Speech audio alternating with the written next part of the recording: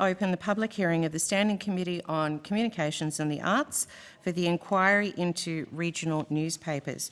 I acknowledge traditional custodians of the land on which we meet and pay respect to elders past and present, all of Australia's Indigenous peoples. I also acknowledge the cultures of any Aboriginal and Torres Strait Islander people present with us today or listening. In accordance with the Committee's resolution of the 24th of July 2019, this hearing will be broadcast on the Parliament's website, and the proof and official transcripts of proceedings will be published on the Parliament's website. Those present here today are advised that filming and recording are permitted during the hearing. I remind members of the media who may be present or listening on the web of the need to fairly and accurately report the proceedings of the committee. I now call on the representative from the Australian Community Media, Mr Anthony Kendall, to give a brief opening statement. For the Hansard record, would you please state your full name and the capacity in which you appear before the committee? Yeah, my name is Anthony Kendall. I'm the Managing Director at Australian Community Media. We are Australia's largest independent regional media company, and with a focus on print journalism particularly. We have over 1,300 people employed around the country and 600 journalists who produce some 7,000 pieces of content every week that cover regional communities from Katherine to Mandurah to Port Lincoln, down through Launceston and Burnie, up through Warrnambool, Ballarat, Bendigo, Albury-Wodonga, Wagga, and cities like Canberra, Newcastle, Illawarra, all the way up into the lower south areas of Brisbane, around Jimboula and the like. Thank you. We've made a submission. Sorry, Mr Kendall, I might just interrupt you. I haven't gone through the, it was my error. I gave you a false start there. Although the committee does not require you to give evidence under oath, I should advise you that this hearing is a legal proceeding of the Parliament and therefore has the same standing as proceedings of the respective houses. The giving of false or misleading evidence is a serious matter and may be regarded as a contempt of Parliament. The evidence given today will be recorded by Hansard and attracts parliamentary privilege.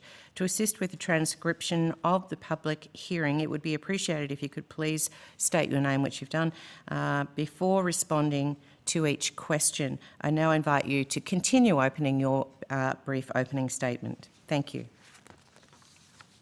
Thank you.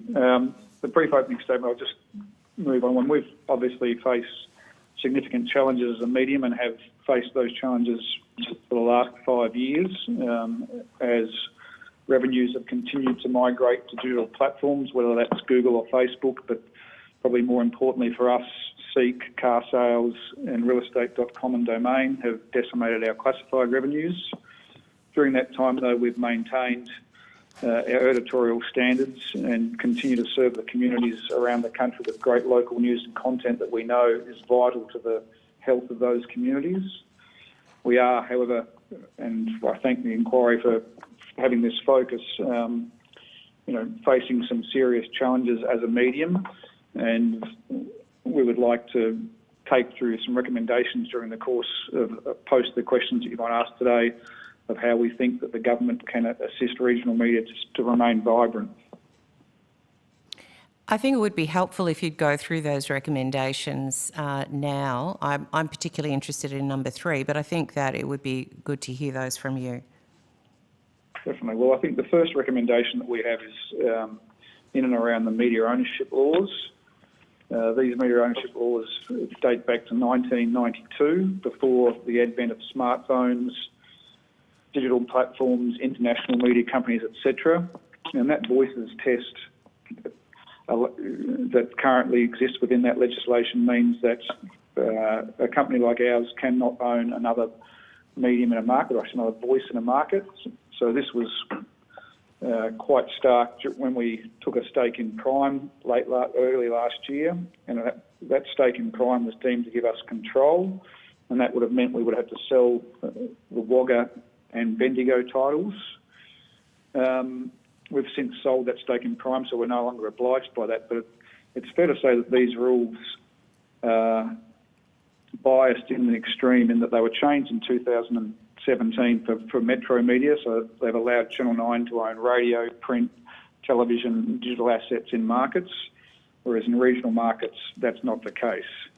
And again, our recommendation here is potentially not for legislative change, but even just for ACMA to be given the sort of discretionary powers that the ACCC's to be able to make judgments on the suitability of voices and the suitability of the voices tests in regional markets.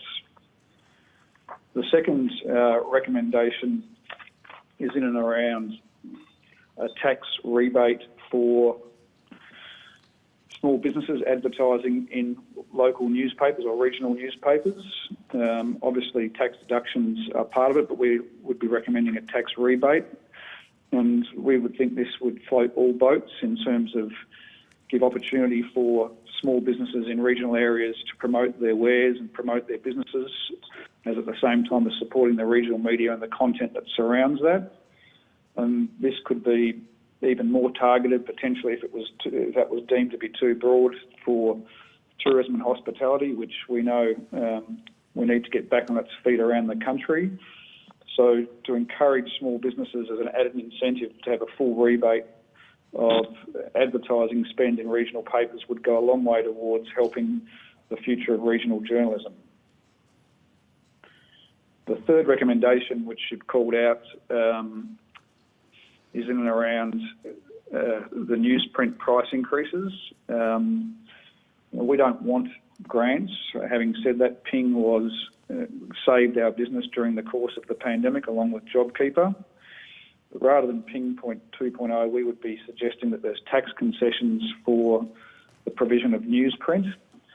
And by way of background, the current newsprint prices, which is a large percentage of our cost base, are due to go up by 25 to 35% from July this year. Some of those prices have already gone up north of 30% already. There is huge international pressure and demand on newsprint prices, and it's fair to say that those newsprint prices will undoubtedly push a lot of our marginal publications to the wall. And I suggest that for smaller regional publishers, it'll sound the death knell for printed publications in many areas if this is not addressed with some urgency. The fourth recommendation that we've put forward is in and around federal government advertising spend. And this is something that we think is not easy, but certainly applicable to have a material impact on our business. So in some states like Victoria, they've been mandated that 30% of their spend must go to regional media. Now, within that, they also have a provision that one full page a week must go to regional press. If we look at the fact that 36% of the population is now living in regional Australia, and that number is predicted to go to 40% on the back of the pandemic, most of the media spend from federal government is still directed towards metropolitan areas, and certainly within the members' budgets, the spend that's going to digital players and the social footprints is huge. One of the issues that we've faced as a business, and many others like us, is decisions like the New South Wales government made during 2020 to remove the need for public notices to be advertised in print so that they could be effectively buried on council websites. This affected our business by the tune of some $2 million, but also, more importantly, it affected people's right to know. By hiding the notices on websites, it meant particularly older demographics were unable to find out key decisions that were getting made by council. So from the top down, from a federal government point of view, down to state governments and into local governments, a mandating of spend into regional press would, A, provide a great media vehicle, because our audiences are still very, very well connected to our, as you've seen through the research that you've done, which shows that some 68% of people still turn to their local publishing for news and advice. So, A, as I said, A would provide a great media vehicle, but B would also help underpin the future of regional journalism, which we think is vital to communities. And I think the survey results that you've seen show how vital local journalism is to the health and vibrancy of regional communities. And our last recommendation would be that digital subscriptions for our mastheads have tax-deductible status. So currently, if you're in business, you can claim as a tax deduction, but for all Australians to be able to have their take a piece of ownership, if you like, of their regional masthead by being able to subscribe to our masthead and have that subscription be made a tax deduction would give us an additional marketing tool to be able to promote to people why they should take a digital subscription to our mastheads.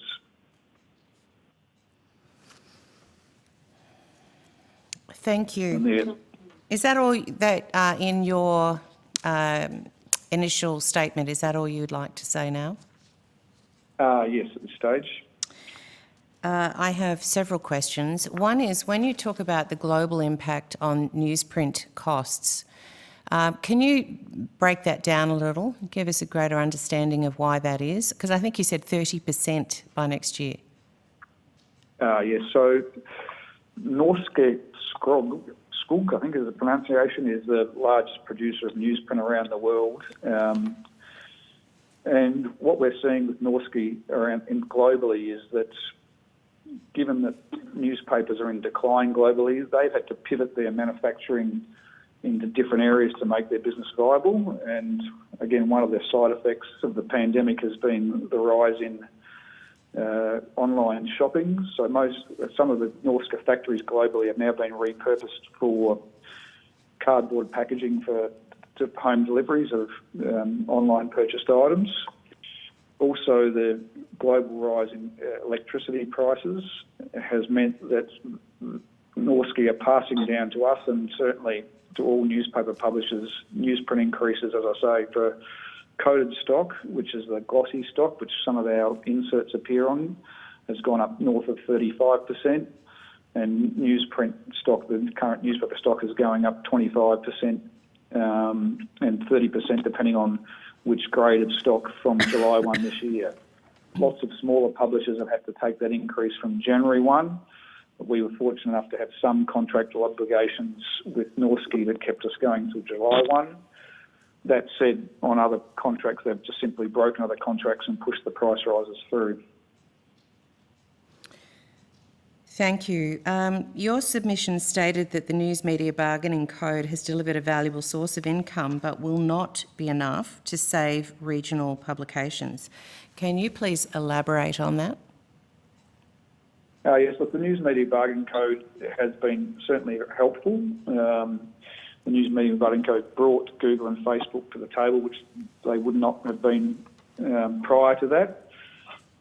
We've negotiated terms with both those parties, but it's fair to say that, regional players negotiated their terms after the metro players had done significant deals. So the Seven Group, the News Limited Group and the Nine Group had taken, quite a significant chunk of the available monies that Google and Facebook were prepared to put in this.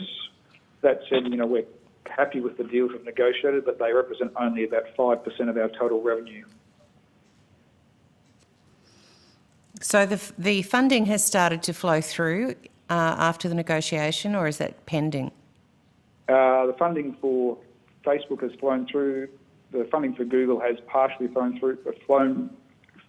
through just as we go through sort of cleaning up some of the details of that contract. And how does that actually work in terms of the regional papers that you represent or that you publish, 140 of them? Does it just go to ACM or does the funding go through to the local providers? How does the funding actually work? Well, the funding works, and it's not funding per se, it's a contract for payment content services. Yep. So Facebook have determined there's, I think, close to 30 of our publications where they want the content on their Facebook newsfeed. So we provide the content for those 30 publications for the Facebook News tab service.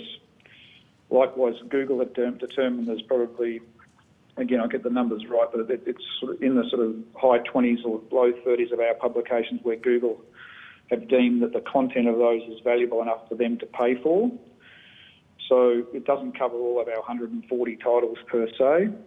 So the money does come in to ACM at a corporate level, and we then apply a percentage of that based on whether that publication is part of the deal to the publication's P&L. So really 30 out of 140 isn't many. I can only assume that city papers, metropolitan papers, would have a much higher percentage or ratio of remuneration. Would that be true? Certainly is true. The fact is, Google and Facebook both have an algorithm that suggests, that there has to be a certain level of engagement before it qualifies for funding, and certainly a lot of our smaller papers don't have the footprint and the reach and the engagement to qualify for funding under the terms of the agreements. That said, that's where we as a business are fortunate that that we can use the sort of more profitable papers in our group, with things like Canberra and Newcastle and our agricultural titles, to sustain the less profitable longer tail. So altogether, you said 5% of your overall funding would be from the News Media Bargaining Code arrangements? 5% of our total revenue as a business. Okay. How does ACM ensure that its regional news mastheads are benefiting from the News Media Bargaining Code, for example, in terms of maintaining or expanding regional media services or providing increased job opportunities? Well, the job opportunity is one interesting piece. As part of the Google deal, there is this News Media Academy that they've launched in conjunction with News Limited, and we've become involved in that as well, where Google are funding 10 trainee journalists around the country. The broader point really, though, is, we've had advertising revenues fallen for us some 45% in the last 5 years, and advertising revenue this year is about 15 to 17% behind the previous year. So again, the Google and Facebook funding goes some way towards recouping some of that money and giving us the opportunity to continue to hire journalists or to keep journalists on the books. We've also launched new publications, certainly not in the back of the funding, but given that funding, there's some comfort that we can launch new publications into places like Lismore and the Northern Beaches here in Sydney. Okay. So in terms of the advertising revenue, have you experienced any economic recovery in the markets from the impact of COVID-19? It's difficult to say at this stage. I mean, trying to get a year-on-year comparison is difficult at the moment because we had markets that were, fully shut down for 3 months during COVID, particularly in Canberra and Newcastle and Illawarra late last year. So year-on-year comparisons are difficult at the moment, but it's fair to say that by and large what COVID has done is also removed the habit from some advertisers. So we are, our ad revenue numbers every week are in the red year-on-year, and every week they're in the red, certainly on our budgeted numbers. Okay, thank you. I'm going to hand to the Deputy Chair, Ms Emma McBride. Thank you, Dr Webster. Thank you, Mr Kendall, for your submission, which really does describe the changes ACM has made to adapt in response to the pressures on the newspaper sector, which I've seen and others have in our own communities. Obviously, COVID was a major event and a pressure point that challenged the news media industry, but is it the case that regional newspapers were facing pressure well before COVID-19 existed? Or put another way, have the trends that challenge regional newspapers existed for some time? Yes, they have. I think some of the detail in our submission goes back to the changes from 2016. And again, people look to Google and Facebook as the thing that have really hurt us, and they certainly have. They've made it very cheap for some small businesses to reach audiences in regional markets. But more importantly, it's the rise of car sales and Seek and realestate.com that have really decimated the classified revenues, and that was certainly happening pre-COVID. And while there are, Mr. Kendall, some sort of positive elements or green shoots in your submission, it was very concerning to note your evidence that 20 to 30% of your titles are under threat without urgent support. I think going to page 5 of your submission, where you say that you estimate that of your portfolio of titles, about 20 to 30% are under threat. What could this mean for ACM and for the provision of local journalism in regional Australia? And is the crisis phase facing regional news getting better or worse? And if so, why? It's certainly getting worse, and we were, thought long and hard in this submission about putting that number in there, because we have a lot of journalists and staff that are attached to those publications that, have had a terrible couple of years anyway, and certainly the uncertainty of that future remains ever present for regional journalism. Certainly, from a budgeting point of view, we look, and if there is not material change in the support that we can get from government, then those titles, and particularly some of our smaller titles, will have to close, and jobs will be lost in those markets. And more importantly, I've got to say this, it gives us no comfort to, we're not an organisation that sits around and talks about how we can, close papers to become more profitable. We don't want to close papers. We want to launch papers. And every time we do have to close a paper, it grieves us, because we know the community is going to lose a voice, as well as us having to deal with the staff implications of that. But there is no question that regardless of the pandemic, there is a good-sized part of our portfolio that, in areas such as, Manda and Parkes and Horsham and Maitland and Cessnock, that, we'll have to have some tough decisions made if we don't get some support. Yeah. And I just want to turn to now, Mr. Kendall, and thank you. Your submission helpfully includes a list of recommendations, and you've gone through them with some of them with in detail with the Chair, Dr. Webster. But before we pick up on any of the individual recommendations, I'd just like your overall view. I mean, some of the recommendations in your submission are similar to the ACCC's recommendations in the final report of the Digital Platforms Inquiry, which was, I think, delivered back to government in 2019. In your view, has the government done enough to act on the ACCC's recommendations since then? And has the government provided ACM with the right support that at the right time? And could the urgent situation facing ACM have been avoided if support had been provided sooner? I think the answer to that's absolutely yes. I think, I appreciate the government has had a lot to deal with in the last couple of years, as we all have. But we've, the submissions that we've made and the conversations that we've had in the communications area, particularly around the change of the legislation as it relates to media voices tests, has largely fell on deaf ears. It is not, I think, as I said, the government have had a lot to deal with, but regional newspapers and the health of regional newspapers, I don't think has been held at high enough priority. Mm-hmm. Dr. Webster, I'm not sure who else is online or waiting to ask questions. Is it okay if I ask one or two more? Yes, you can. And Dr. Katie Allen is on board. Oh, okay. Sure. All right.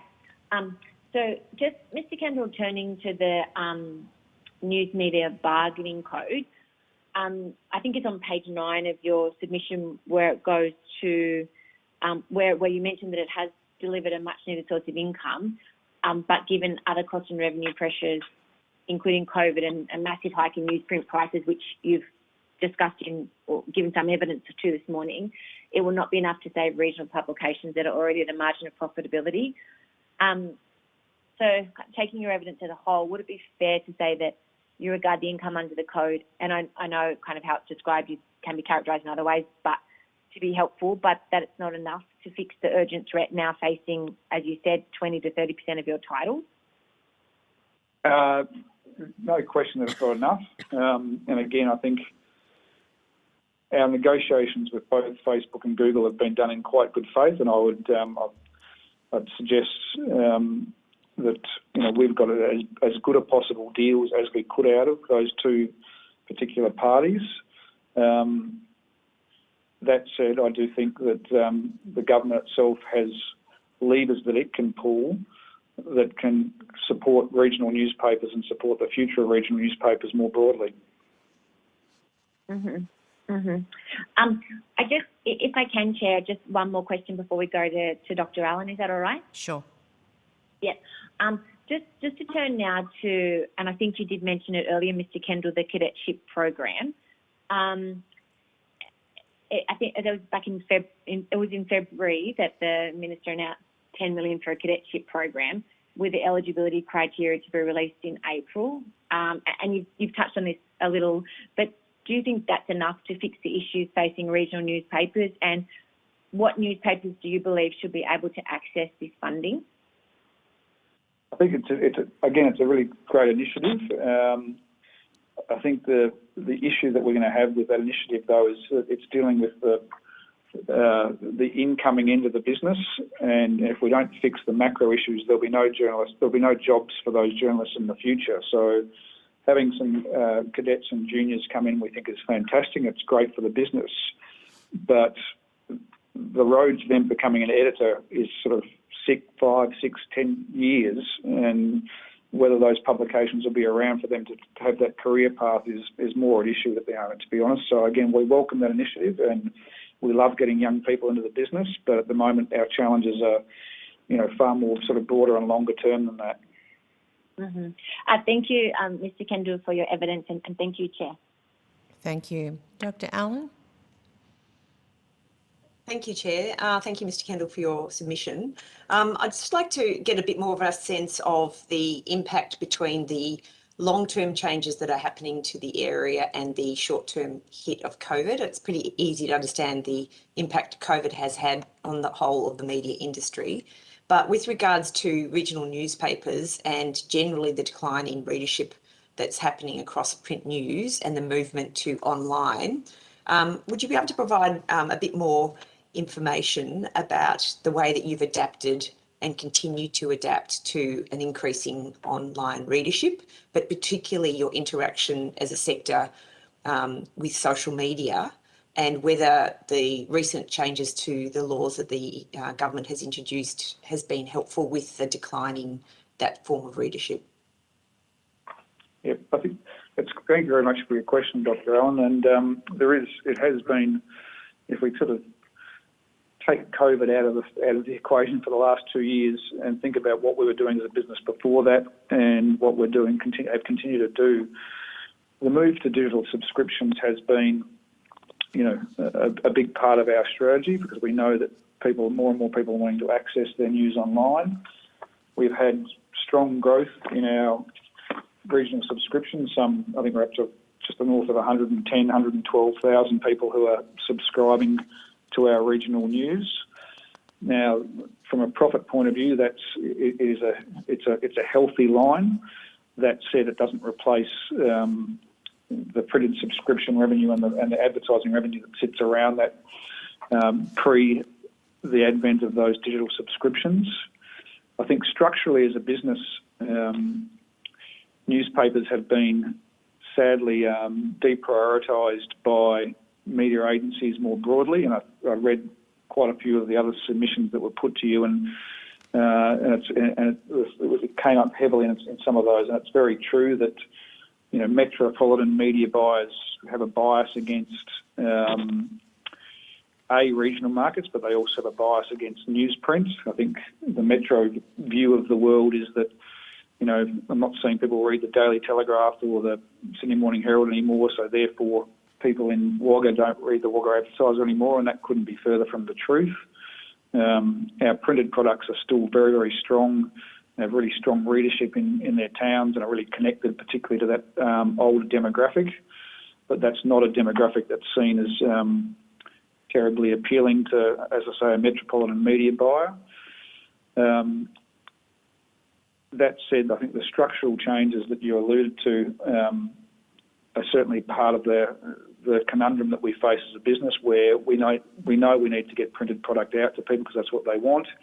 Without the advertising support that goes with that, and it becomes more difficult.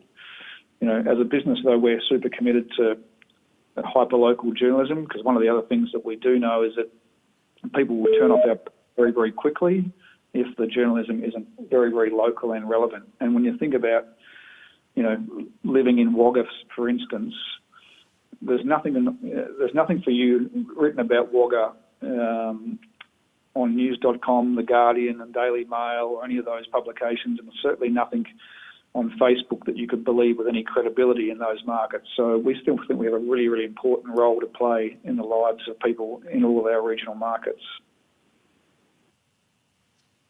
Thank you. And just a follow-on question. I actually grew up in Albury, and lived around the corner from the Border Morning Mail, and know how important it is to the sense of self and the sense of community. So I completely support you with regards to regional newspapers are important. I now live in inner city Melbourne in Higgins, and I know that the local community newspapers have also had funding issues and have all collapsed. There is no local newspaper in Higgins any longer. Is there parallels between regional newspapers and community-based newspapers, and the lessons that we can learn about,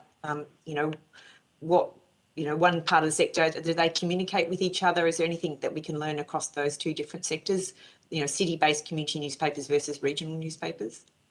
Well, it's a great question. Thank you, Dr. Allen. And certainly one of the things you would note in our submission is that,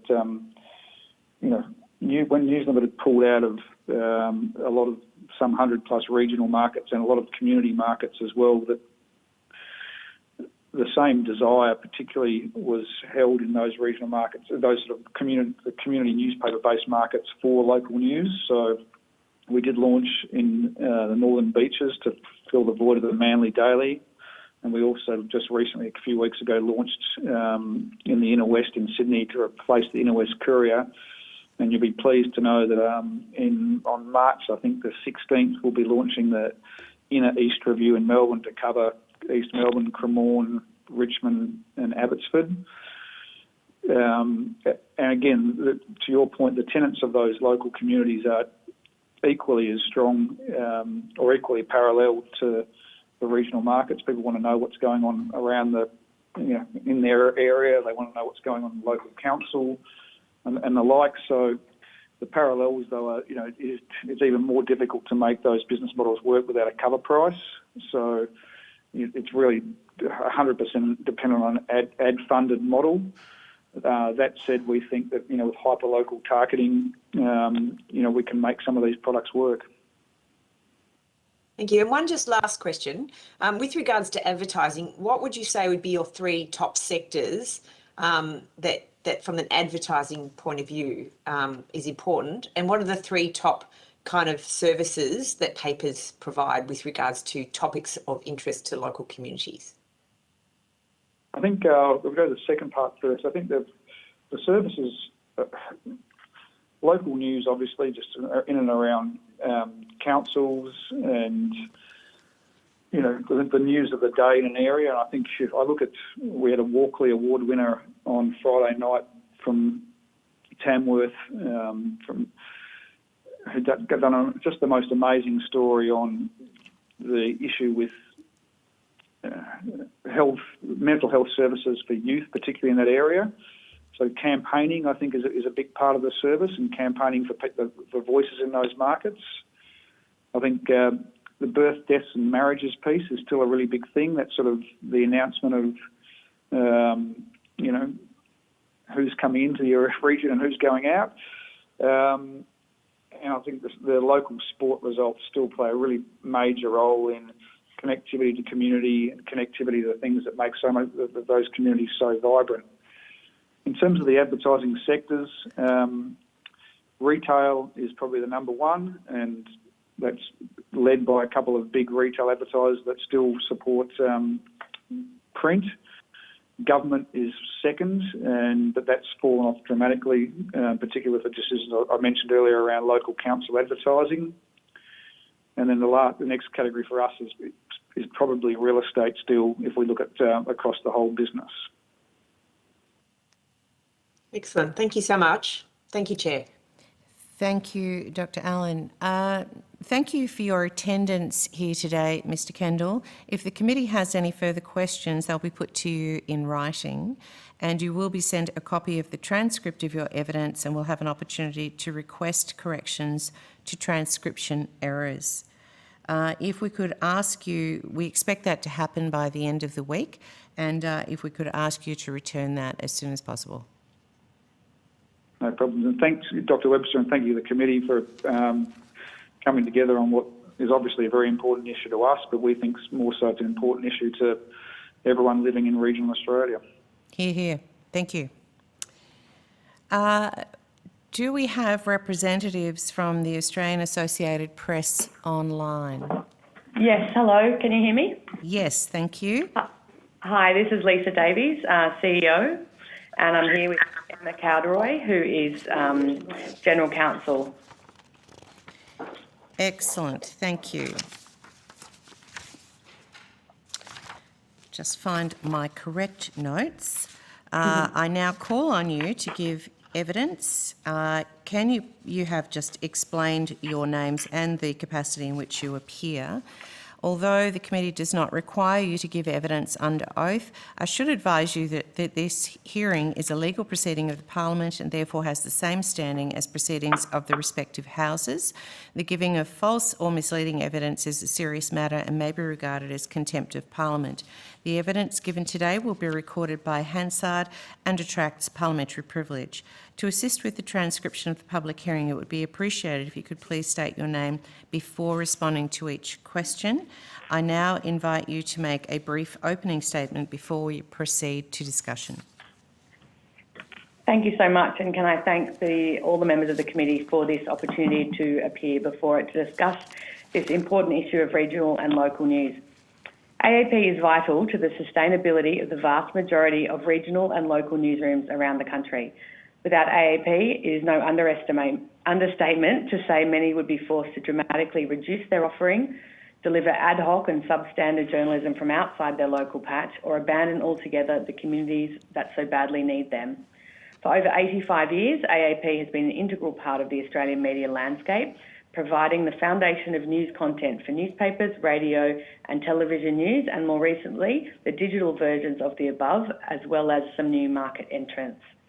Around the clock, 365 days a year, AAP writes over 220 core news stories and captures over 400 images every day that document areas of high public interest, including the national and state level politics and policy, court reporting and breaking news from across the country. Thank you. Sorry to interrupt. Do I have Mr. Burns online yet? I'll take that as a no. Thank you. I note your submission states that the News Media Bargaining Code does not address wholesale providers of news, but rather focuses on outlets that have a retail operation. Can you please elaborate on what effect this has on your organisation?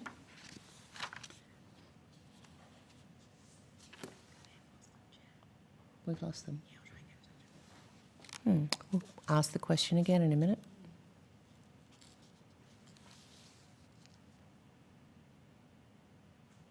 We look like we've lost Katie Allen as well. And Emma McBride. Dr. Webster, I'm still on the line. Excellent, thank you. Suspend. We'll suspend the hearing until we get everyone back online. Thank you. The public hearing open again, resumed, and we have Ms. Davies and Ms. Cowderoy, and Ms. Davies is in process of giving a short statement. Thank you. I will send through my full address so that, there's no gaps missing. Thank you. So I'll just carry on from about halfway through. Democracy relies on citizens from all parts of the country, from all walks of life, having access to independent and objective news. To deprive rural and regional media of the mechanism through which they can receive a strong and sustainable news supply would be a disservice to the future of our country. Put simply, if AAP doesn't survive, it's hard to see a situation where rural regional and local media outlets can too. After all, the costs of news gathering are high, especially for courts, sport and politics. As a wholesale supplier of news, those costs are shared across multiple customers for the same core content. This is particularly important for AAP's regional customers who could not afford to establish and fund reporters in major cities around Australia to cover the news cycle. AAP enables regional papers to compete with bigger media organisations by being able to access core content that would otherwise be impossible for them to obtain. At last count, AAP had 165 customers, reaching in excess of 400 separate news outlets from metropolitan centres to regional outback communities. We do not currently provide content to News Corp's local mastheads, but the Australian Community Media, ACM, alone has more than 140 regional publications either in print, online or both. We know directly from them how heavily they rely on our journalism. It is also worth reminding the committee that we are now a not-for-profit that spends our money in the newsroom and not our volunteer boardroom. We don't compete for advertising dollars from our competitors, and our sole mission is to provide as many high-quality news stories as we can to as many media customers as we can. This is for the benefit of all Australians. It is our submission that ongoing financial support for AAP will go a very long way to supporting rural, regional and local news outlets across the country. The recent media diversity inquiry recommended that the current federal government funding arrangement of $7.5 million per year for 2 years, which ends in FY 2022-23, should be made permanent to give surety to its planning and to consolidate it as a central pillar of our news media. We are willing to discuss how that might work best for all sides, whether that be by continuing the annual grant funding under the PING model for a further 3 years, or by following the Canadian and European example of the country's federal bureaucracy effectively becoming customers. Either would allow us to provide a deeper and more sustainable service to our rural and local customers. The crisis in regional and local media is a real threat to media diversity, as well as the crucial connection all Australians should have to the world around them. As an important part of the media landscape, AAP hopes to contribute to its vibrancy for a long time to come. Thank you. Thank you very much, Ms Davis. I note that the News Media Bargaining Code did not have any space for AAP, and therefore you've received no direct benefit from its passage. How would you like to see it reframed, if that was ever a possibility? I might ask Emma to answer that, as she was kind of in, I've only recently been in this role, so Emma will be able to talk to that, I think. Thanks very much, Dr. Webster. Look, the code obviously was designed for the retail market, not the wholesale market. And I think in our submission 2 years ago, looking at this, we had made suggestions to, if the code were to be amended, to have had essentially what the Europeans had, which is a neighbouring right. So the neighbouring right, which was a copyright approach over in Europe, directly referenced the news wires over there. So it was very clear that it wasn't just designed to assist publishers with a direct retail presence, but was also designed to ensure that the content of newswires, which often surfaces on digital platforms, was also fairly remunerated back to those newswires. And that's the path that they took in Europe. I think, unfortunately for us, by the time we had a seat at the table, the horse had bolted in the sense of the code being amended. But certainly for us to have some form of surety of revenue coming through the code, there would need to be some small modification. I think we even put forward some drafting suggestions at one stage in a former, but I would need to take that on notice to confirm that. But that would then mean that we have the same ability to negotiate with the digital platforms. At the moment, we only have the ability to negotiate by dint of goodwill with them, without any underlying legislative support to help us. Okay, thank you. You state that AAP is a two-way street, providing content to regional papers and sharing regional content with broader platforms. What percentage of your content comes or originates in regional postcodes? We would have to take that on notice. This is Emma Cowdroy speaking again. We would need to take that on notice, Dr. Webster. We have a huge network of freelancers across Australia, and a number of the stories that we generate come through them and find their way back out to the wider world. We also now have a dedicated regional and rural reporter in Orange, who is in New South Wales, who is covering specifically regional and rural stories to take back out to our wider network. And we do have an agricultural round now. So it's not as simple as us saying, okay, we've got a journalist in postcode X or Y. It's actually, we have a different way of generating through the wire. So it would need to almost be by story basis to have a look at what the region is being covered on any given day in any given story. Yes, okay. Yes. Has the AAP's not-for-profit charity status changed the way that you operate or decisions about reporting on local government, local court, health or other important regional community issues? No, I don't believe so at all, other than in a positive way. I mean, the desk that a regional reporter, it is funded by the GIB Foundation. And as our agriculture desk is also supported by philanthropy, and we intend to work quite hard to increase that support, so that that can enable us to really to cover much more of a footprint of Australia. I mean, we have reporters in every state and territory.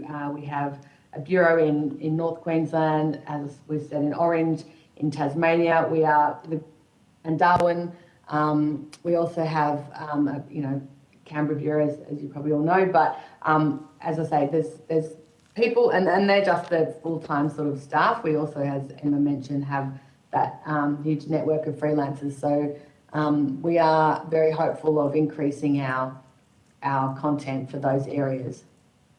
And Dr. Webster, I should just add, this is Emma Cowdroy speaking now. I should just add that I think the change to a not-for-profit structure where all the revenue that we get, whether it's commercial revenue from our existing customers, whether it's grant funding or philanthropy, all of it has to stay in the business, that we don't have shareholders, we don't pay dividends. And I think the change to a not-for-profit structure, which is one of the first wires in the world set up that way, has been really helpful in terms of us being able to, differentiate ourselves and set ourselves up more as what we have informally been for many, many years, which is the industry body that serves all Australian media. And I think this new structure is perfectly suited to that arrangement because everyone benefits from AAP's sustainability and survival.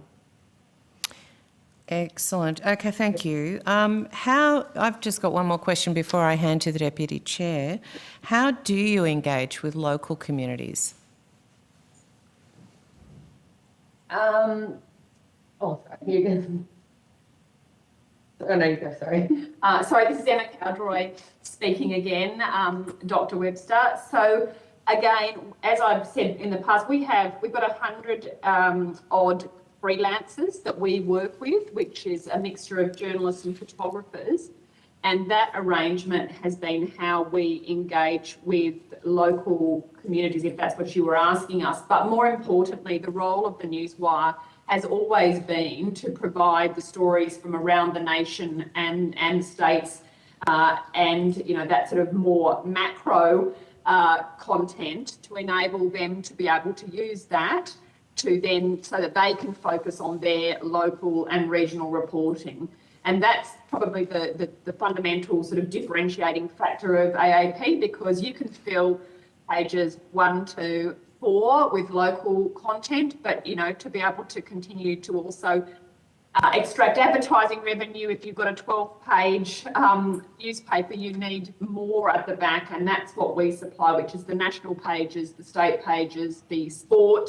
And there's just no way that our customers can go out and source, that's the costly stuff, the sport particularly and the sport photography, but it also does it drives subscriptions. So that's the stuff that we see ourselves as having a really complementary role with our customers, where we're not there to try and go and do the local stories. That's what they specialise in. That's what they are great at getting to. We are there to help them with what they need to create a fully rounded service. Excellent, thank you. Now, Ms McBride, are you online? I'm on chorus call, Dr. Webster. So do you have some questions? Yes, I do. Great, thank you. Thank you, Dr. Webster. Thank you, Ms Davies and Ms Cowdery for your submission, which goes to the critical role of AEP as a wholesaler provider of news. Obviously, as others have said in their submissions and in their evidence today, COVID was a major event and pressure point that challenged the entire news media industry.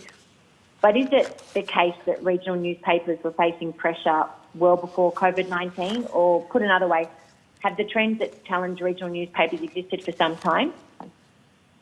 Oh, yeah. Yes, Emma Cowdery speaking. And thank you for that question. Look, I think it's not even just, and I know this inquiry is about regional media, I think it's about news media more generally that have been challenged. And I think if you look at our subscription, yes, COVID definitely, we were marching towards the cliff before then. COVID certainly took a lot of outlets, essentially closed a lot of outlets. We lost a huge number of subscribers, some of them, for us, quite significant subscribers that were contributing to our core costs. But the trajectory had already started well before COVID, and I think it was, it's been said in numerous inquiries over the last couple of years, not just here in Australia, but the Canadians and others, the UK, everyone is grappling with the same problem, which has been, in some ways, the cannibalisation of news media businesses, in part by, digital platforms. And your submission goes to, following on, it cites structural decline in regional and remote news delivery, accelerated by COVID-19, as well as a decline in the coverage of important issues. Do you think the crisis facing regional news is getting better or worse? And if so, why? Well, it's definitely not improving from our perspective, and I think it probably is declining. We can only hope that that there is some support, for these outlets as we move forward, and in turn for us, so that we can continue to provide the services that they rely on from us to continue their operations.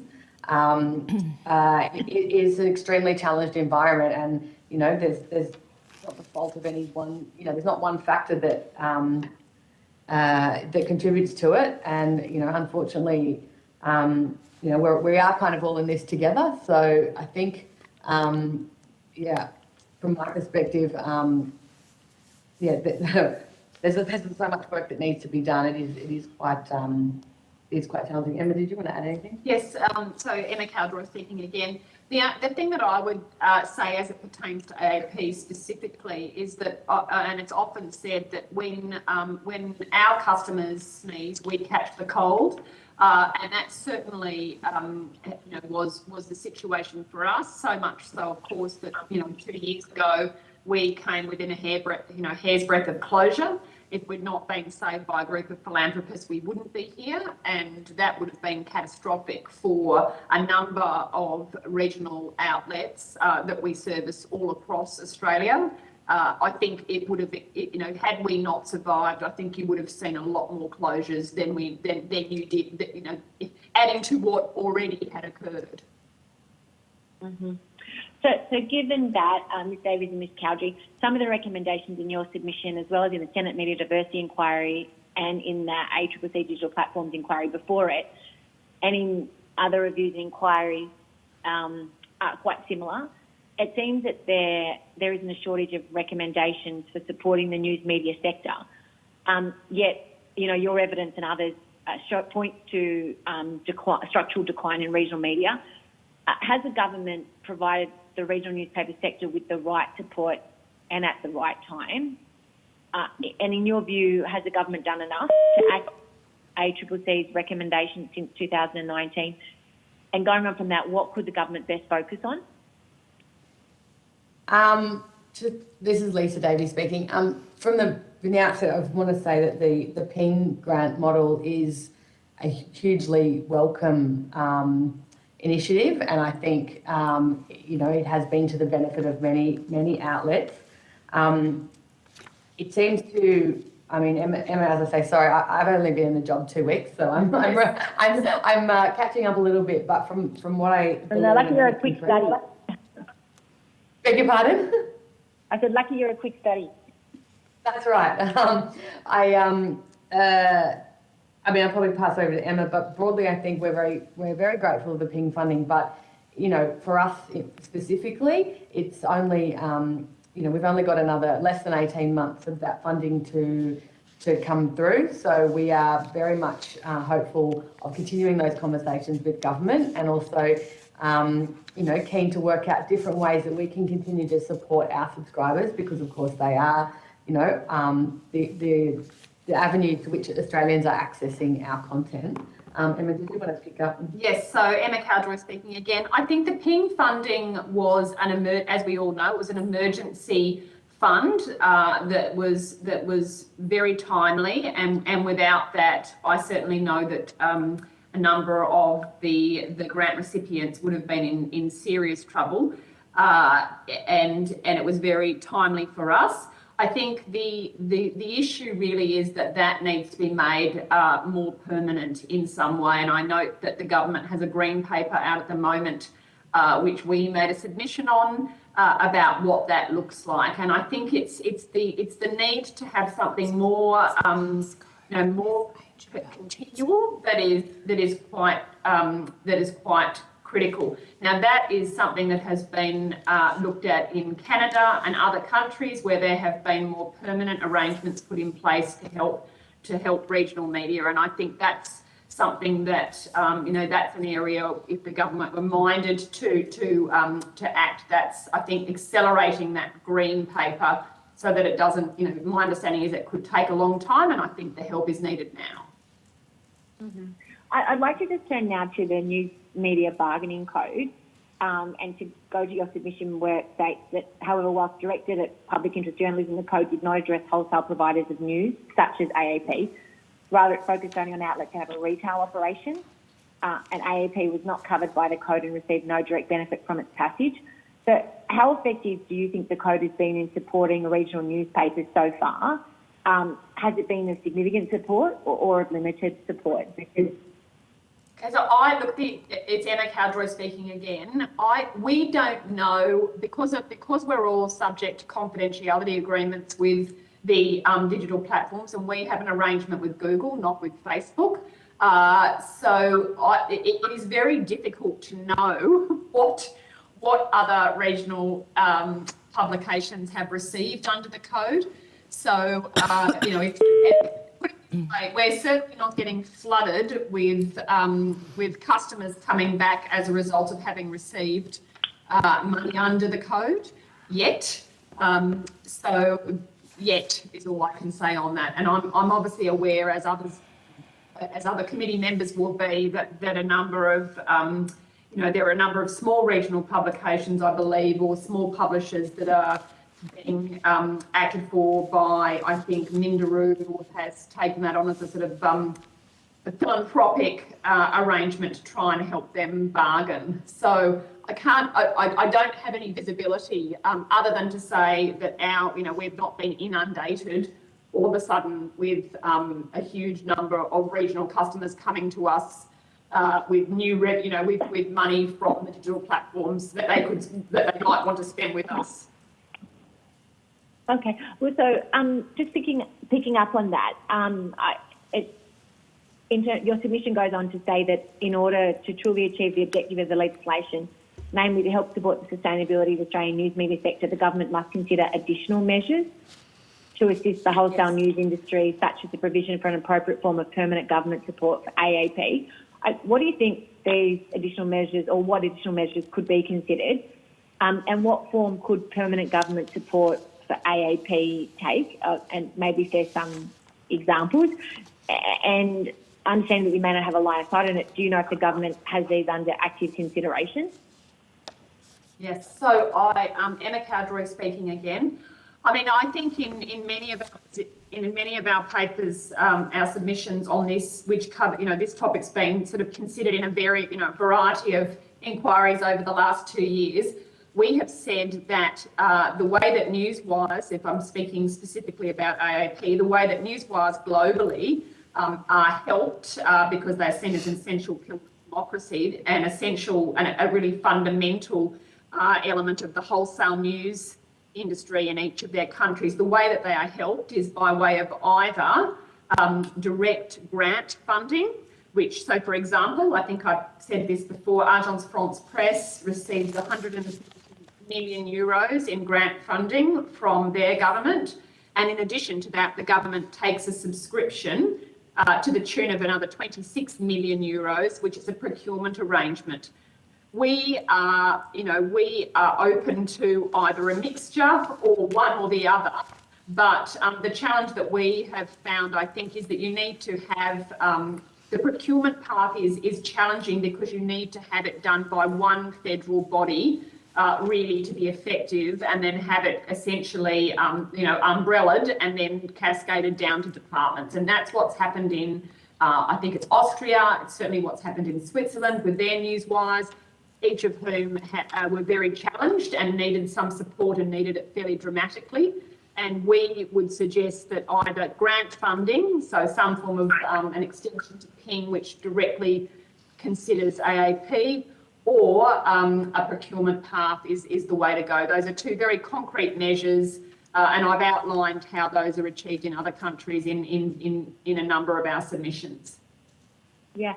So, and just picking up, and you may have covered this, but in your submission notes in the 21-22 federal budget, the Commonwealth Government awarded AAP 15 million in core funding over the next 2 years. Yes. Is going to kind of the duration, is 2 years funding sufficient, irrespective of whether it's a grant or procurement pathway?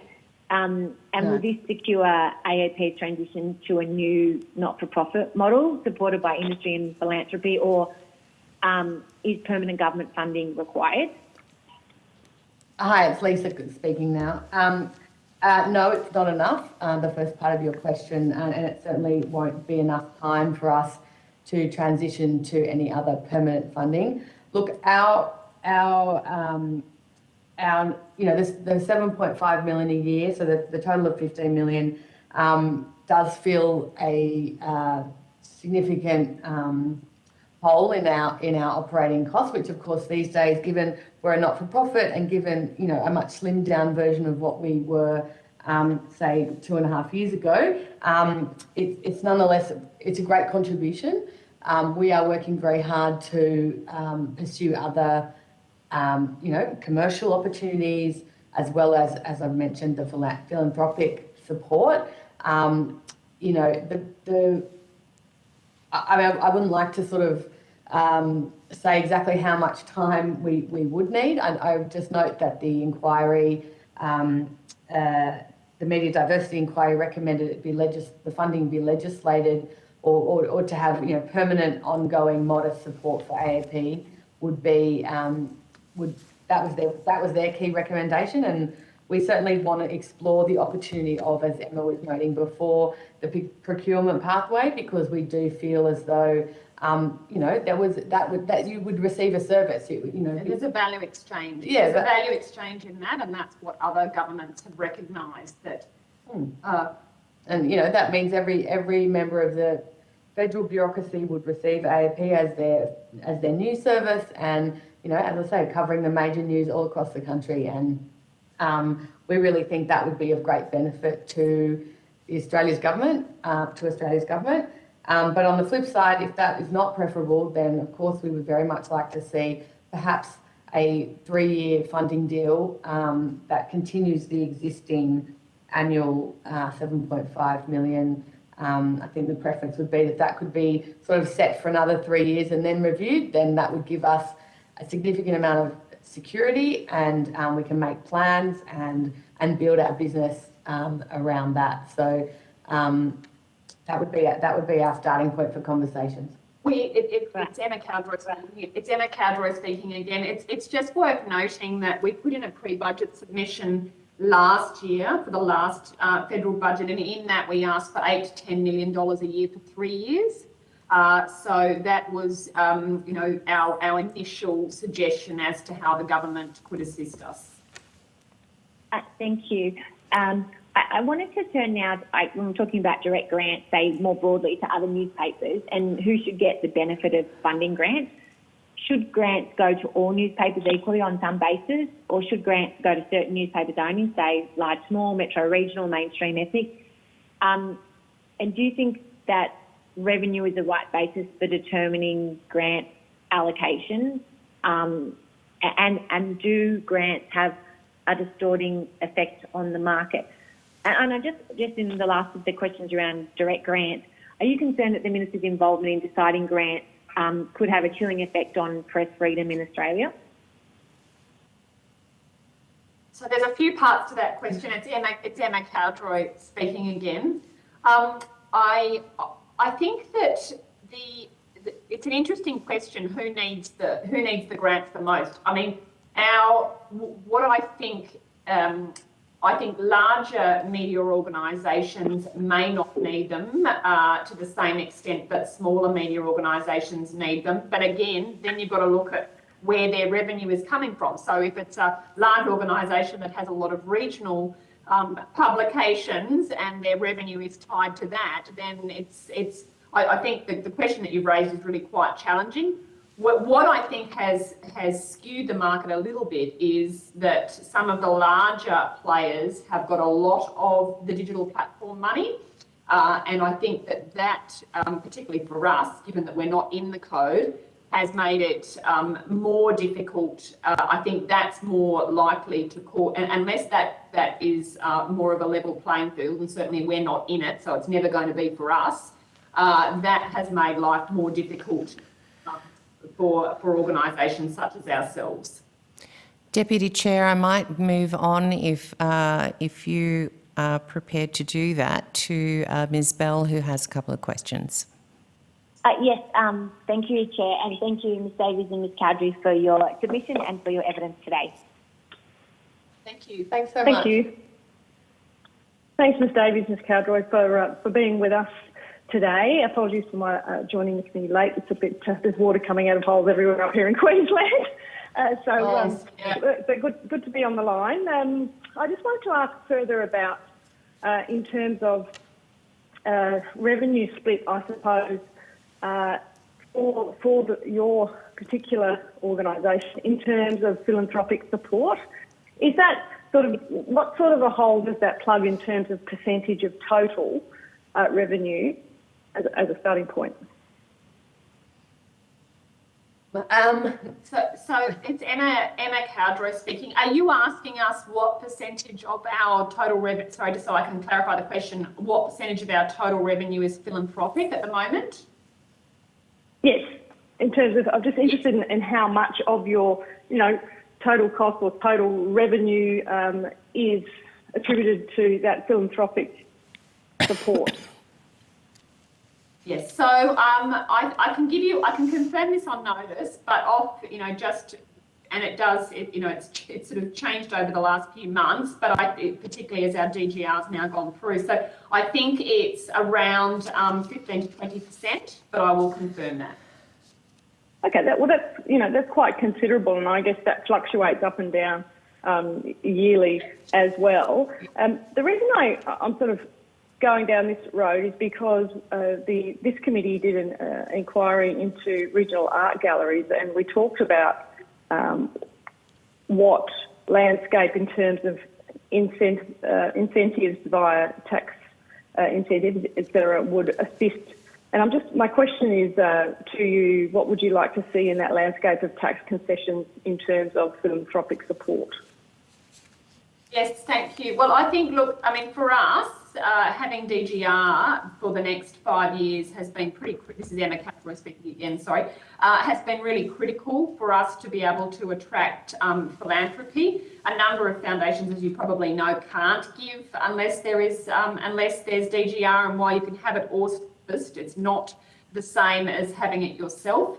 And so for us, I think the fact that we've now got 6 philanthropically funded desks covering everything from agriculture to refugees to regional and rural reporting to future economics and the arts desk, that is pretty much attributable to the fact that we have DGR. So I think DGR is really critical. If you look at the London School of Economics put out a report recently, which I think, or maybe it's Oxford University actually. Sorry, it's Oxford University and Reuters. I correct myself on that. And they looked at sources of funding for news organisations. And it's very interesting to see over the last couple of years that philanthropy has gone from being a non-existent source to being in the top, I think it's the top 12, maybe even the top 10 sources of funding for news organisations. And that's a real change. And I think it's interesting because that's a global study. I think that is showing that there is a gap, there is something that needs to be filled because the business model for news media organisations has been fundamentally disrupted over the last decade.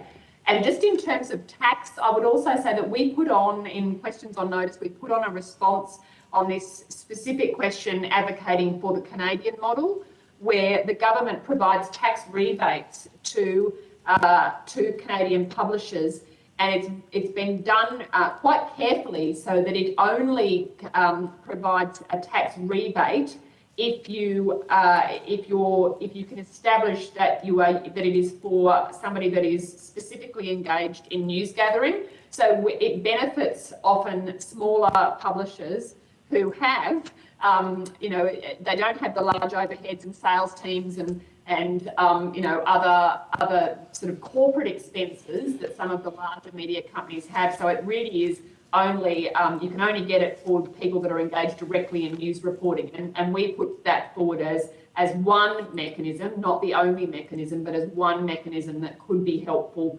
to, particularly to smaller media organisations. Thank you for that comprehensive response. I think it's good to have all of those key points on the public record. Thank you. Thank you, Ms Bell. Thank you for your attendance here today. If the committee has any further questions, they'll be put to you in writing, and you have several on notice now. You will be sent a copy of the transcript of your evidence, and will have an opportunity to request corrections to transcription errors. If you could please respond by close of business on Friday the 4th of March, that would be appreciated. Thank you so much for your time. We really appreciate it. The committee will now suspend until 11:50. Thank you.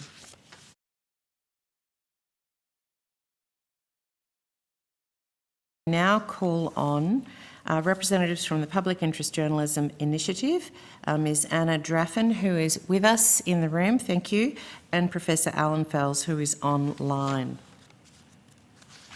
Okay, well, perhaps I'll start. I'm Professor Alan Fels, Chair of the Public Interest Journalism Initiative, and Anna Draffin is the CEO. And I'm sorry, there's some mix-up, so I'm on the phone. Just before you continue, Professor, yes. I just need to go through some formalities. Although the committee does not require you to give evidence under oath, I should advise you that this hearing is a legal proceeding of the Parliament and therefore has the same standing as proceedings of the respective houses. The giving of false or misleading evidence is a serious matter and may be regarded as a contempt of Parliament. The evidence given today will be recorded by Hansard and attracts parliamentary privilege.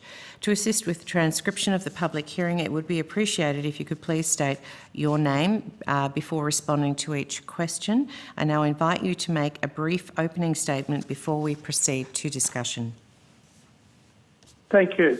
Professor Alan Fels, Chair, Public Interest Journalism Initiative, and in the room is Ms Anna Draffin, CEO, Public Interest Journalism Initiative. I'll make a short opening statement and then ask Anna to join me. The public interest journalism is essential to an informed citizenry and vital in holding those with power and influence to account. At all levels, national news, regional, local news, they all serve this purpose. Our interest lies in the health of public interest journalism across the nation, and as found by the ACCC, the public benefit that it generates for all, not just for those who pay and consume it. The development and evolution of online technologies and social media have irreversibly transformed the news sector. Where advertising once subsidised the high costs of producing public interest news, these dollars have now largely fled to digital platforms. Around the world, governments, community and the industry itself are grappling to find sustainable offsets. Against this backdrop, the Public Interest Journalism Initiative appreciates the opportunity to appear before this House of Representatives Standing Committee inquiry into Australia's regional newspapers.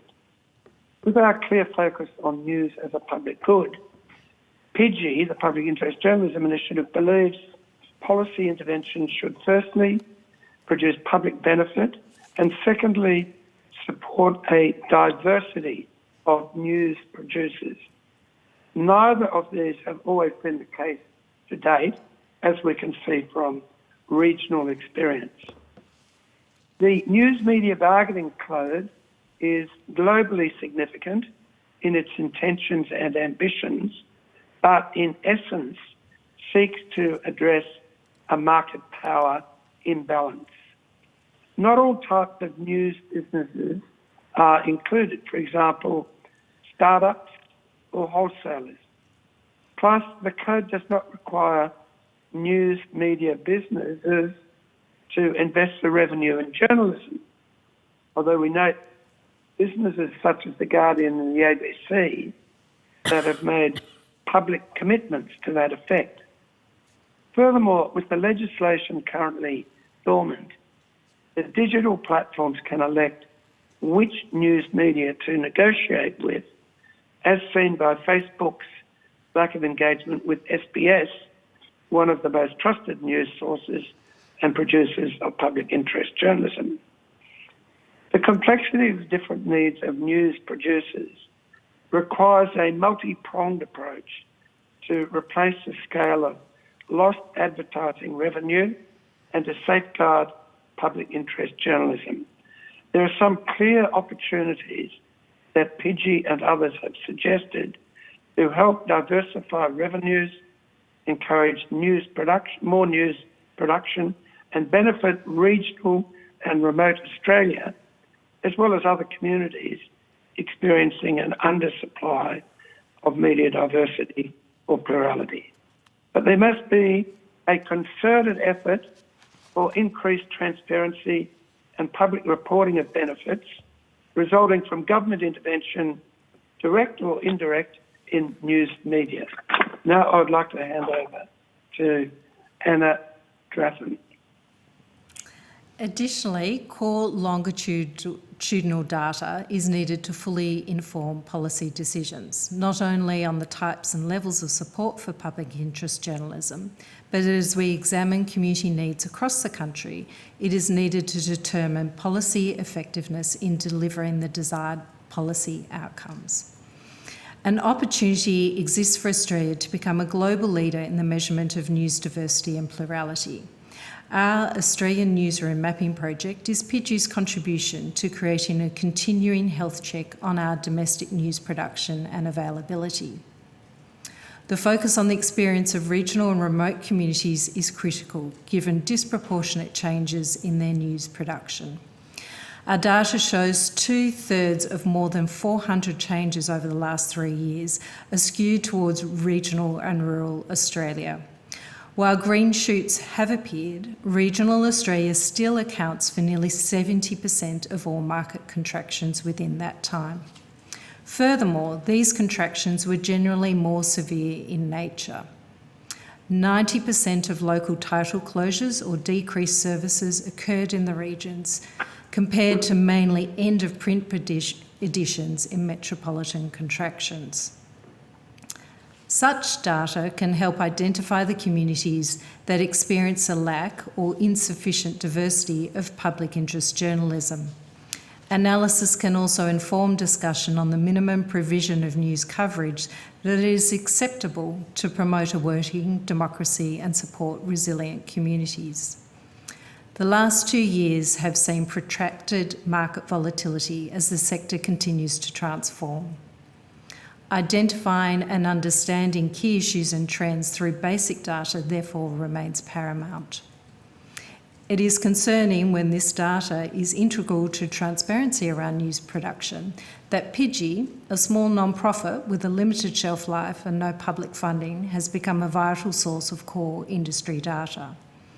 Much more needs to be done to support public interest journalism at all levels, local, hyperlocal, regional and national, and to measure and monitor policy effectiveness in meeting community needs. We welcome your questions and are happy to share our reference notes. Thank you.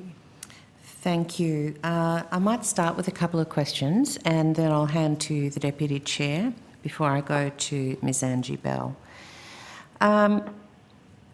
You have stated in your submission that this will be published February 2022, is that right? Did I read that correctly? Yes. So that hasn't been published yet? No, it has. Our local news mapping is online, fully available. Thank you. Sorry for my ignorance.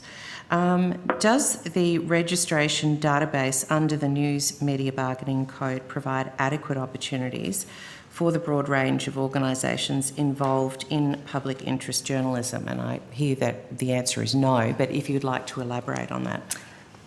Well, thanks, Alan. We've had a look at the registered news media organisations inside ACMA's register, and that's showing, I think our notes show 27 registered news businesses. Our mapping of local news production across Australia currently has 800 outlets in it. So that would suggest that not all news outlets are registering under the terms of the code. Why is that? Not an analysis we've undertaken, but I think you're talking about a broad spectrum of news producers from the very large through to the very small.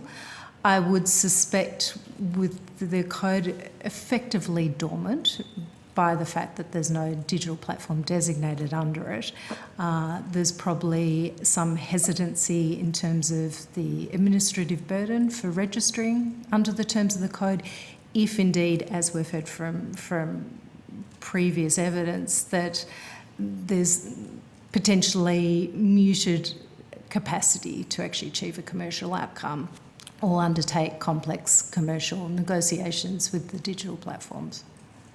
Is that being facilitated, though, by larger organisations for the smaller ones? Facilitated in what way? The negotiations. No. Most organisations have gone into bilateral negotiations one-on-one with the digital platforms, barring a couple of collective bargaining groups that we're aware of. So Country Press Australia, who's following us, was the forefront runner in that respect. And then, as mentioned, Minderoo Foundation is also heading up a collective group. We are talking to CPA later, so I'll ask them a little more about that. How does philanthropy-based investment in public interest journalism provide greater benefits than a grants-based system? So philanthropy often works on a grants-based system as well. It's just a different source of revenue coming from private capital rather than the public purse. So what we've seen through our research, and again this is available and we can supply it offline, is the three major motivations for philanthropic funding. And by that we mean structured strategic giving, so coming from incorporated trusts and foundations that undertake this as part of their ongoing operations. What we've seen, the three major motivations are looking at investment in democracy, and news is an important part of that. Secondly, where they're passionate about particular cause area and making sure there's sufficient diversity of voice to cover and encourage debate and discussion, so climate change through to youth mental health issues. And then finally, which I think is one of the most interesting ones for the purposes of this inquiry, is the place-based investment, where you understand that news is part of community and civic infrastructure, and then, as we've seen, of course, over the last 2.5 years, as part of emergency infrastructure, particularly for regional and remote communities. We know, and as has been found through the Bushfire Royal Commission, how important local news is in helping save lives as well as assets within a community. Do you think the loss in advertising, not just COVID, but because of the digital platform space, how can that be remedied for smaller providers? So that's the question everyone's searching for, as Alan said. And we've got governments around the world grappling with this.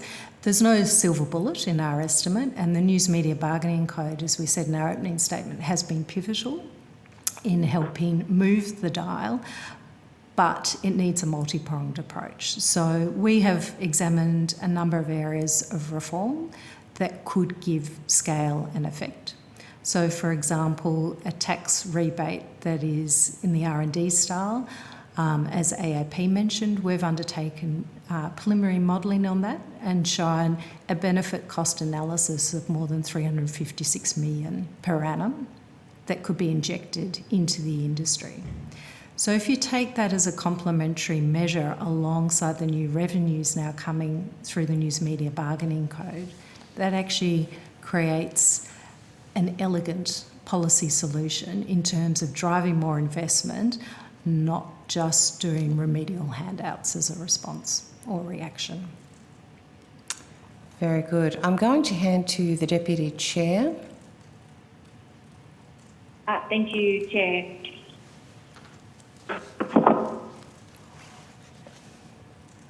Thank you to Professor Bells and Ms. Bacon for your submission and for your evidence and appearing today.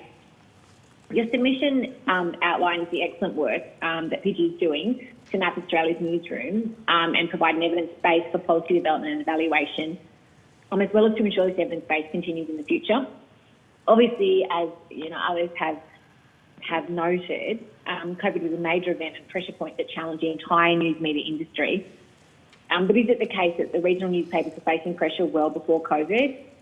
Put in another way, have the trends that challenge regional newspapers existed for some time? Is that correct? Yes, it is. Yes, in short, it is. It's possibly accelerated a bit during the COVID, and also, as you know so often, COVID accelerates things that were going to happen anyway.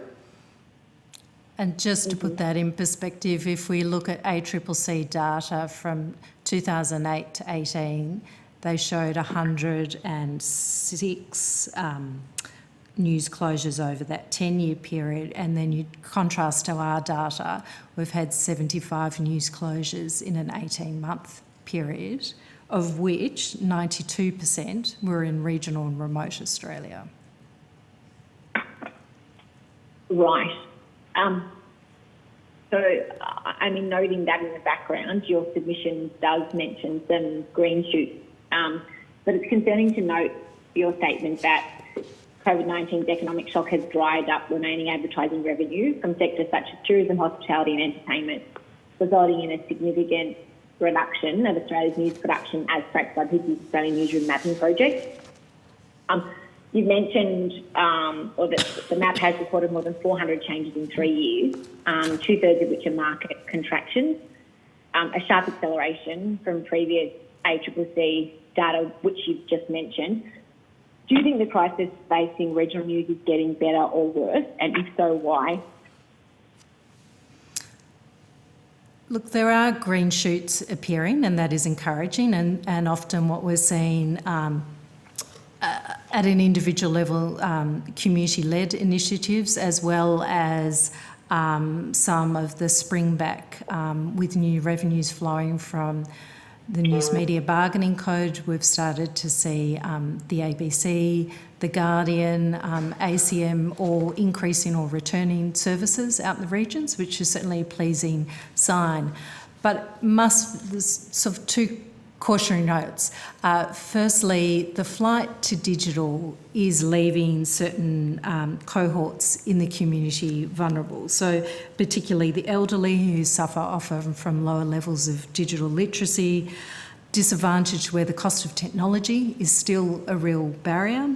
And then thirdly, for remote communities where we know that straight technology connectivity still remains an issue as well. Then there's also the flip side of our data, which our data is a blunt aggregator and is just showing changes, as in positive and negative changes in news production. What it's not actually taking into account is measures of capacity.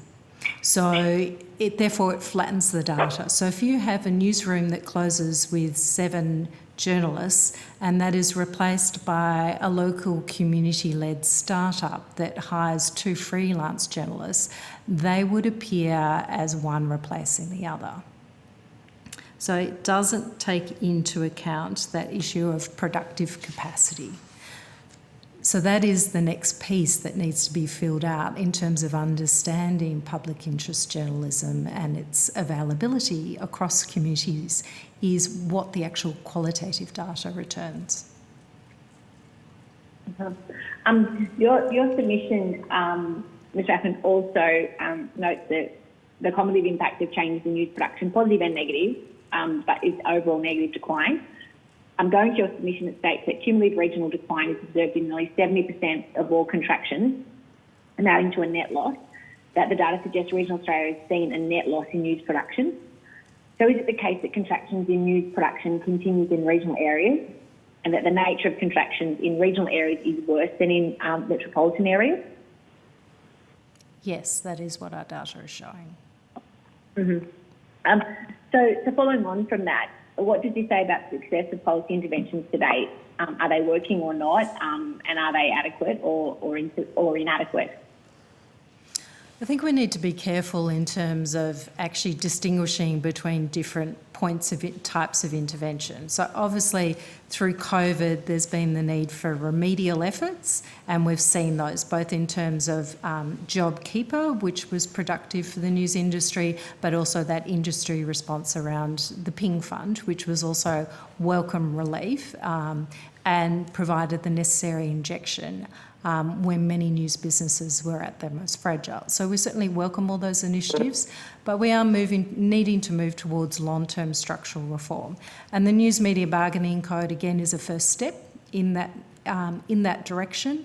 But as I said in our opening statement, what we need is a multi-pronged approach, because the News Media Bargaining Code doesn't cover all news media businesses. As we've seen just from a rough analysis of those businesses, there's less than 30 on the ACMA register. We have over 800 just in local news production. That doesn't capture broadcasters, nor does it capture national news providers as yet. We'll be releasing those layers of data later this year. It's also anecdotally what we're hearing with regard to the News Media Bargaining Code capture is for broadcasters it has some limited use, particularly for regional radio and television.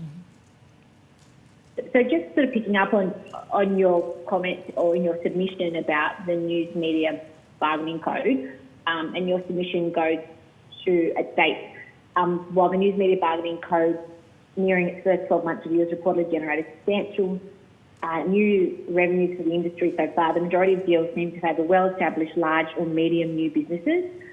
And it goes on to say, nor does the code cover new market entrants. A clear need in light of data that illustrates green shoots already failing within the first year or two of operation. How effective, in your mind, has the code been in supporting regional newspapers and regional communities so far?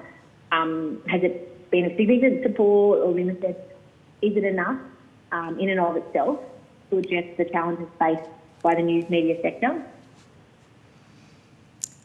we can only go by anecdotal reports, and my colleagues from Country Press Australia will be able to talk with who are much closer to it, will be able to talk with more evidence in terms of what their members are receiving from their deals under the code. I think also it's still early days. What we've seen is deals struck with the major news providers, and now we're moving through to the long tail end of the market. As the code comes up for review, I think the interesting questions are more around what are the levels of significant investment that the digital platforms are needed to be deemed to reach that significant investment threshold. Secondly, what do we as a community actually want as minimum provision of news at a day-to-day level in your local community? And I think that's a debate and discussion that we're still in early stages of conducting, and I encourage more debate and discussion as a result of this inquiry. But I think increasingly, as we are faced with the fragility of business models, and let's be honest, not all communities are going to be commercially viable. So then that begs the question, if not commercially viable, then what is the suitable intervention and to what purpose? Could I just add a comment? And that is that if you look at the ACCC report, it has a discussion about the fact that, once there's a cross-subsidy from classified ads and so on in newspapers to quality public interest journalism, that's gone. And it more or less says that these days the market won't generate the public interest journalism that's required. Now, it leaves it at that. It then goes on to another chapter, and that's just about the bargaining imbalance between current media and the digital platforms. So the purpose of that code is to address the bargaining imbalance, and it does have positive side effects on the fact that the publishers get more money and some or all of it is spent on public interest journalism. But it's not really framed or set up as a systematic attempt to answer the policy questions that you have in your mind about what's the ideal, support, funding, silver bullets and solutions in relation to having the optimum amount of public interest journalism. So we, at the Public Interest Journalism Initiative, were very pleased about the media bargaining code. It isn't quite, it started from a slightly different position than we would. We'd like to figure out what's needed and then find a way of funding it. Here, we start with a bargaining imbalance, and we fix that up with various good side effects, but not necessarily comprehensive ones on public interest journalism. I thank you, Professor Sells and Ms. Latham. I just wanted to go now to one of PIDG's key recommendations, that the government makes a long-term investment in core sector data to measure and monitor the health of public interest journalism across the nation. PIDG is, as you describe it, a limited self-life initiative that will exit the market once it delivers on its newsroom mapping project. You say that it will be seeking to transfer different parcels of intellectual property to key industry contributors such as government agencies and academic institutions on market exit. I guess what I'm going to is optimally what needs to happen by when in terms of regulatory change and funding allocation to ensure that PIDG's good work continues. What does government need to make this happen? And has the government done enough so far? And is PIDG's work something that we could expect the department and ACMA to undertake? Anna. So we've been in ongoing discussions with both the department and ACMA over the last couple of years, specifically with a view to news mapping work. We are continuing to roll out further stages of news mapping We've just done the latest release this month, but we'll have another 3 stages released in this calendar year. We're certainly encouraging all collaboration that we can with both ACMA and the department, ideally for one or both to become long-term custodians, or indeed it may be more suited to have an academic consortium as the lead partner, but where there is public funding underpinning it, so we can actually ensure the longevity of this data. I think that's probably one of our key reflections over Pidgey's short lifetime. We've only been around 3 years, and our mapping work of the last 2, but it is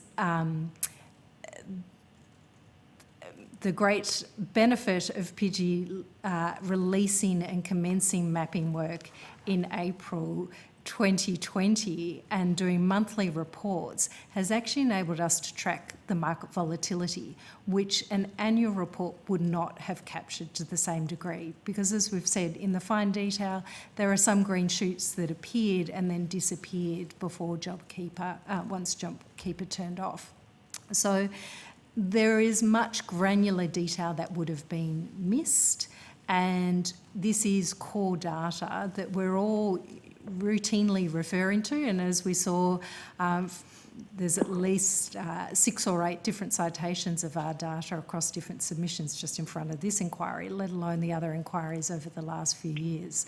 So this data is routinely used. It is really pointing where there are gaps in terms of news production availability, but equally highlighting where there is great strength and diversity of different news producers in communities, as we've seen in certain clusters in New South Wales, for example. Thanks, Ms. Draken. If I could, I just want to now turn to tax settings.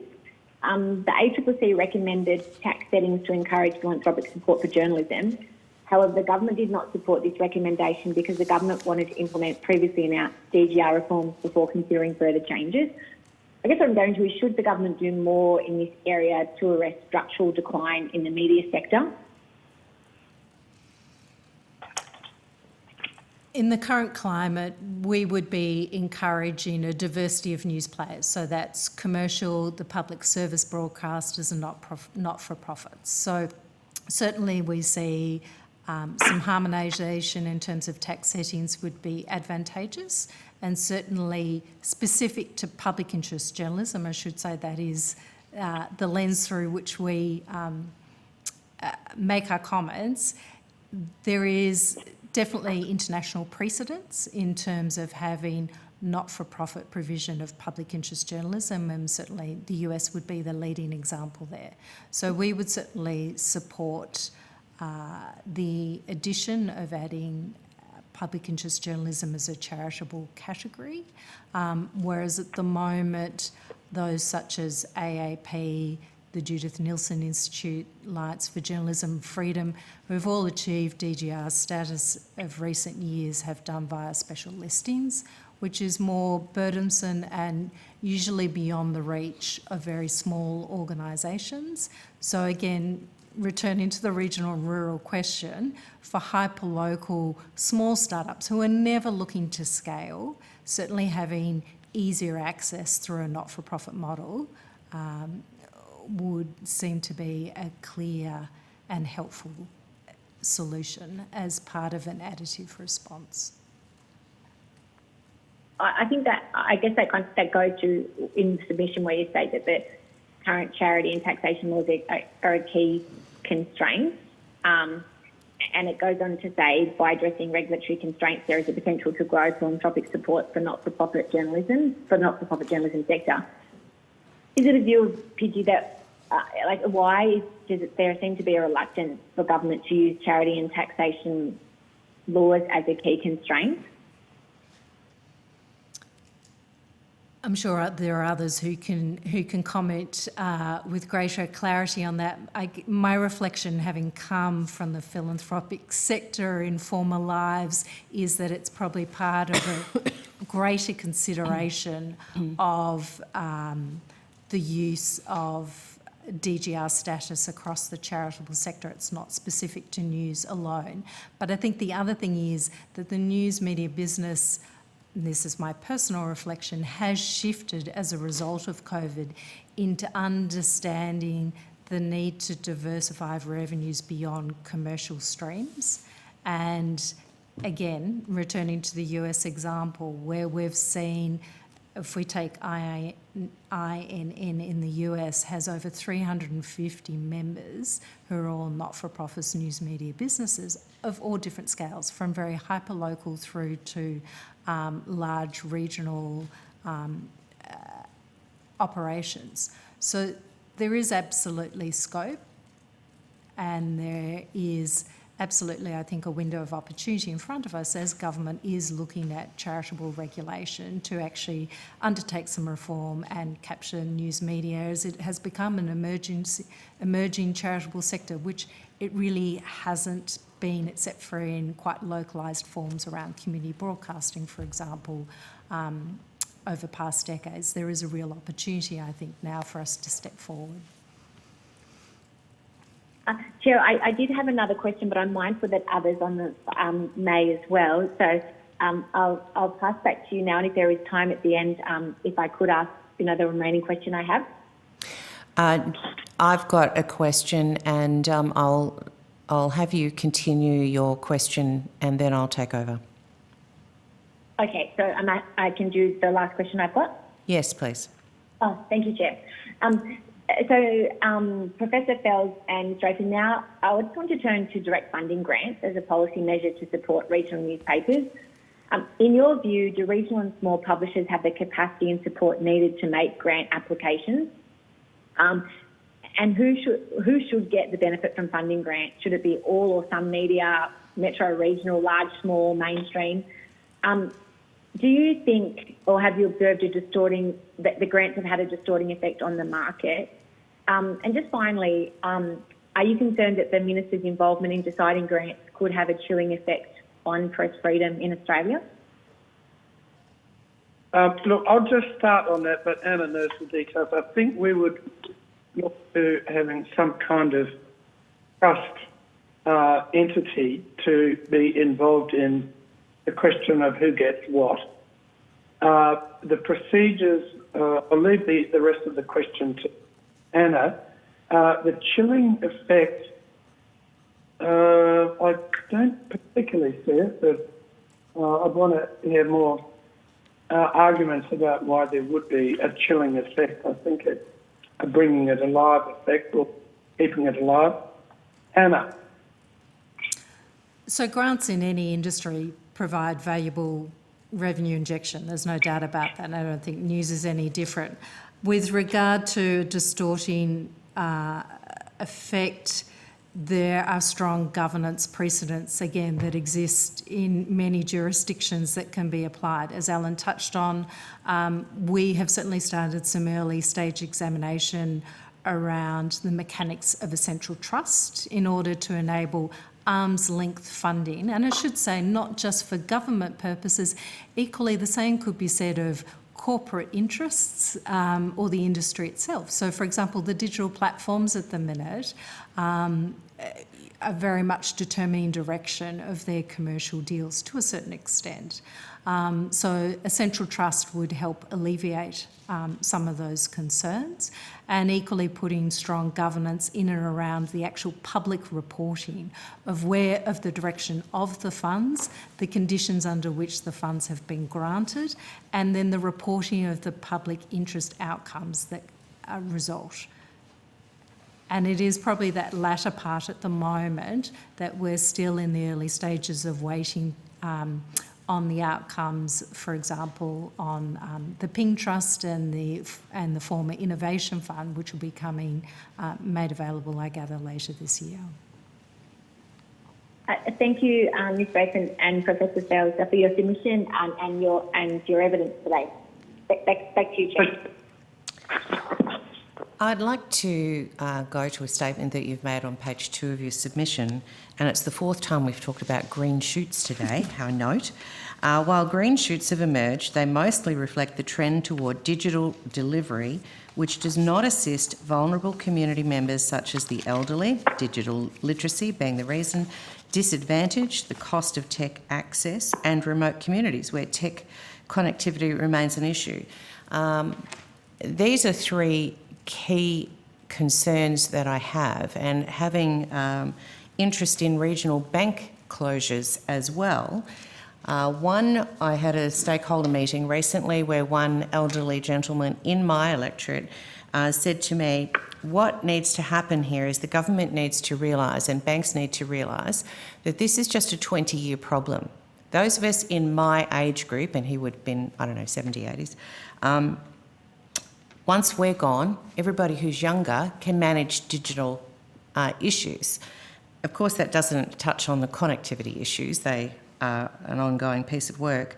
But I'm just wondering, are we facing an inevitability here of moving to digital platforms, even in regional settings? And we talked earlier about births, deaths, marriages, sporting results at a local level.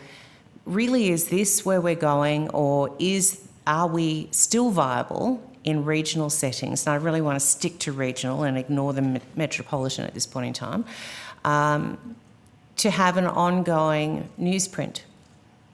The great debate. The great debate. So we were talking about this in the Walkley Regional Journalism Summit the other week to this precise effect.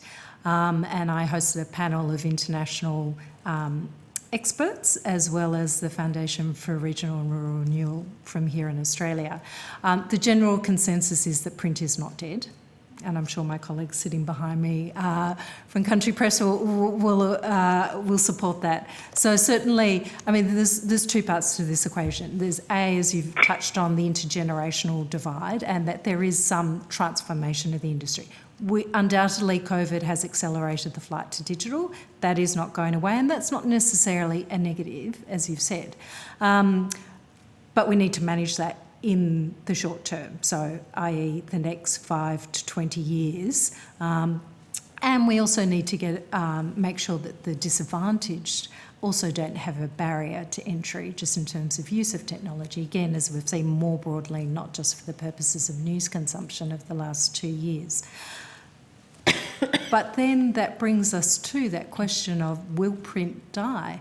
Let's look at other industries. Music industry, there's a return to vinyl. Book industry, Kindle hasn't taken over reading hard copies. So there is something tangible about holding a newspaper, and as we've heard from others, within a community, the readership on a local print edition is different to consuming news digitally, and it brings a different fabric to a local community, a different visibility, a different conversation.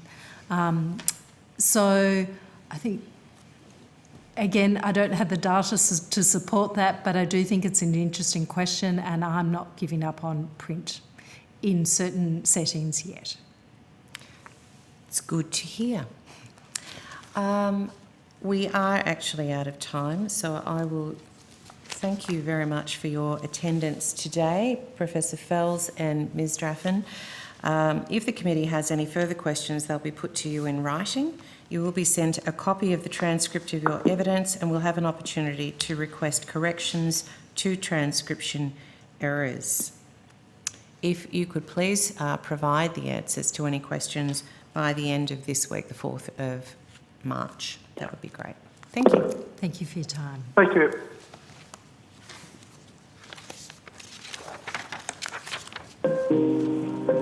Uh-oh, we hate that noise.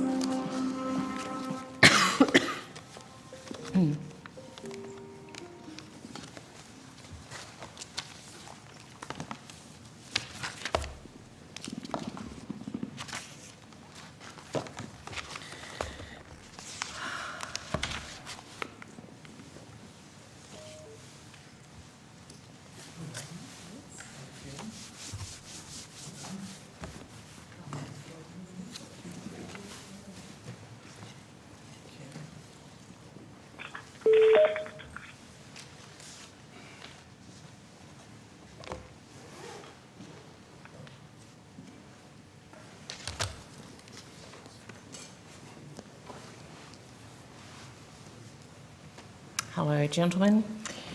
I now call on representatives from Country Press Australia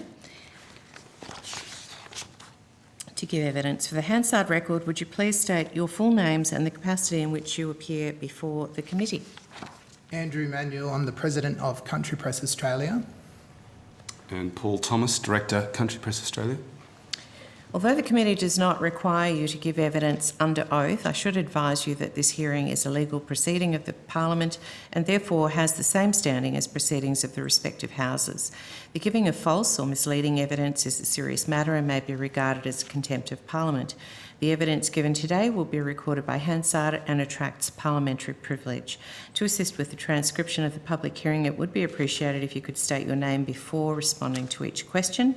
I now invite you to make a brief opening statement before we proceed to discussion. Thank you, Chair. Country Press Australia is the industry body representing the interests of more than 190... Sorry, just one moment. We need to make sure we've got quorum. Can I just check which committee members are online? Chair, it's Emma McBride. I'm online. Thank you. Angie Bell, Chair. I'm here on the phone. Thank you very much. Thank you. Sorry. Country Press Australia is the industry body representing the interests of more than 190 independent regional and local newspapers across Australia. Our members are most often the major and in some cases only independent provider of local news for their communities. Our members employ appropriately trained professional journalists working under a code of ethics to help ensure our communities receive balanced, factual and impartial reporting in their local newspaper. The printed newspaper remains the primary source of revenue for our members to support the production of public interest journalism, and the impacts of COVID-19 pandemic has placed further pressure on an increasingly fragmented and evolving advertising market. In Australia, newspapers primarily rely on revenue gained from newspaper subscription, sales and advertising to support a sustainable business model. In regional and remote areas, advertising revenue has been severely impacted in the past decade also by the dominance of digital online commerce in all areas of our lives. While these commercial challenges to secure a share of the available revenue pie exist for all commercial media businesses, regional and remote newspapers face unique challenges in the current media landscape, as they offer relatively small audiences based on a circulation area that is driven by community of interest and often by a local council region. The news, in particular geographical regional area, is of little or no interest to a regional town as little as 1 hour away. A member's greatest asset is providing a vital service that binds communities, can also be a commercial disadvantage in reaching a level of audience considered viable by large advertisers, and in particular providing a commercially viable digital audience. The major publishers have in many cases abandoned the bush, scaled back coverage in major regional centres and completely closed print editions in others, leaving just token online coverage. The withdrawal of media coverage and the closure of print mastheads has deprived regional communities of the ability to engage, to scrutinise, to challenge, to lobby, to champion and to celebrate what is to be a healthy community. By its own admission, the ABC cannot fill the void left by departing corporate publishers. The demise of large corporate publishers in regional Australia has led to a significant resurgence of independent small businesses, publishers in all mainland states. Queensland is a good example of the void being filled, albeit with a different publishing model in print. Country Press Australia, which has members in all states and the ACT, has grown its base substantially in the past 3 years. While COVID has accelerated this take-up, the decline in the commitment of corporate engagement with the regions was underway well before. There has been a steady replacement of once well-established print mastheads. This resurgence has not been easy, but the genuine belief among existing independent publishers of the importance of public interest journalism and how this relates to communities outside of large cities has been vital in bringing these new publications to life. Because independents are most often family-run businesses, the health and well-being of their communities is of huge importance. So unlike the large corporate players, this is much more than about profit. Changes to the advertising market for both local and national advertisers, exacerbated by COVID-19, place the sustainability of these new entrants at risk without appropriate support and policy settings. The digital platforms legislation may well save some publishers from closure. The full impacts of the News Media Bargaining Code are yet to be fully appreciated. Finalisation of agreements with CPA has been a slow process and payments have only just started flowing. However, the terms of these arrangements are in place and the results should assist publishers with some revenue to assist with starting to build a sustainable digital business. But ongoing commitments by the digital platforms will be essential to ensure the full monetary commitment is provided to reflect the time and effort required by each publishers. Further revenue sources will be vital for these digital news businesses. Further regulation is needed and the power of balance is still heavily skewed to the tech giants, especially in the area of defamation risk. The impact of COVID-19 restrictions on newspaper businesses, particularly in Victoria and New South Wales, has been significant. The support from government during the COVID crisis has saved many from closure, although a few have had to do so regardless. Members in states other than Victoria and New South Wales were more isolated from the enduring effects of COVID lockdowns, but in all states before the Omicron variant emerged, regional economies and the commercial business that supply them faced uncertainty, not just from reluctant consumers, but also from uncertainty in supply from both overseas and more recently local supply chains. The continued decline in advertising revenue for newspapers due to COVID has not been confined to local businesses but extends to national advertisers. National advertisers have withdrawn run-of-press advertising from regional and local newspapers since the start of COVID. The impact of COVID since March 2020 has placed and continues to place significant pressure on an already challenged news media industry. Advertising clients, particularly in the commercial space, are reluctant to commit to medium to long-term campaigns due to a lack of confidence and uncertainties around COVID. Against this background of a depressed advertising market, COVID has had a significant impact on raw material prices for printing. Newsprint and gloss stock has increased by up to 30%. The impact of these increases will be significant. The financial support of government has been vital. Most important has been the government's commitment to direct advertising support. Ongoing government support in print is critical to the economic recovery post-COVID. While almost every independent regional and rural publisher has an active and contemporary online presence, online-generated advertising is not profitable enough to sustain the business model and never will be on its own. Put simply, the audience in regional and rural Australia is not sufficient to grow online returns as it is in metropolitan Australia. The federal government's public interest news gathering program, PING, provided support to CPA members when it was needed, but most of the funding went to the large publishers and businesses provided only a small amount of local public interest journalism.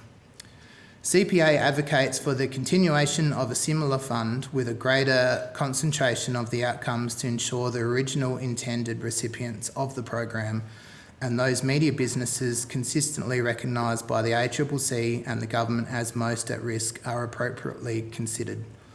A turnover cap of 30 million should be set to include a clear correlation to the direct resources applied by entities to the original production of local generated public interest journalism in regional and local communities.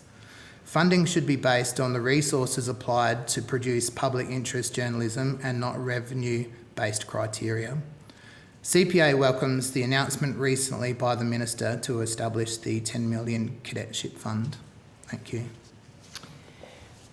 I find it troubling that even the News Media Bargaining Code is really still going to reward the larger entities. It's not going to reward small regional newspapers, which is most of my electorate, I've got to say. I don't know how this gets fixed. I don't know what kind of sums can be developed so that smaller regional newspapers can be the beneficiaries more so than News Corp, who happen to have a regional journalist in a regional place. Just a comment.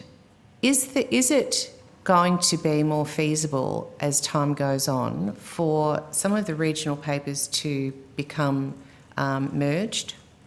Is there benefit to them?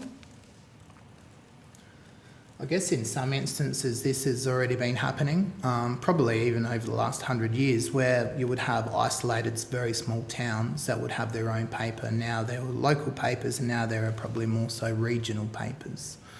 So that process has probably already been happening. But as I mentioned, the problem is if you have a conglomerated news service, as people, are they really interested in that hyperlocal news if it's from 1 hour away? So there is limitations to that.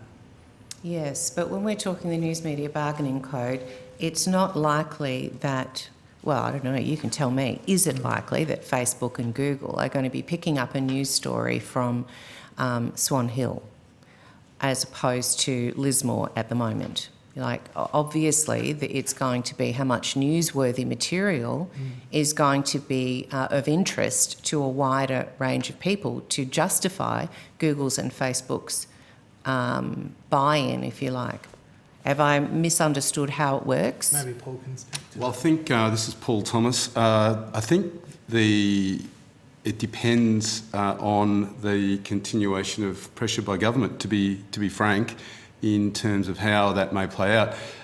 Country Press Australia has carried out negotiations with both digital platforms and come to a conclusion on that. As Andrew mentioned in his opening statement, the benefits of that is yet to be totally seen because the money's only just started to flow, but it will make a difference to every size of newspaper in our organisation ultimately. Definitely, I think the bigger organisations are more equipped to provide some of the requirements that Facebook and Google have, and that's one of the current difficulties, particularly for the really hyper-small organisations. And you mentioned the Swan Hill Guardian. They're probably a larger organisation in terms of our membership in reality, and we've got much smaller members, and they're the ones that probably need the most support to be able to get to the point where they can get more of that revenue that will come through from the digital platforms. But we expect through the negotiations that we've done that every member should get something over the course of the next few years. So we do see some real benefit coming from it. Well, the Elliott newspaper group, of course, is Mildura, Swan Hill and Gunawarra. Yes. But there are many, many small ones who I don't know whether they benefit at all. I have to ask them when I'm down there next. What is the criteria for membership for the CPA?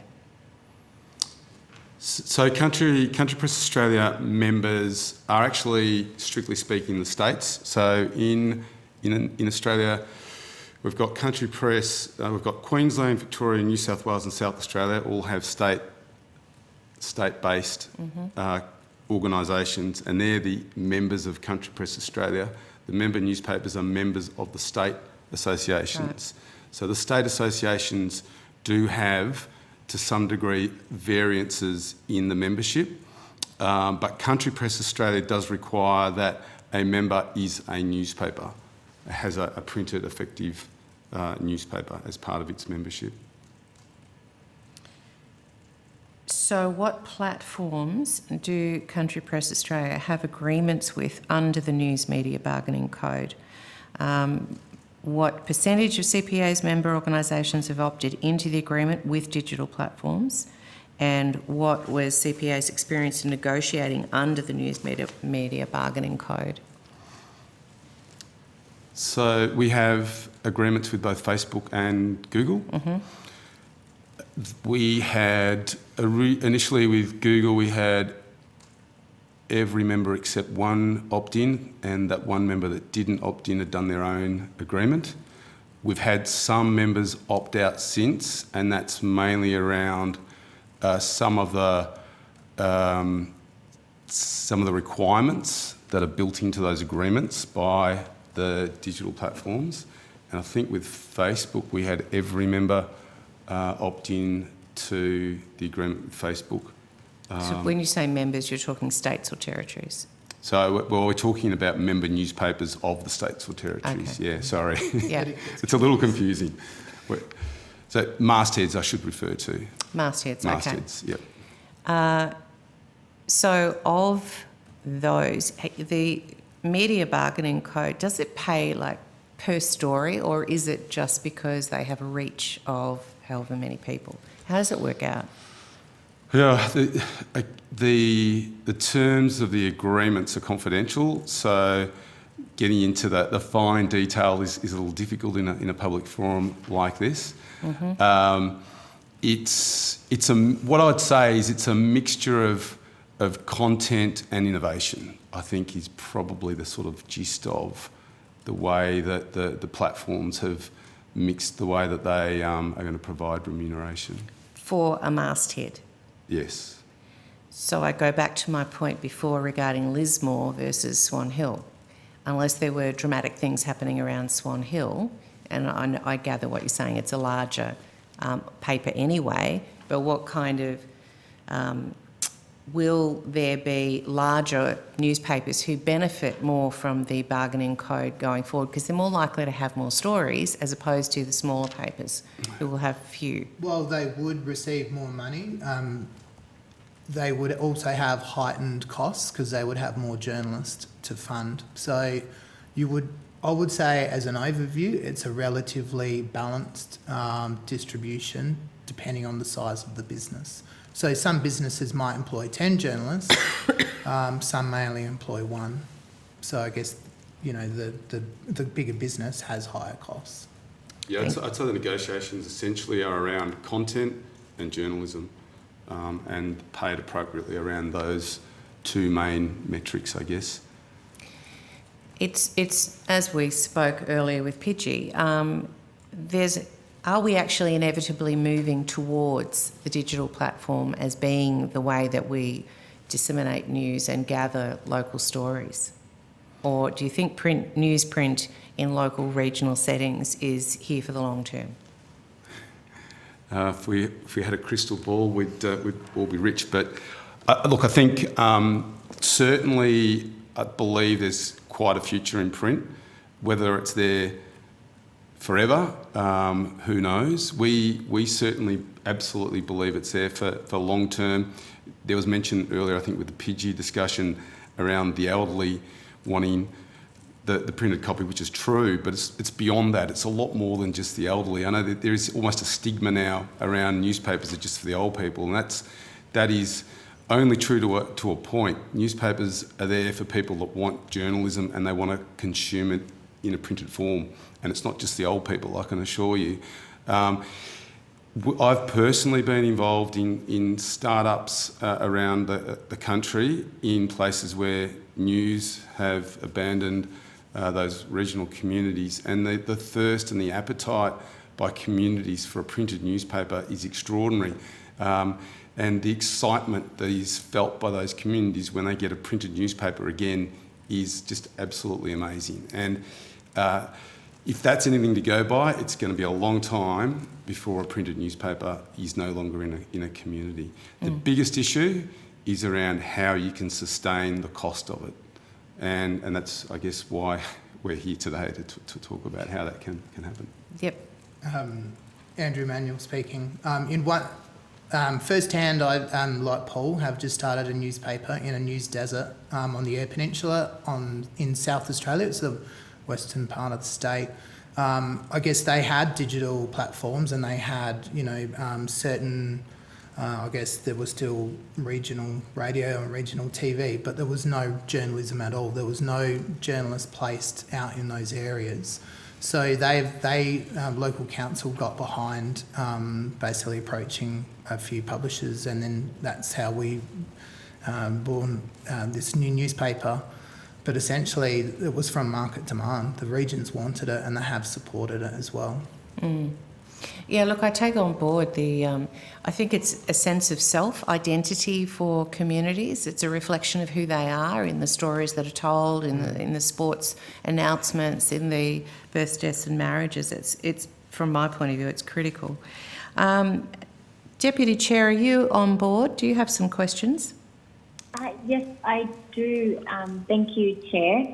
And thank you to Mr. Manuel and Mr. Thomas for your submission, which really describes the challenges that CPA members are facing in terms of reduced advertising revenues and rising costs as a result of COVID.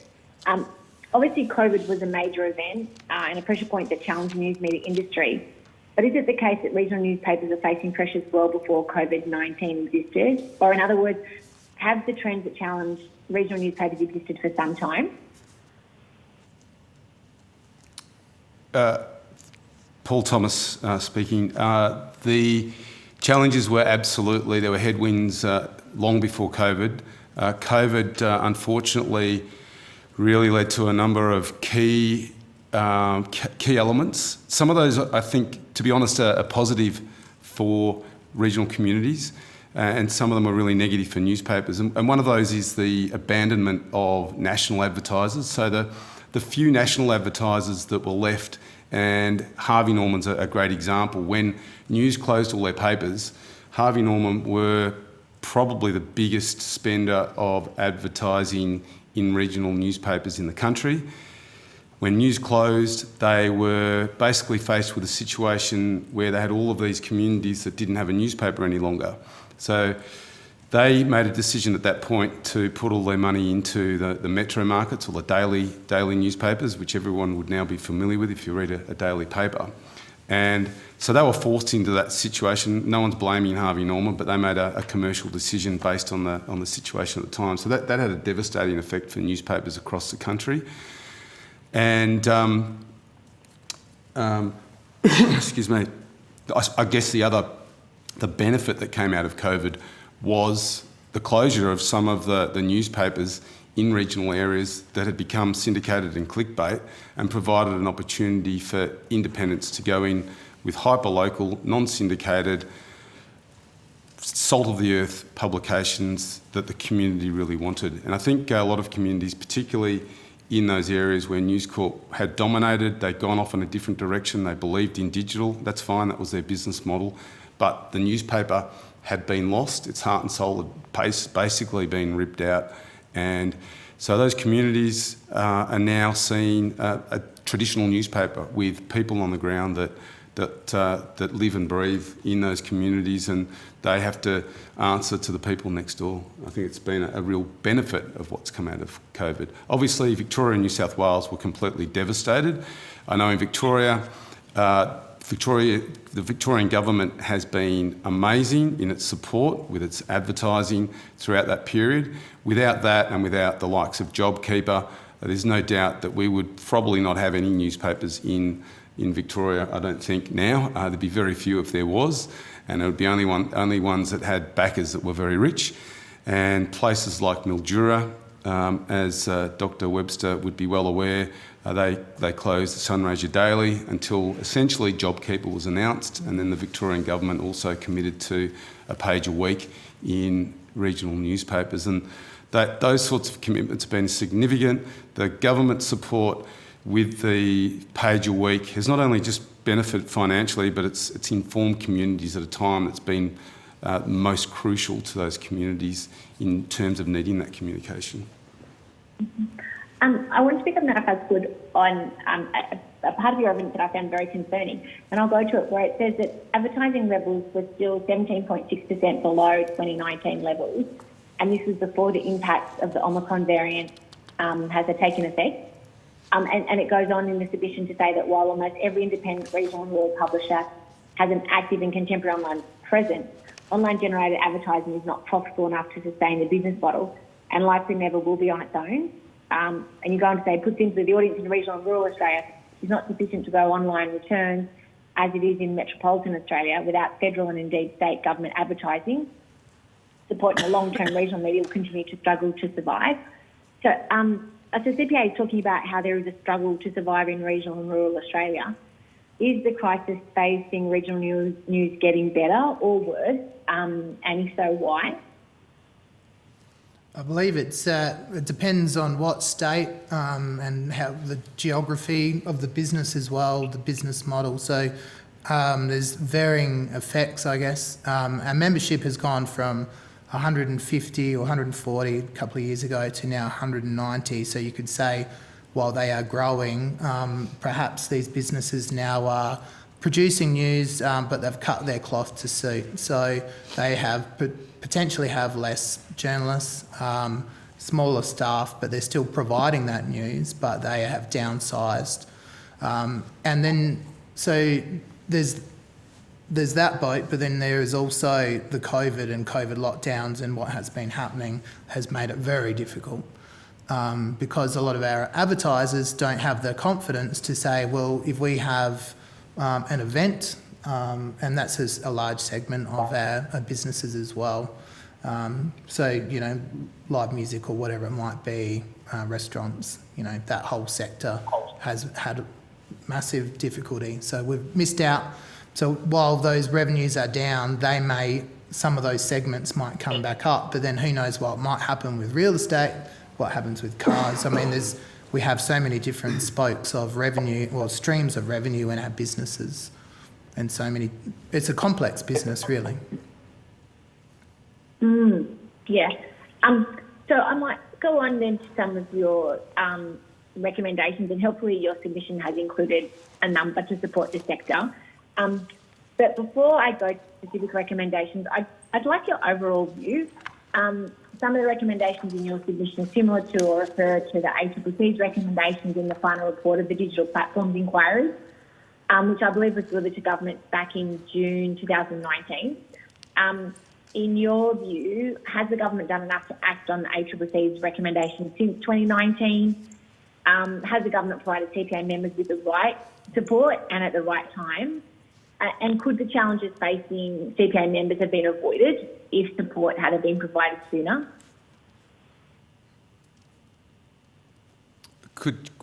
Joseph Paul Thomas, would you mind repeating the last question that you had there? So could the challenging situation facing CPA members have been avoided if support had been provided sooner? Or did you want me to go to the other parts of that question as well? That's okay. I think I get the gist of it.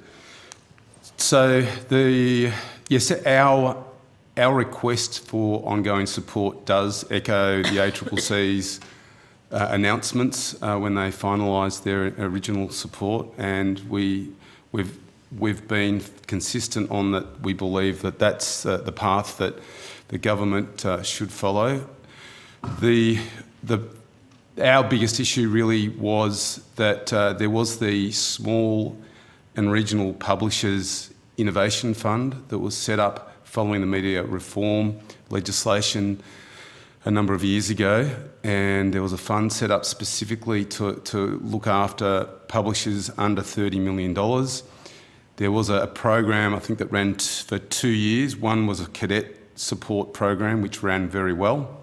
And I note that the Minister has announced a very similar cadetship fund about to commence, according to a green paper released a couple of weeks ago, which is very much welcomed.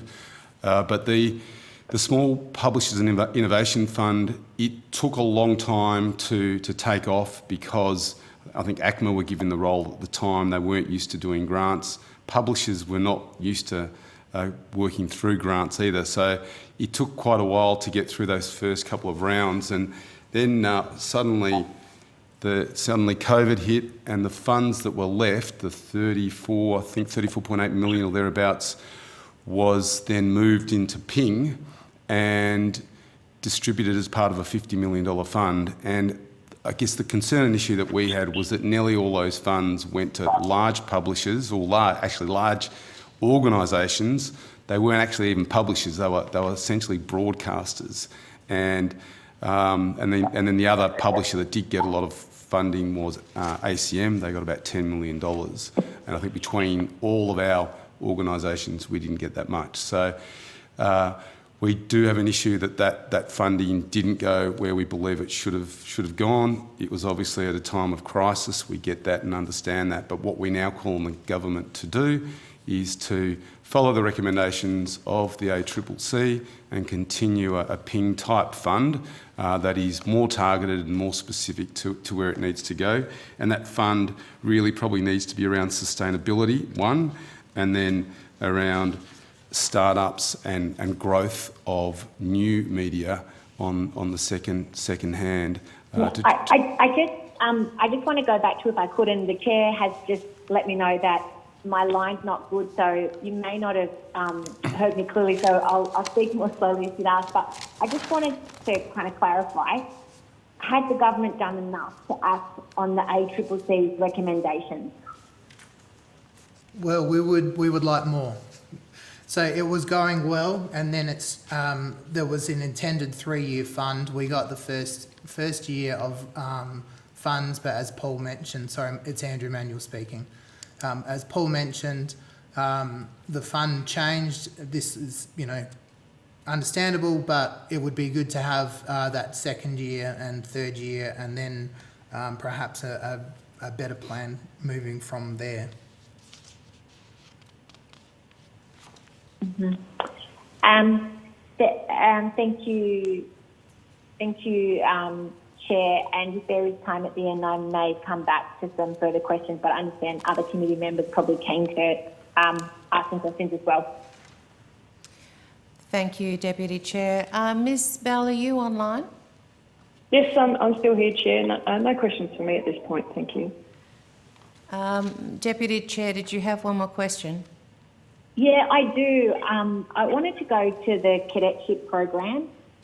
In February 2022, or this year, the Minister announced $10 million for a cadetship program with the eligibility criteria to be released in April. Is this enough to fix the issues facing regional newspapers? And what newspapers should be able to access this funding?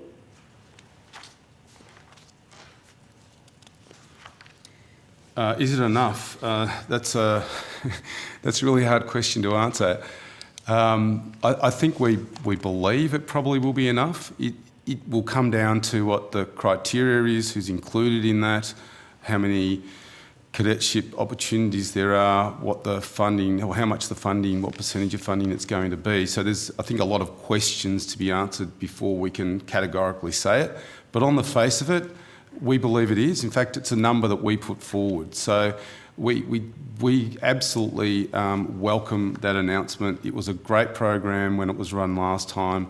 Our understanding is it's going to be similar, and if it is, then I think it will be really, really significant. And that goes to the heart of every size of organisation in terms of that really important funding of young people and training to get them really enthused and involved in the industry. So we absolutely believe that it will be a really good program. And what newspapers, I think was your question. We're not 100% sure because it'll depend on the criteria once the Minister releases that. But we would expect it will include all of our members. And we would not know whether it was going to include other bigger organisations or not. May I just add, in further to that? It's Andrew Manuel speaking. Is it enough? I guess I might just bring out the point that it is good for the cadet part of it, but we did actually ask for other funds which would help run in tandem with that, because there's other issues with our industry and our business, and giving us basically some funding for untrained, unskilled youngsters is, like, as a start, but there's a lot to be done as well. I just wanted to just follow up on that. So do you have or do other stakeholders have any input into the criteria? Yes, yes, we've had some discussions with the department, and in fact, we are meeting with the department later today as well to try and build some good communication with them. So we gave some input. Right. I might just now then just, if I can share, I just have a last question on media reform. In 2017, when the Turnbull government announced the media law changes, they called it a new era for Australia's media, and went on to say that the government is strengthening Australia's media industry, enhancing media diversity and securing local journalism jobs, particularly in regional areas. In your view, did the government's media reforms in 2017 help or hinder regional media in Australia overall? Deputy Chair, it's Andrew Manuel speaking. It's probably quite pioneering reforms.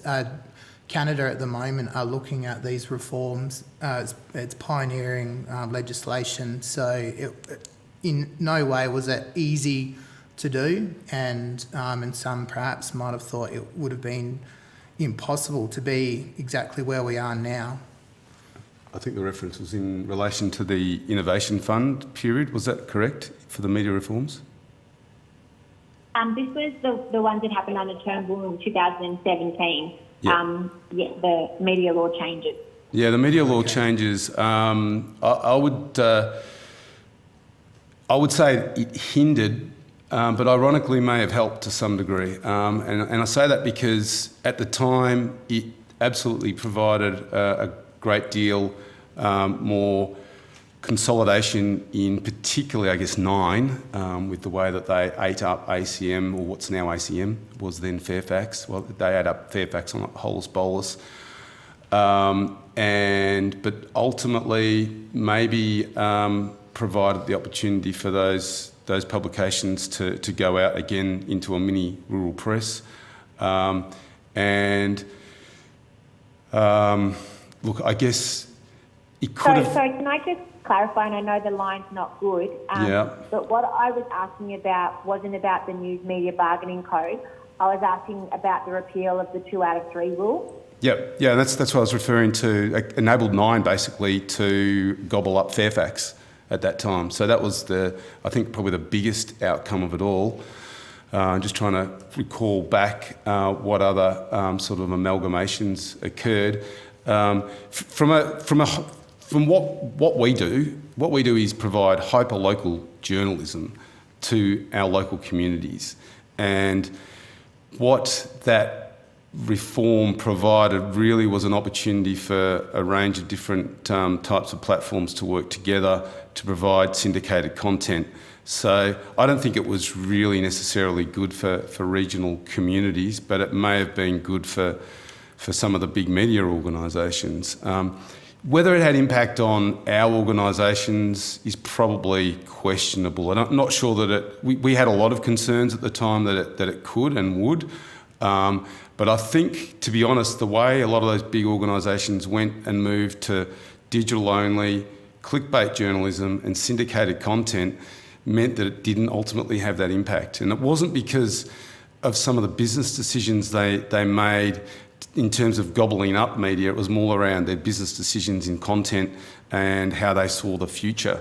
And I think it ultimately probably didn't have impact, to be roundabout answer.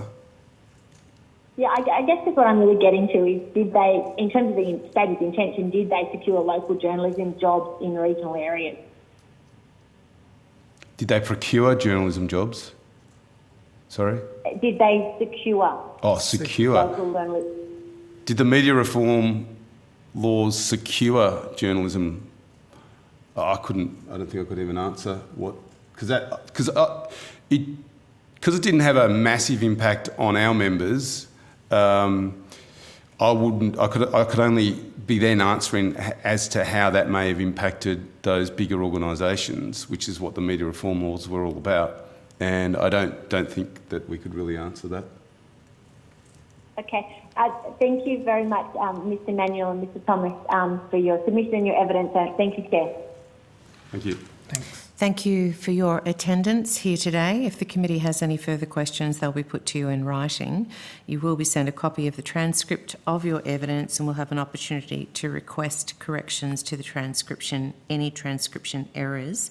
If you could return that to the Secretariat by Friday, 4th of March by close of business, that would be appreciated. Thank you for your time. The committee will now suspend and return at 2 p.m. Thank you. Thanks, Chair. The public hearing. I now call on representatives from Seven West Media and West Australian newspapers to give evidence. For the Hansard record, would you please state your full names and the capacity in which you appear before the committee? So I'm Anthony DeSegli, the West Australian Newspapers Editor-in-Chief.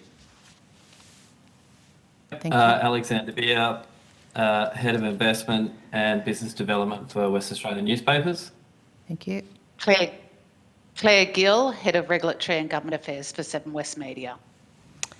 Thank you. Although the committee does not require you to give evidence under oath, I should advise you that this hearing is a legal proceeding of the Parliament and therefore has the same standing as proceedings of the respective houses. The giving of false or misleading evidence is a serious matter and may be regarded as a contempt of Parliament. The evidence given today will be recorded by Hansard and attracts parliamentary privilege. To assist with the transcription of the public hearing, it would be appreciated if you could please state your name before responding to each question. And can I just ask who has joined us? Chair, it's Emma McBride. Thank you, Deputy Chair. Angie Bell is on the line. Thanks, Chair. Thank you, Angie. I now invite you to make a brief opening statement before we proceed to discussion. Anthony again speaking. My name is Anthony DeSegli. I am the Editor-in-Chief of West Australian Newspapers. In this role, I'm responsible for the West Australian Daily Newspaper, the Sunday Times, 19 regional newspapers and 12 suburban papers. I am also responsible for the websites of these mastheads as well as the very popular Perth Now website. West Australian Newspapers operate as a wholly owned consolidated entity of Seven West Media. WAN's cross-platform reach, which is the measure of its print and online audience, is about 4.5 million readers every month. It's the fastest growing cross-platform audience in the country, according to Roy Morgan. While we measure cross-platform audience, there's no doubt that the newspapers as standalone products are incredibly vital to our business. Put simply, the revenue our newspapers create far outstrips what we can make off digital subscriptions and digital page views. So it's still the newspapers that are paying for the vast majority of the journalists that we hire. These journalists, of course, perform a crucial role in society. They inform, they seek the truth, they cover emergencies, and they give a voice to those who otherwise would not have one. At the heart of our mission is the West Australian community, and that includes all of it. Our regional newspapers mean we inform across our massive state. Towns as diverse as Karratha to Margaret River to Narrogin. In total, we hire about 50 high-quality reporters across rural WA for our regional newspapers. This represents a significant amount of journalists in country WA, and to my knowledge is not comparable to anywhere else in the country. The only way to replace these journalists would be a significant funding injection to the national broadcaster. We take the responsibility of serving these towns very seriously. We're proud of the fact that we did not and do not plan to shut any regional newspapers during the COVID-19 pandemic. We have stood by these communities when they needed our information the most. The regional newspapers also play a vital role in training young reporters. It is often their first job straight out of university. At WAN, we have an informal system whereby young reporters start out in the bush, and as they grow and develop, they work their way into the metropolitan newsroom. We also use the regional newspapers to train our senior reporters to become editors and to learn the craft of management. The current editors of papers like the South West Times and the Albany Advertiser, the Geraldton Guardian, will be the next senior leaders in our Perth office. However, the sad reality is that these regional newspapers are far less profitable than they once were, And without assistance, we will have to raise cover prices, reduce the level of content provided, and eventually, and sadly, close mastheads. For context, over the past 5 years, our regional newspaper annual revenue has declined 52%, from $32 million to $15 million per annum, as local and national advertisers have shifted revenue away from traditional media and into digital platforms. During the same period, our earnings have declined by 82%. 4 of our 19 regional mastheads are now loss-making. We expect a further 3 mastheads will be loss-making in 2022. In summary, we forecast all of our regional mastheads will be loss-making from 2023 without significant cost reduction. This decline in revenue and profitability has put our overall regional print business in a difficult position, where we'll need to aggressively look at the cost of producing news in regional areas where it is no longer economical. Competition from online advertising, council websites, social media giants, and red tape is a significant burden.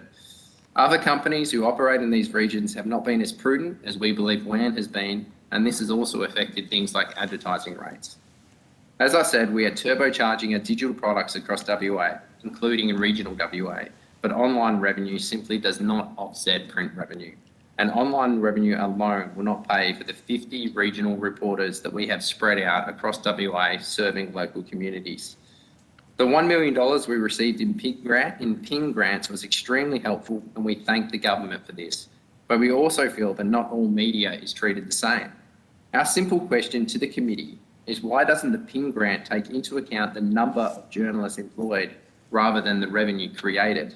We believe it would better serve regional towns this way. The PING grant should look after the companies that are putting boots on the ground, so to speak. We'd also like to make the point that the government is willing to support large telecommunications providers to invest in uneconomical areas by providing hundreds of dollars in support for mobile black spot programs. This intervention should also be afforded to the uneconomical sectors of the regional newspaper market too. I've read many of the other submissions, and WAN believes that there are a number of suggestions that warrant further review. For example, the PING grant should be made permanent with a meaningful level of funding, upwards of the $50 million provided in the first program. We also believe the suggestion for the state and federal governments, as well as councils, to have mandated advertising in regional publications is a very good idea.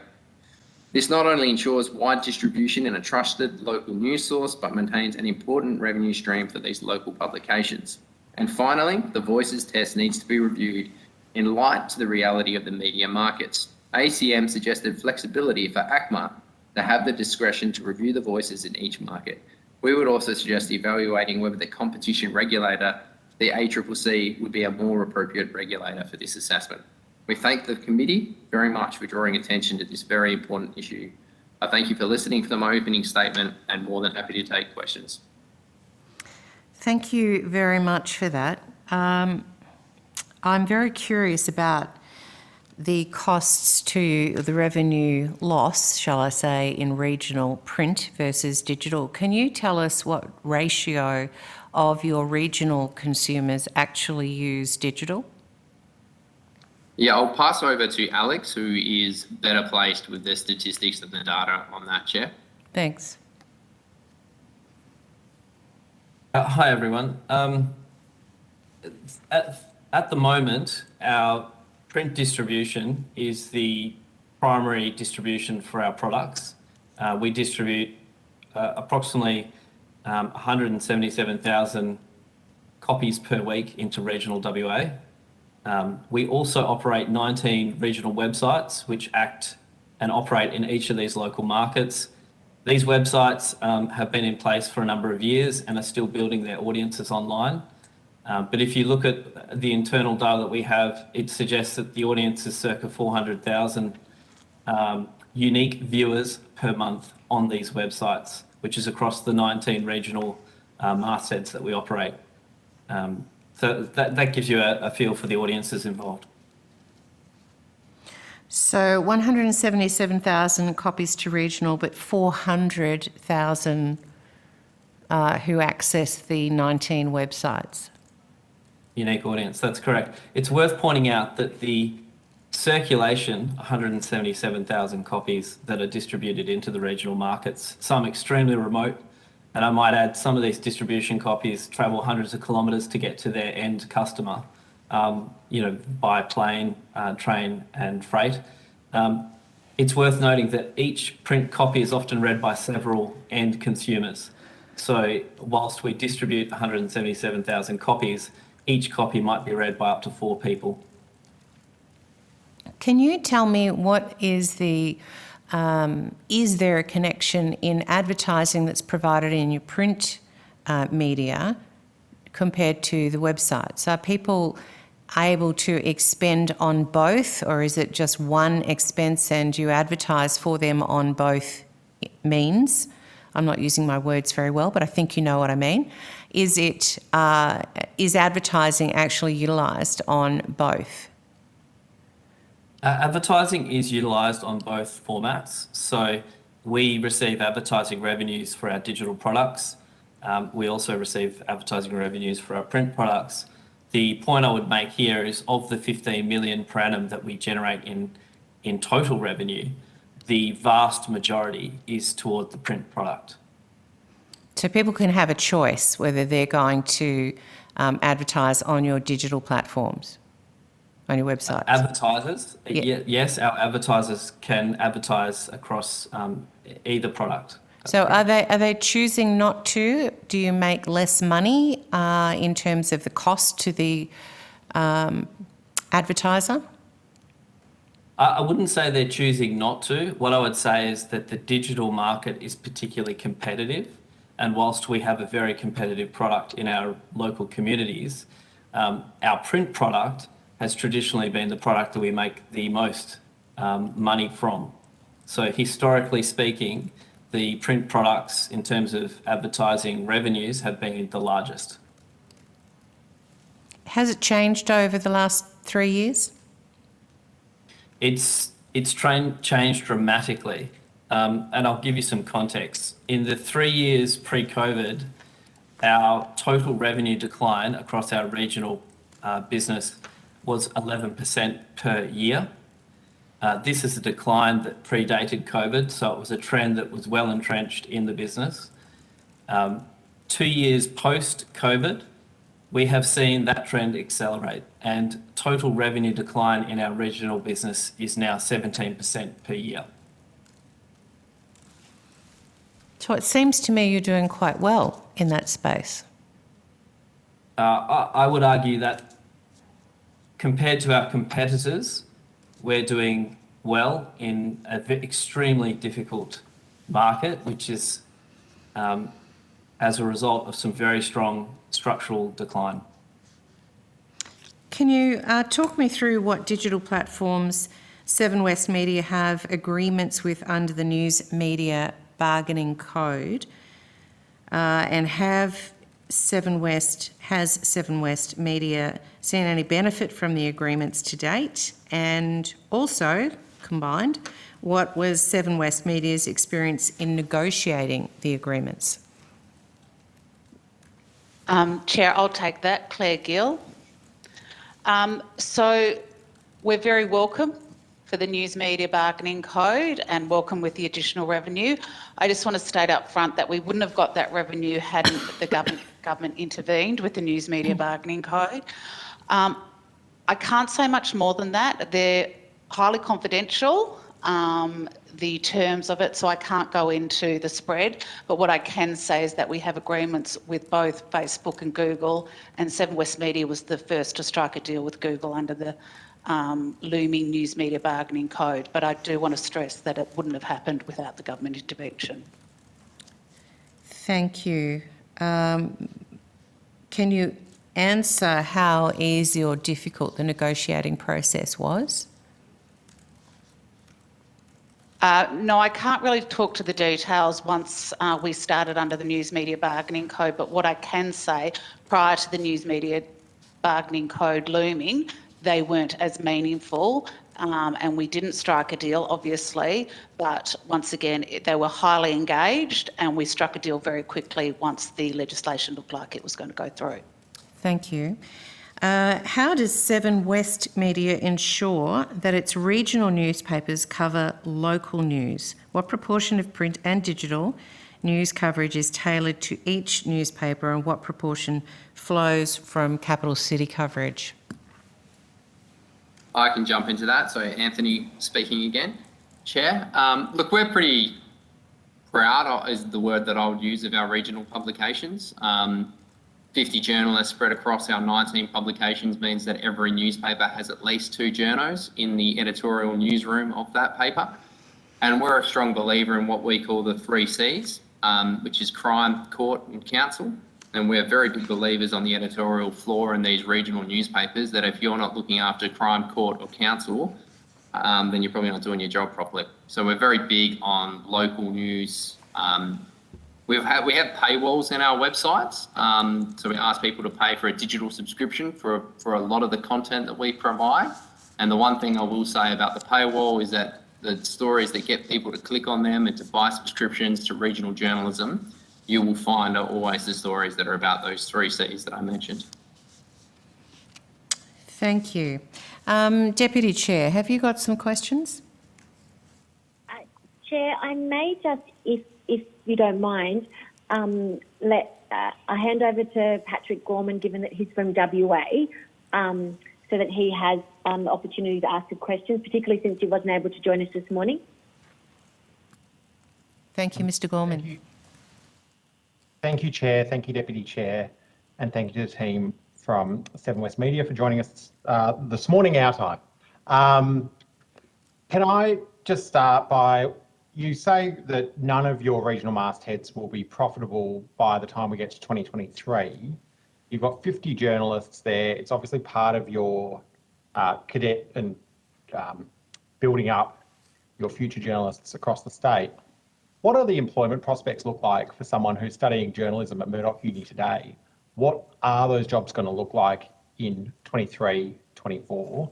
And I guess that leads me to the question. The other part of that question is, how urgent is it that we need further reform in this space from the federal government?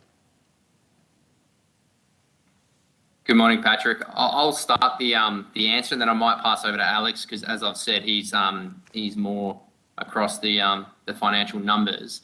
The one thing I'll say is that we still believe in these products, and we are very proud of these products. And what we've done to ensure their survival during COVID was to, for lack of a better term, to spread the load.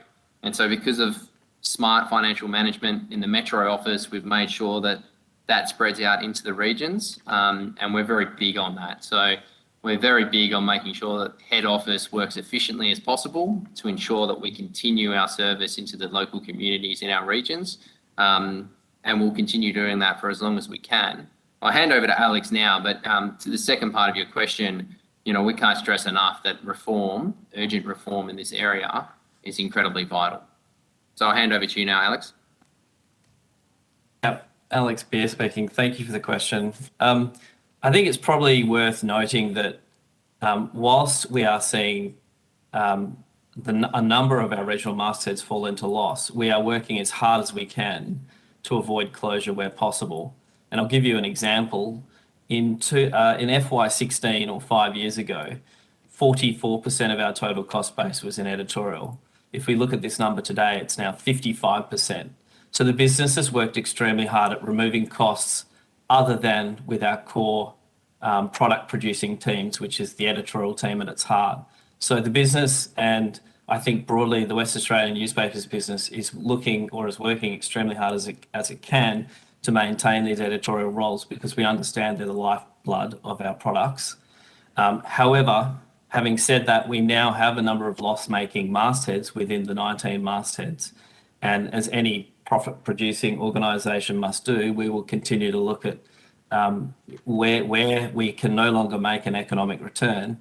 The decision needs to be made whether or not we will close mastheads permanently.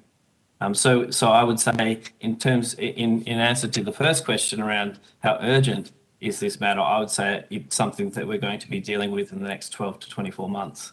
And there's no. And that would be your time frame for further policy reform or changes, be it across Ping, a regional black spots model for media, or a more secure revenue stream of government advertising? Look, I couldn't speak more broadly around the policy response, but in terms of the actual financial response that our business will make, we will have to make decisions irrespective of policy within the next 12 to 24 months. And obviously, if policy was to respond and provide some sort of support, then that would help in that decision-making process. Can I read through the lines that without policy response, therefore the likely decision would be to close further print mastheads? Well, what I would say is the decision to close mastheads is looming. We won't make a decision lightly, and our preference is not to close mastheads. But if we have effectively our regional business loss-making from FY23, they're the decisions we'll be looking at. Chair, if I can just indulge one further question, and I'm happy to come back for a second round if there is time after other committee members have asked their questions. You may continue, Mr. Gorman. Thank you. I do want to ask about this proposal, which we've had from a range of organisations about effectively using the government's purchasing power to buy Australian, buy West Australian, buy regional in terms of advertising. Can you give us a bit of a picture, say, for the Kalgoorlie Miner, as an example, but you can give us the consolidated group if you wish.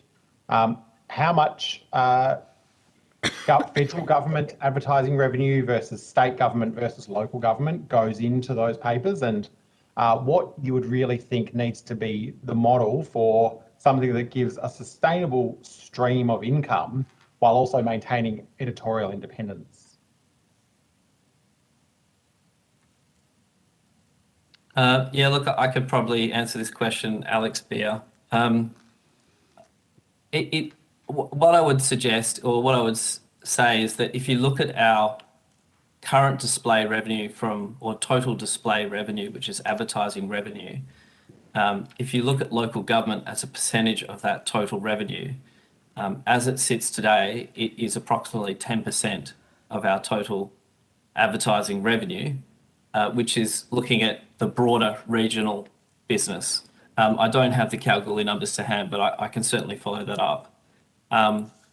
What I would say is if you look at the trend over the last 5 years, we've seen a distinct trend of reduction in advertising from government body. If you were to go back 5 years and look at the total percentage of advertising we received from government, it would be significantly higher than it is today. And whilst I don't have the exact numbers, the approximate numbers are that 5 years ago we had approximately 15% of our advertising revenue coming from government, and today it's less than 10%. Mr. Beer, could I ask you to take on notice, respecting that you might want to, obviously there's some commercial and confidence aspects here, but if there's further information you can provide us about your local government, WA state government and federal government revenues over time, at some extent generalised, so we can get a better picture for the committee of what that looks like. And also, I think I'm interested, is who's doing the heavy lifting here? Is it the local councils? Is it the state government? Is it the feds? We'll take that on notice and come back to the committee. Thank you.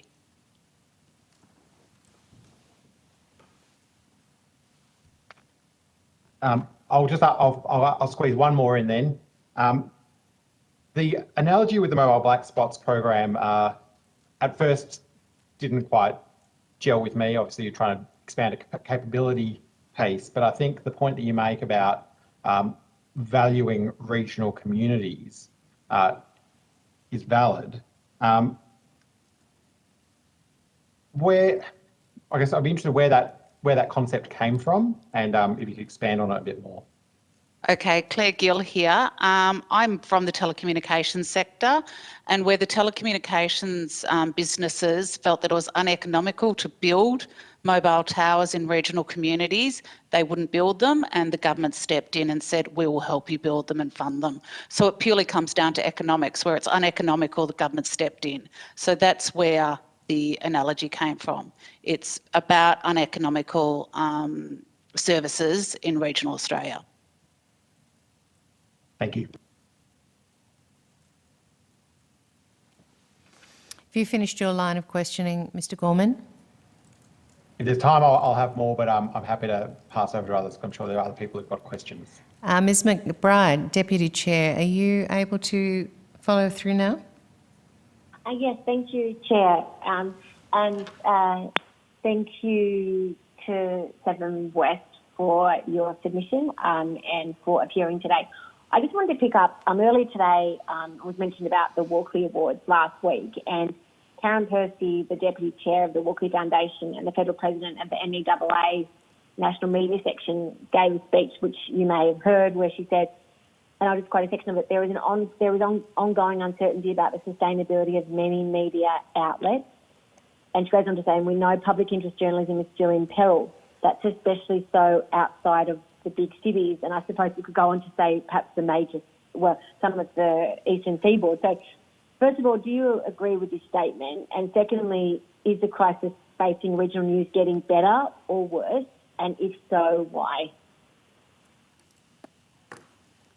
So Anthony here. I'm happy to take this question. Look, I think I'll start by saying we can't, I think it's inappropriate for me to try to talk on behalf of any other news company. So I can only really talk on what is happening in Western Australia. And, I just want to reiterate, we're really proud of our regional journalists. We have 50, incredible regional journalists providing, incredible information and a standard of news to those communities. So my answer would be, at the moment, I think what we're doing is working. I think the public service journalism that those reporters do is fantastic. And they have won awards. I've been the editor-in-chief for 3 years, and we've won many awards from their journalism. But the point of what we're trying to make today is to say that, we're fearful for how long we can continue that. We felt like we're doing everything we can to make sure those mastheads and those communities are serviced in the way that they deserve. Our theory is that we might not be able to do that forever under the current climate. I might just pick up then with a number of the submissions to the inquiry include recommendations to support the sector, similar to the ACCC's recommendation in the final report of the Digital Platforms Inquiry, which was delivered to government back in June 2019. In your view, or that of your news outlet, has the government done enough to act on the ACCC's recommendations? And if so, why have these measures failed to arrest the ongoing decline in regional media? Claire Gill, I'll take that one. Look, over the past decade, the governments have done a lot. It's a industry that is rapidly changing and it's hard to stay in front of. We've got to commend the government and the ACCC for their groundbreaking approach to the imbalance in bargaining power and addressing that. News journalism and media businesses have very valuable content, and it attracts people to the digital platforms, and this News Media Bargaining Code certainly addressed the imbalance there. But I also want to point to the 2017 reforms, where had it not been for changing the 75% reach rule, Seven wouldn't have been able to merge or take over Prime's television assets, which we believe is a much more sustainable model, having a national TV network and taking out some of the costs there, but continuing to deliver local journalism. And in fact, due to the trigger events that were put into the legislation in 2017, there'll be more journalism provided in local areas in WA due to the merger of Prime and Seven. Mm-hmm. Noting that 2017 change, or that aspect of it, was welcome to your media outlet, there's been, I guess I note, a general industry disappointment with the Minister's Green Paper response, in particular the delay in regulating for prominence and anti-siphoning, as well as spectrum tax relief. Miranda Ward's, I think it was 7th of February piece in AFR, stated that the industry was underwhelmed and deeply disappointed. Does the ongoing delay on important matters of media reform threaten the provision of public interest journalism? And if so, how? Well, I think the most important thing to point out is Netflix isn't going to cut to breaking news anytime soon. It's important that free media is first, and it's the regulated media on the television set. We provide over 10 hours of news a day. We provide local news in relation to Prime. We've started putting Prime news onto our 7+ service. It's really important as people migrate to those connected TVs, and there is cord cutting, that people are going to receive their TV through the connected TV, but as well as with broadcast as well. And we have to cater for both those audience, and we have to make sure that Australians can find their free news and their free Australian content first. So prominence is imperative, and anti-siphoning is imperative to ensure that Australians find free iconic sporting events. I mean, you just saw with the Olympics, one wouldn't want to imagine that being put behind a paywall and charging Australians for it. If I can, Chair, I do have another question around the media bargaining code. Go ahead. Thank you, Chair. The News Media Bargaining Code has assisted in getting some much-needed income to some news media publishers, but it's recognised as not being a silver bullet. Indeed, it was never intended to be. Are you concerned that the code is not providing much to support smaller regional newspapers? And are you concerned about the failure of Facebook to strike a deal with SBS, a national broadcaster? I don't want to comment, I suppose, about other particular negotiations that are going on, but what I would want to say about the code is that we have to be very careful about wrapping this up as a public policy good for public interest journalism. This is a competition issue. This is a competition issue that we couldn't negotiate with these platforms because of their strong market position in relation to a product of value. Our news content is a product of value, and they were deriving value from that, and we were unable to negotiate with them.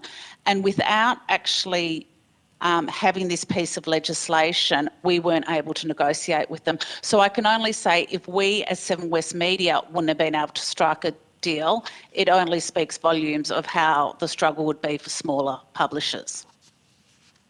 Thank you. Chair, I do have a question for direct funding grants, but I understand there's others on the line, so if there's a chance, I'll come back to it. Thank you. Mr. Gorman, did you have any more questions? I think you said you had another one. Thank you, Chair. I appreciate that. I was just coming off that comments around Netflix and streaming. It made me think it was worth asking. This committee's previous recommendation was that there be more requirements on the streaming services in our previous inquiry on National Cultural Plan, that basically a 20% contribution from those streaming services in Australia should exist to ensure that they are putting money into local content. What would that do? Because obviously you have an interest in sort of the broader ecosystem that exists around both media, production, creative writing. I know you launched your creative writing challenge on the weekend, but what impact would something like that have for business, the newspaper business? Can I just talk in general from the media? In relation to quotas on streaming services, Free TV and Seven West Media has been opposed to these due to them driving up production costs. We're already finding it really hard to actually find, good talent, access to the facilities required. My question is there a market failure at the moment in this? There are lots of streaming services providing lots of good content. We ourselves provide the most successful drama in Australia 5 nights a week with Home and Away. So there is a lot of good Australian content. And in relation to how Australian stories are told, they are told through entertainment formats such as The Voice, so they shouldn't be discounted, our entertainment formats. And, Australian stories are told by heroic sporting events. So it's a mixture of all of them. But what I would say in relation to quotas, and particularly with the SVODs, the streaming services, is it's actually driving up costs because there is a lot of content that's being made at the moment. Thank you. And my final question, Chair, was a lot of the submissions we've received are about various groups pushing for different types of tax breaks. You mentioned public interest journalism before, There's conversations around whether we should have tax breaks for advertisers, a whole range of things. I mean, the federal government's broke by $100 trillion of debt. That extends out till 2060, I guess. But there is a unique argument, in my view, in the media sector for diversity and indeed for regional voices. Can you just give us a snapshot of the argument as to, I guess, where you would see the most effective tax breaks or tax policy changes sitting, if any? And separately, do you believe there is a special argument? I'm sceptical myself. Do you believe there's a special argument for tax reform in this industry?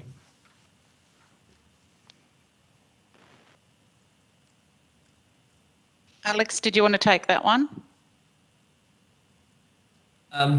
Look, it's probably remiss of me to comment on tax policy towards the media sector. What I would say, however, is that from a regional print perspective, our businesses, our mastheads, I should say, sorry, are heading towards loss. So, you know, I guess it's a little academic to suggest that's going to assist us in some way, because we won't be paying tax, we'll be loss making.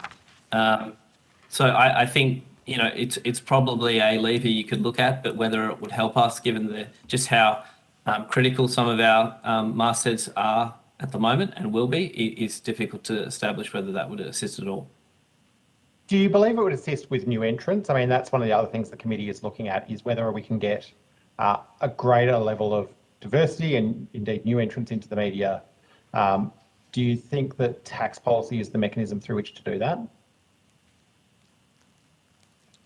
I suppose... Sorry. No, you go, Claire. I just want to say, you know, we're talking about new entrants, etc., and wouldn't it be great to get new entrants into the market? But I think what we're trying to discuss at the moment is actually retaining the level that we have at the moment, and that's where the focus should be. It'd be great to get new entrants, and media diversity is a very worthy and important cause, but at the moment we've got current incumbents struggling, whether they be small or big, struggling to remain profitable. And sorry, Patrick, if I can just jump in with some thoughts too. I mean, my final comment would be about, we have a mechanism that is working. So to Alex's point, whether or not we need to look at those levers, I mean, the truth is the PIN grant does work. We just think the pie should be bigger, and that we would love for the committee to look into, you know, is the right amount of funding going to the people that are putting the most boots on the ground. But, you know, it's our view that the PIN grant is the mechanism that is working, and the one that's working fast enough, that can we make it better? Thank you, and thank you, Chair. Thank you. I thank you for your attendance here today. If the committee has any further questions, they will be put to you in writing. You will be sent a copy of the transcript of your evidence, and will have an opportunity to request corrections to transcription errors. If you could please return that transcription by Friday, close of business on the 4th of March, that would be greatly appreciated. Thank you again. Thank you. Thank you.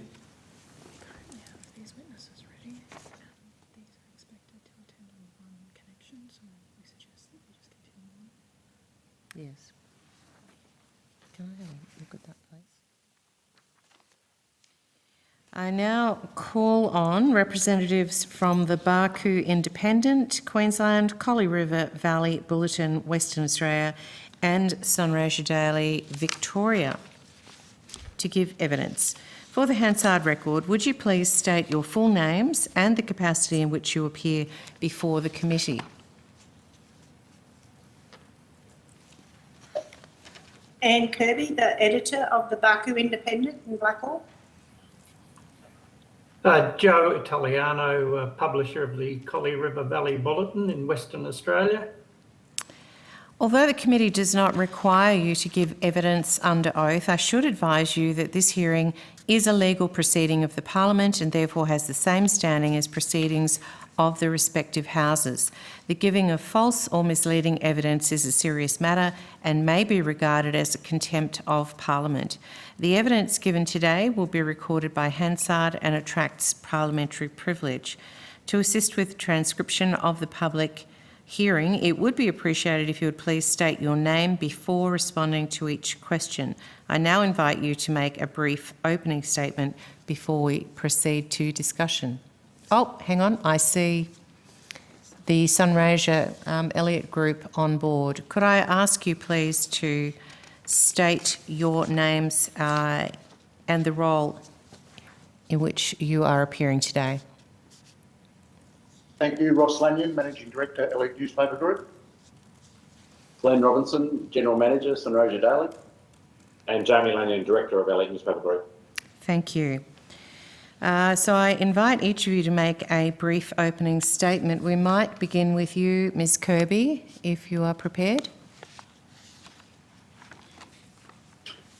Good afternoon, everyone. My name is Anne Kirby and I'm the editor of Everything, Even the Cleaner at Barker Independent. It's an independent weekly newspaper based in Blackall in central Western Queensland. We have a proud history that dates back to the 1870s of bringing news to the district under the mastheads the Barker Independent from 1870 until 1983 and the Blackall Leader 1983 to 2001. Then it became the Barker Independent again. We're actually a not-for-profit, which is a very different platform, I suppose, compared to everyone else.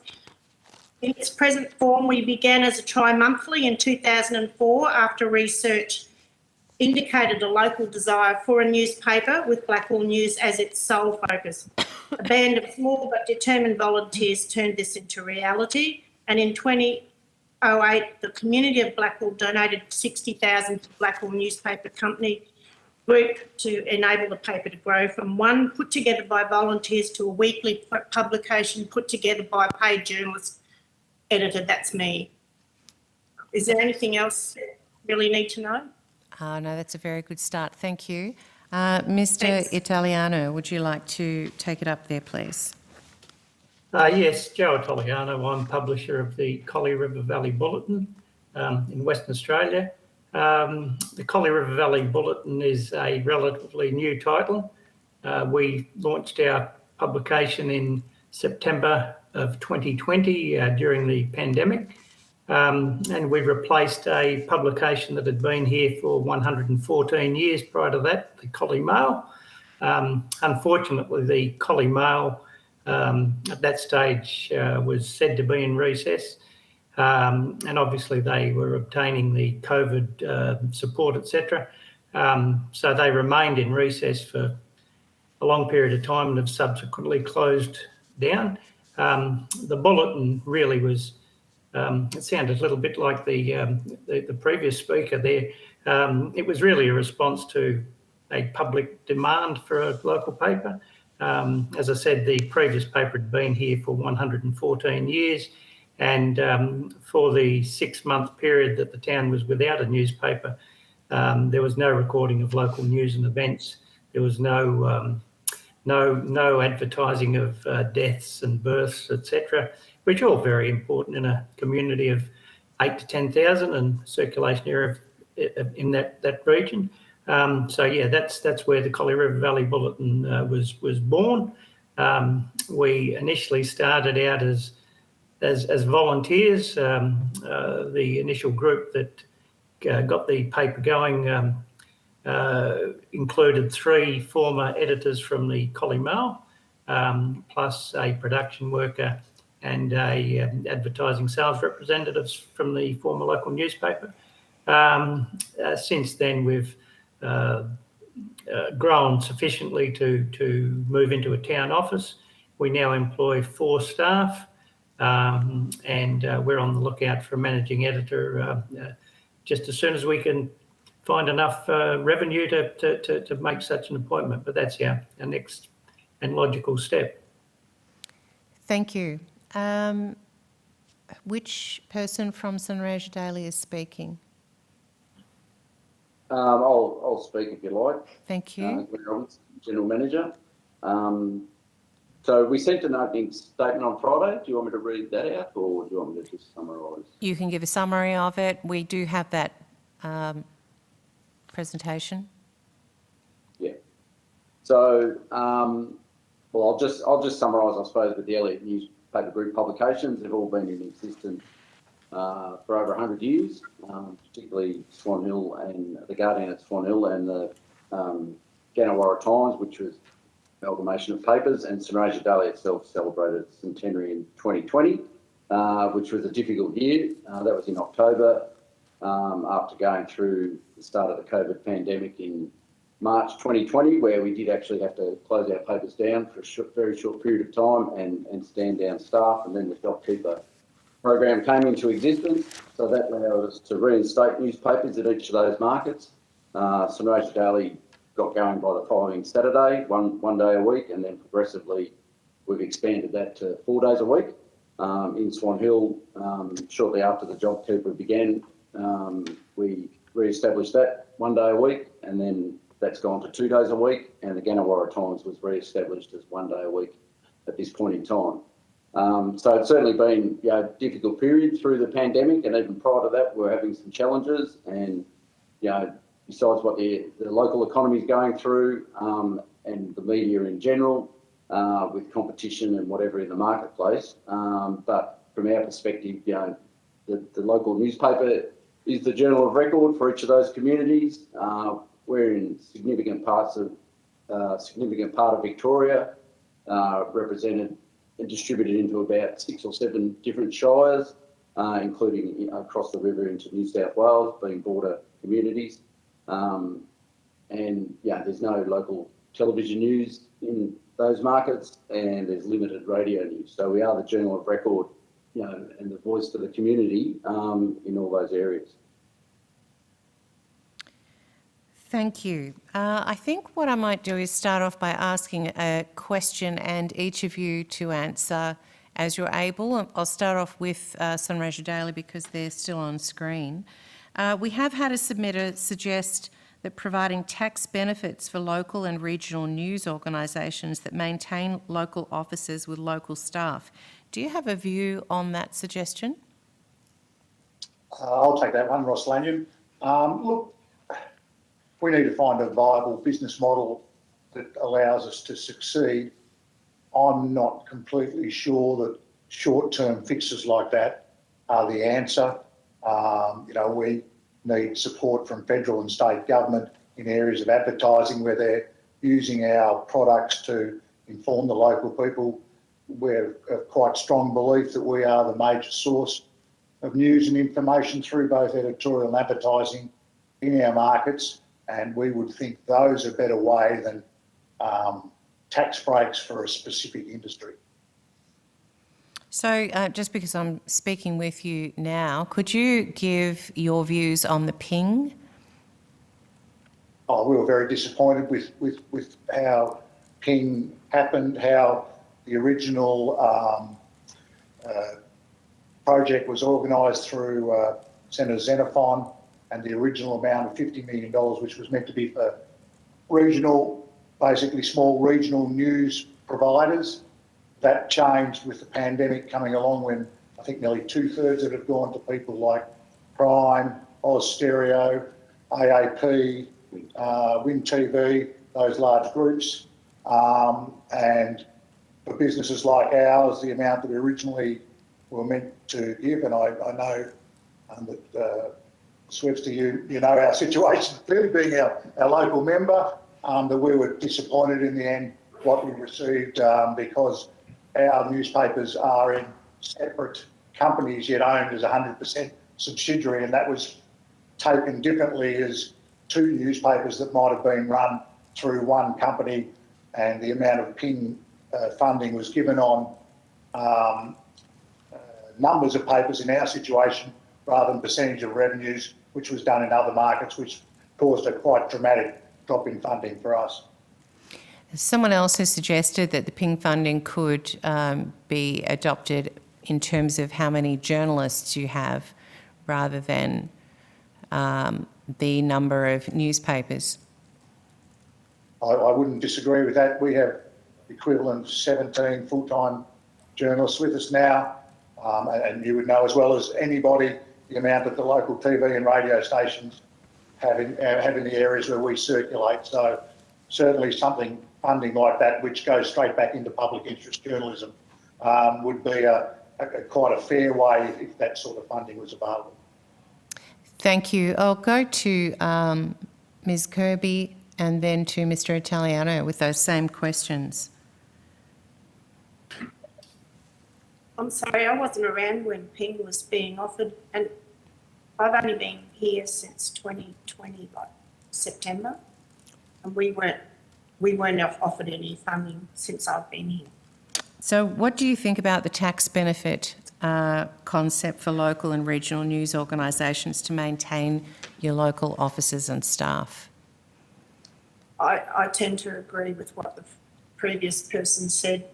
It would just be better if we had funds coming via editorial and advertising, because in our situation, like, we don't have to make a big profit because we're not for profit, but it'd be great to be able to employ, and pay someone else other than me, if you know what I mean, to even do training, to further, so that we can get someone young in to actually take over the reins. So, yes, and we don't pay a lot of rent. We're probably not in the same situation as the bigger newspapers, mastheads are. Okay, thank you. Mr Italiano. Yeah, look, I'm in the same court as the Lanyons. Although we're a new publication in terms of our age, we replaced a newspaper that had been in the industry for many, many years. We also arrived after the Ping conditions were laid down. But what we found when we went to launch was that there was no federal government, or state government for that matter, money available for new players in the market.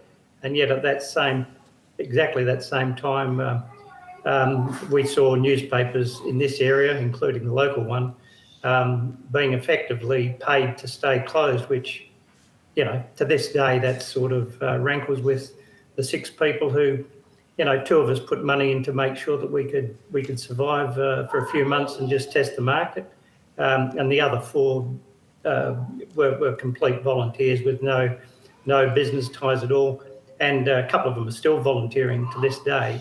So yeah, as for tax breaks, obviously any tax break is a benefit, but we too see the greater benefit being more Commonwealth government advertising. I mean, small publications such as ours, and it circulates in a town of 8,000 people, which would give you a bit of an idea of the sort of economic conditions we work in. In a town this size, your potentially biggest advertiser is the federal government. And I've noticed, having spent 44 years in the industry before we launched this publication, and I might add that 3 of the people that launched this publication were actually retired at the time, so we're actually having the second innings, if you like. But having sort of worked elsewhere, over the years we received a hell of a lot of federal government advertising that doesn't appear to be there now. We do appreciate what we get, but generally in the past where we're getting full pages, we're now getting 28 by 5s and smaller ads. And while we appreciate everything, the level of support in government advertising certainly isn't what it used to be. Do any of the others have a view on that, on federal government funding? I know in Victoria, Lanyons can probably tell us about the state government who are committed to 1 page a week, I think. That's changed a couple of times at various stages, but the state government have been very strong of their support for all newspapers in regional Victoria over the distance of the pandemic. Look, we get some federal government advertising, but taking on from Joe's point, is nowhere where it was a couple of years ago. I suppose the frustrating point about that is that We see a lot of it on social media and places where a lot of our readers don't participate, being probably a town that has an older population, and they rely on their local newspaper because there's no news in the television or radio spectrum to get all their information from there. And we believe our advertising gets very good cut through with the readers, and we believe that the federal government could get more bang for their buck by utilising regional and smaller papers across the whole of Australia. What's your view on the current eligibility for the News Media Bargaining Code? Do you want me to continue? Yes, yeah, go ahead. That was an excellent agreement between Country Press Australia and the federal government, the ACCC, and that's allowed us to play on such a big scale with the ability to punch, I'd say, well above our weight. We were very lucky to have some pretty knowledgeable people working on our behalf who volunteered their time from a number of newspapers throughout Australia to be able to deal with Facebook and Google on a basis that gave us equal footing when we were sitting in a room with them. So that was I think that will end up being a great result, hopefully for all newspapers, independent newspapers across Australia. Have you seen any of that funding coming through? Very close. We're actually on Google Showcase now, and Facebook, we've signed our agreements and expecting, I know a couple have seen some, but expecting it basically any day. And what about Mr. Italiano or Ms. Kirby? Sorry, Mr. Italiano, you're on mute. That would help. My apologies. Yeah, no, we haven't seen any funding come through. We're members of Country Press Australia, and we've followed the developments there, and obviously there are indications that there may be something in the pipeline, but to date we haven't seen any financial benefit at all. But we're hopeful. Okay. I forgot to ask the Lanyons whether the negotiating process was straightforward. You've given, mind you gave a fairly comprehensive answer about the assistance that you had. What about you, Mr. Italiano?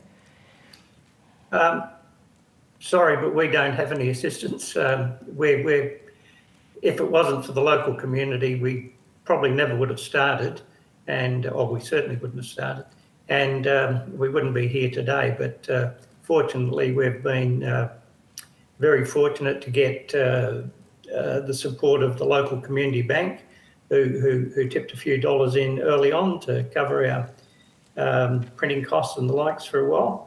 And that was greatly appreciated. We received support from service clubs and moral support from all over the place. But we haven't received any government money. Ms. Kirby, News Media Bargaining Code. Have you received help with your applications? Have you applied? No, we haven't applied. Mainly, mind you, I take my hat off to QCPA for doing it. Thank you. I'd say thank you to everyone that worked it through. We don't put stories up on Facebook purely because we need people to buy the paper and we've got a paywall on our website, so they just subscribe to us to read our stories. A lot of our papers get passed around. I get emails from people who I know have not bought a paper because people will take a photo on their phone and send it through. So we're not in a position to, because it's so tight, our budget and stuff. But it is a great idea, and I think it's a wonderful thing that they've done. Yes, Mr. Italiano. Yeah, look, if I could just comment on that, I could understand exactly why you wouldn't be putting stuff up online, news up online, because we're in a similar situation where virtually to get any of this money, we're actually going to have to risk losing circulation by putting things online. We're currently looking at the Facebook proposal, and we have applied. However, that is all dependent on us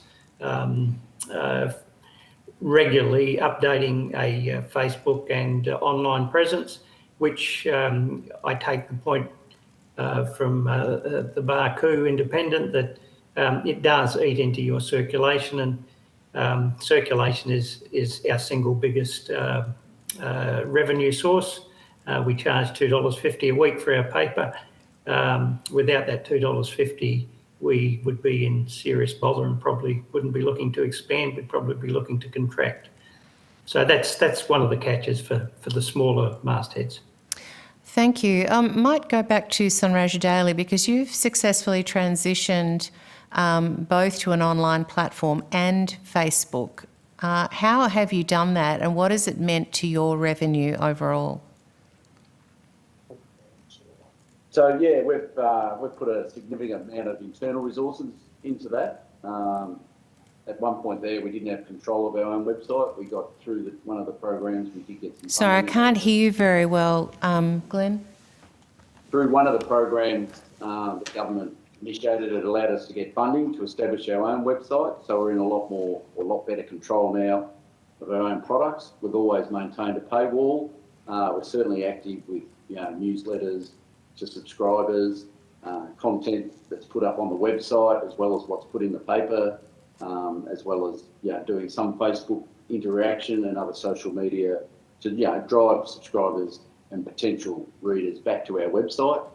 And like Joe's indicated, or whatever, you do need people to be paying for your content, which is either through a subscription to the website or a subscription to the paper.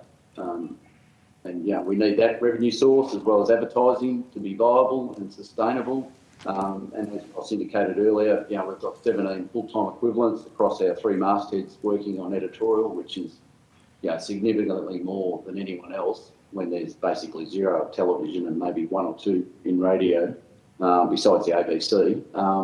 So we're allocating the resources there, and we want to keep doing that, fulfilling that role by providing public interest journalism and giving our readers a voice through interaction that way, but it does come at a cost, and it's got to be viable. And what percentage of our revenue would be digital to? Digital revenue is still very challenging, and be lucky to get probably 5 to 10% of our overall gross revenues compared to selling our newspapers 4 days a week in Mildura, twice a week in Swan Hill, once a week in Gannawarra, plus what we sell local advertising, government advertising, real estate advertising, and a few other things, sources of revenue. But as far as revenue, it's still incremental. So we're set up to go, and we're set up to take advantage of all that. We've just got to potentially be careful that we don't just convert existing readers and subscribers and advertisers across to a digital platform only. We're trying to be multimedia, package it up, so that there's options there for both readers and local businesses in terms of advertising, as opposed to a lot of local businesses foregoing traditional mass circulation media and trying to utilise social media and that to promote their wares and business and whatever. How they get cut through on that in that environment, an interesting one when there's so many there's so many other things that go on in social media that may not be highly regarded and trusted as far as a news source, whereas we've got to be very careful what we do in that sphere, because our reputations and our brands are at stake there, and that's what we pride ourselves on, providing quality, credible, trustworthy news and information. So, go ahead. Just to finish that off, the people that have been successful in the digital sphere as far as subscribers would seem to be the New York Times, the Washington Post, the Financial Review, the bigger papers that cover a wide range that actually move outside their own circulation area, whereas smaller publications like ourselves and like the other people that are joining us today, you really only have the sphere of your local area, plus a few people that either live there or have interest in a specific area. It might be sport, it might be births, deaths and marriages. They want to check up and see who's had babies or unfortunately who's passed away. So it's difficult for us to grow. Even the people at Swan Hill aren't particularly interested in what's happening in Mildura, apart from probably the area that you're in with federal politics. But outside those areas, there's not, the football results in Mildura don't mean much to the people that are reading the digital or paper in Swan Hill. Can I ask you what has changed in the digital platforms or the online subscriptions in terms of advertising? Has that decreased advertising for you, or interest in advertising, I should say? Again, that's been challenging, I suppose, just to get local businesses that maybe don't have big budgets and even themselves may not have a website or whatever. So therefore, it has been difficult to target some of those people and get them involved. And similarly, there are other bigger businesses that maybe use third parties to do their advertising and marketing for them. And that's where, their angle is more on the social media type advertising as opposed to traditional mass media. Newspapers have been around for a long time. Hopefully they're around for a long time to come. Certainly had plenty of challenges along the way. This is just another one that we're working through.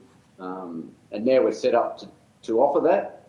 Potentially, that could help us, but as I indicated earlier, it's still a small percentage of our overall revenue to be sustainable at this point in time, but we are trying.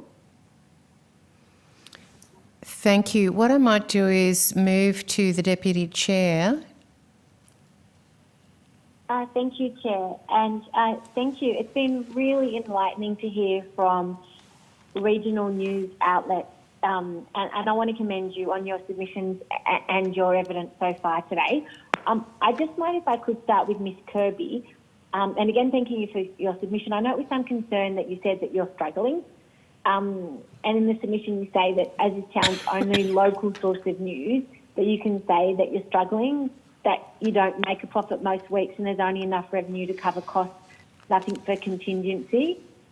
And you go on to say the biggest threat to your ability to keep bringing news to your community is lack of working capital, which in turn can be attributed to a lack of paid advertising. And we've just heard a lot of discussion about that. Do you believe the crisis facing regional news is getting better or worse? And if so, why? And I'd welcome anyone else on the panel to offer their view as well. Thank you.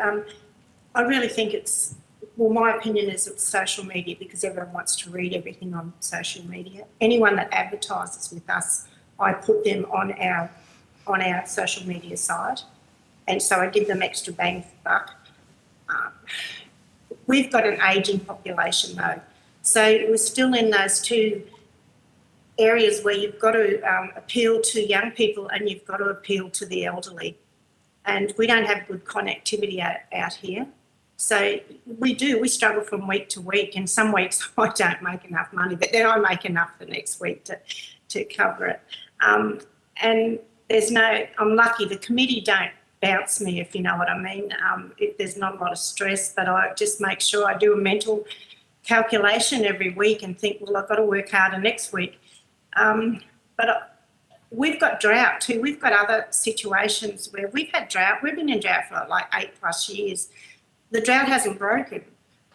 So you don't feel good chasing the locals all the time, because they're getting chased by the schools, the swim club, the footy club.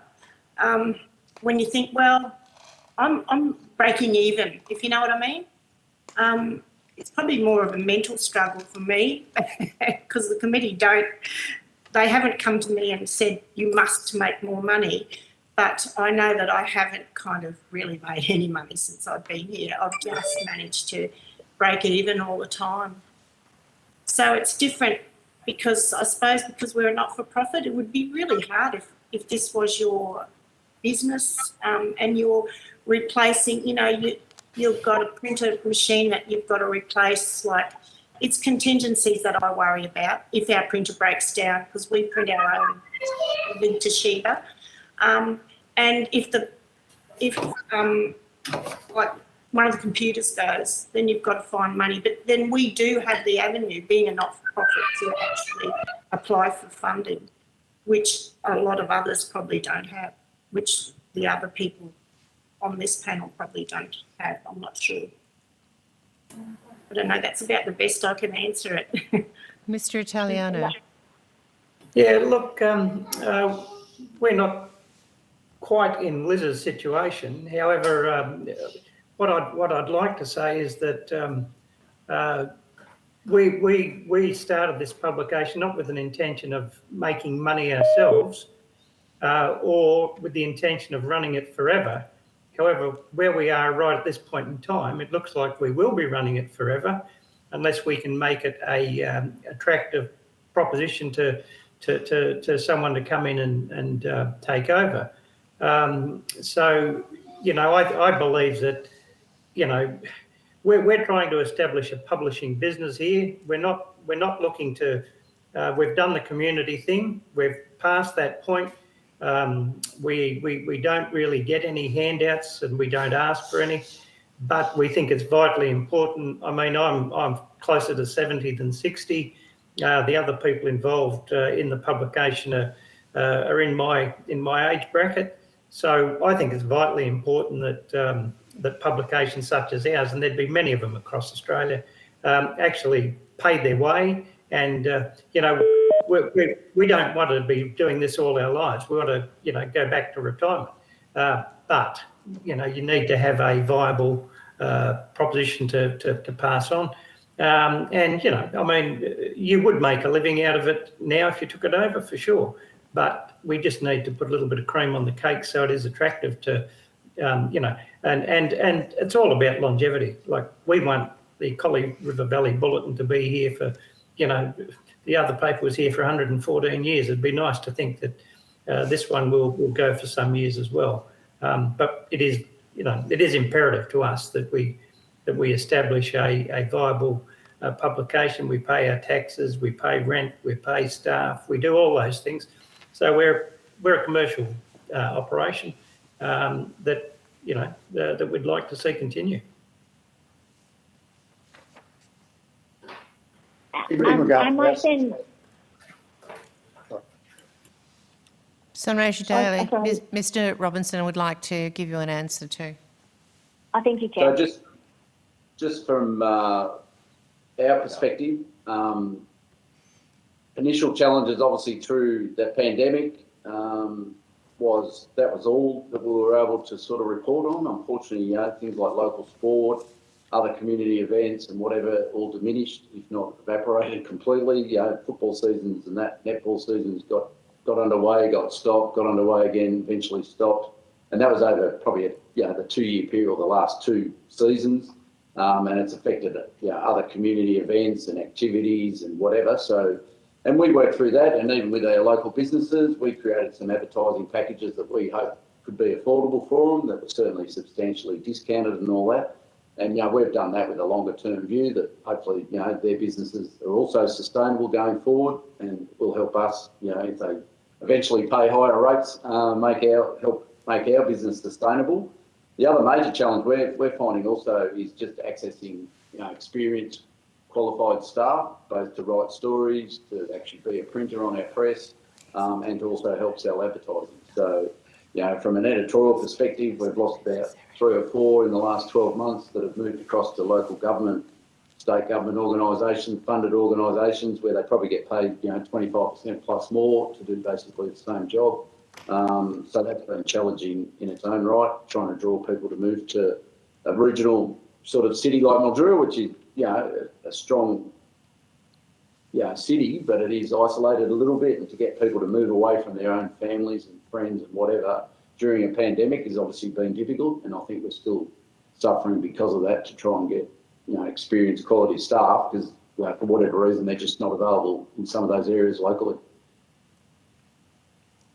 Thank you. I just had a question about, you know, the general sort of decline in regional media. There have been a range of reviews and inquiries into the news media sector over the past decade. The ACCC Digital Platforms Inquiry was just one of many. In your view, individually, as you know, kind of owners or operators of regional news outlets, has the government done enough to arrest the ongoing decline in regional media? I'll start. Look, I think we've been through the whole lot. We laid off all our staff early in March, so you couldn't do much more than that. A whole lot of them, including ourselves, and then to claw our way back from there. I've been a participant in many of those inquiries you talk about, and look, I think everyone's got the best interest.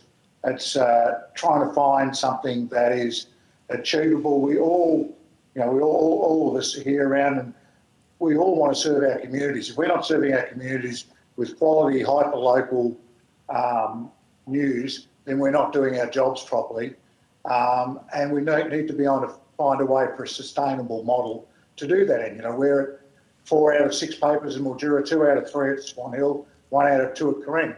If we went back to our full models now, we would be unsustainable very quickly. We've just had a 20% increase in newsprint prices because not as much newsprint's being used. So there are challenges in front of us, but look, I think like any industry, we've got to help ourselves as well, and I think that's it's great to have these things, but it's coming out with something concrete on at the end of them that can be acted upon and that we can get our teeth in. A lot of the time, unfortunately, we're just concentrating on keeping our heads above ground, and we pay 60 staff every week here, so that goes out every week. So it's something I take very seriously, and it's great we're having this. I just hope something productive can come out of it.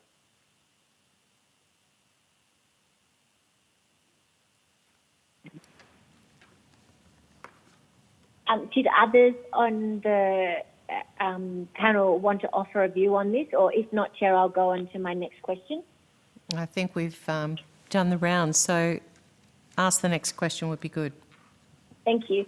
I just wanted to get a view around the news media bargaining code, and we've heard this has been covered in submissions and a lot of the evidence today.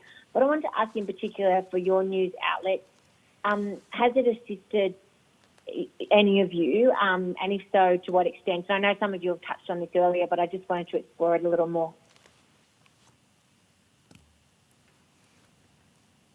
Sunraysia Daly, would you like to go first? Look, percentage-wise, the revenue, if everything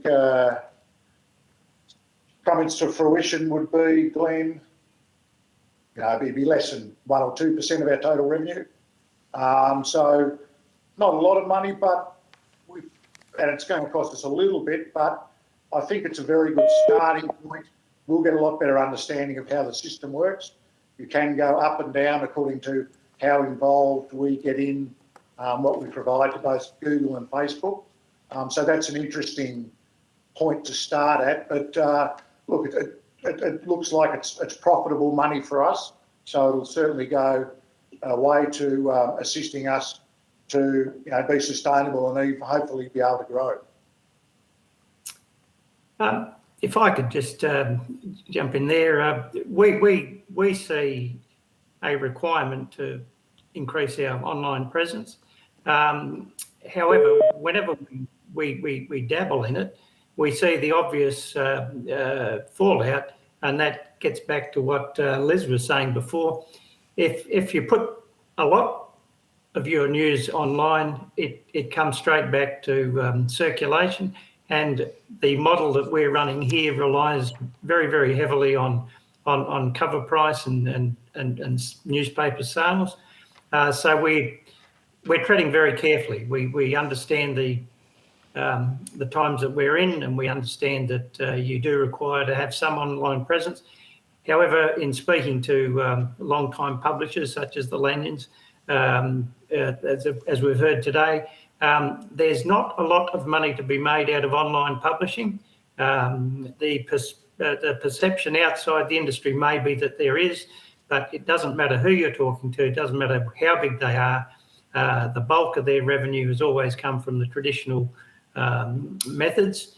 And for smaller publishers, online has really, really just been you know, we could tackle radio, we could tackle television, but online, that the feeling in regional areas, I believe, is that people want to do their Facebook and Googling, etc., but not many of them want to pay for it. So as soon as you put paywalls on your news, etc., it's virtually a red light for potential readers. So yeah, they're the issues that we face.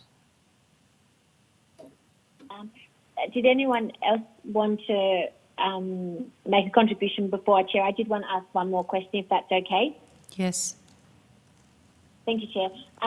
Before COVID-19 existed, the ACCC recommended 150 million in direct funding to support news media publishers. And I note in Ms Kirby's submission that direct funding isn't necessary, but I wanted to ask, have direct funding grants reached the right news media publishers at the right time? In your view, as regional news outlets, which news media publishers should get the benefit from funding grants for public interest journalism, like large, small, metro or regional? And should grants go to all newspapers equally on some fair basis?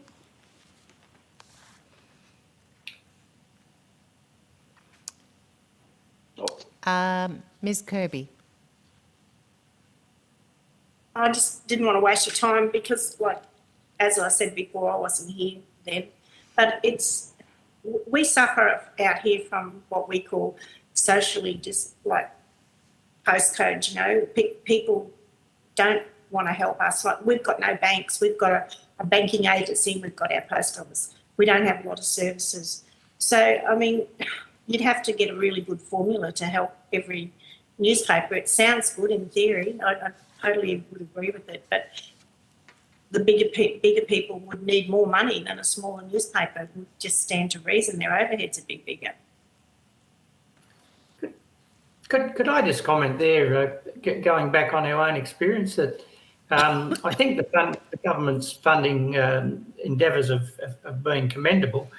It's just that we found it very ironic that at a time when we're endeavouring to start a business, endeavouring to employ people, that there was just no money available to us.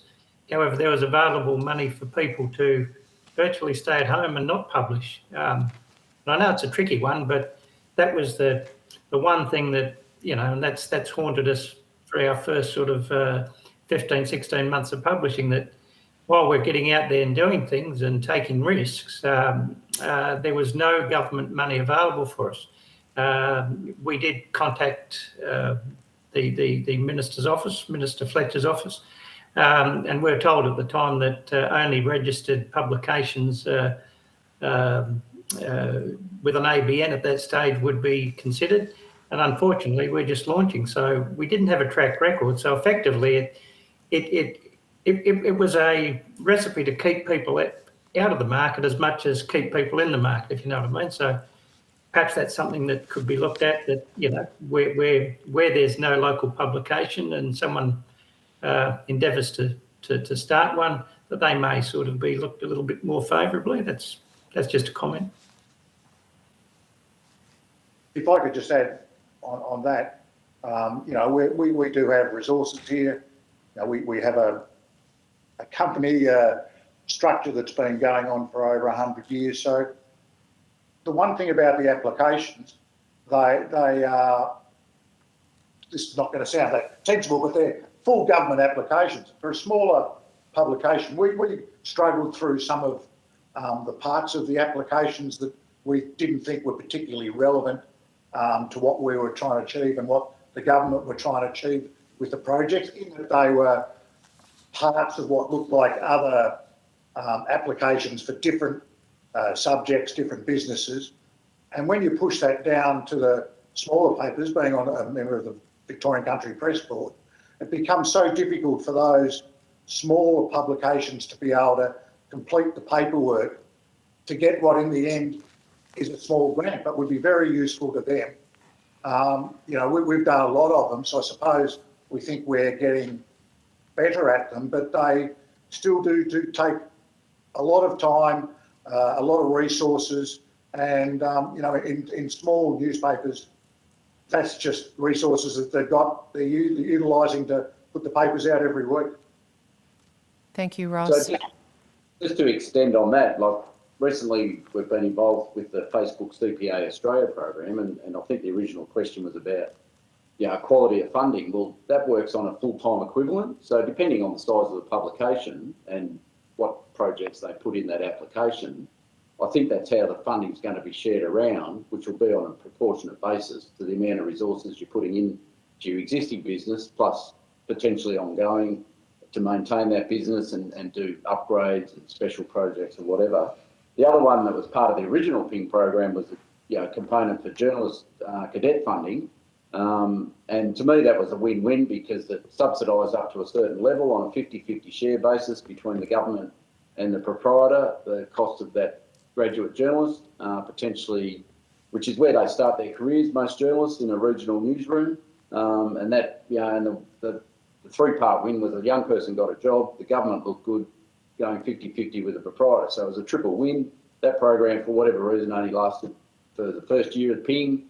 And as we know, that PING money eventually got siphoned off to commercial radio and commercial TV operators in regional markets that, aren't independent as such because they're all part of major networks that operate around the country. And some of those have since that funding was being used have shut down and closed their services and whatever, whereas we're still pushing on as independent regional publishers and trying to make a fist of it. Thank you very much to the panel and thank you, Chair. Thank you, Deputy Chair. Just to clarify, Mr. Robinson, can you just articulate how important the cadetship program is to you as a regional newspaper? Oh, mainly from the point of view, as I said, a lot of journalists that go to universities and that, to get a foot in the door, they do start in a regional market. And a long time ago, there was opportunities in TV and radio as well as newspapers, but that's all diminished to the point the only place they can really get experience at doing a proper journalist job in public interest journalism, working for a publisher, is at a regional-based, rural-based newspaper. They might end up doing public relations and that, or start off there, which that's not really public interest journalism. That's sort of on the other side to some extent.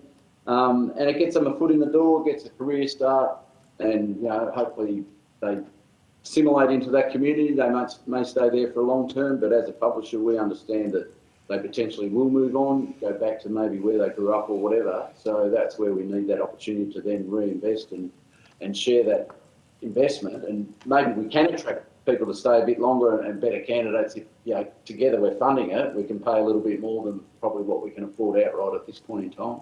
Okay, excellent. Ms. Bell, I believe you are online. Thank you. Thank you all for joining us today. I'm the member for Moncrieff on the Gold Coast. I'm sorry, Angie, your connection is so terrible, I can hardly hear you. Probably part of the reason why I've just been listening most of the day. Can you hear me now? Yes. Okay. So I wanted just to ask the panel about the business model of regional newspapers, just to see if we could... We've lost you again. Right, okay. I'll just have to give up. Sorry. That is a pity. You could put your questions and we can give them to the panel on notice. I've just moved. Is that a better... Yes. Is that a better line? We'll hope it lasts the whole sentence. Away you go. Okay. Sorry, we've had a lot of rain weather up here, so it could be something to do with that, with the connection.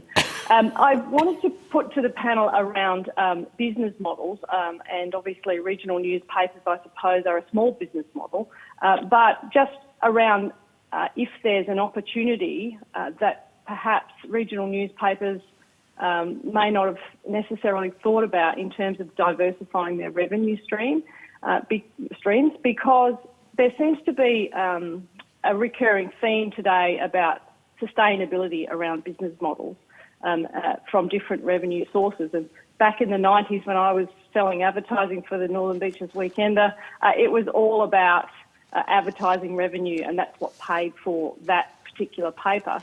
But I know now we've got digital media, etc. So your business models in regional Australia would be quite quite more diverse perhaps than they used to be.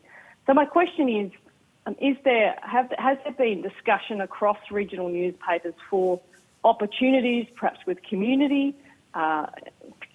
partnerships, or even with a franchise model that can be applied to regional newspapers to better preserve your business model and to keep developing it?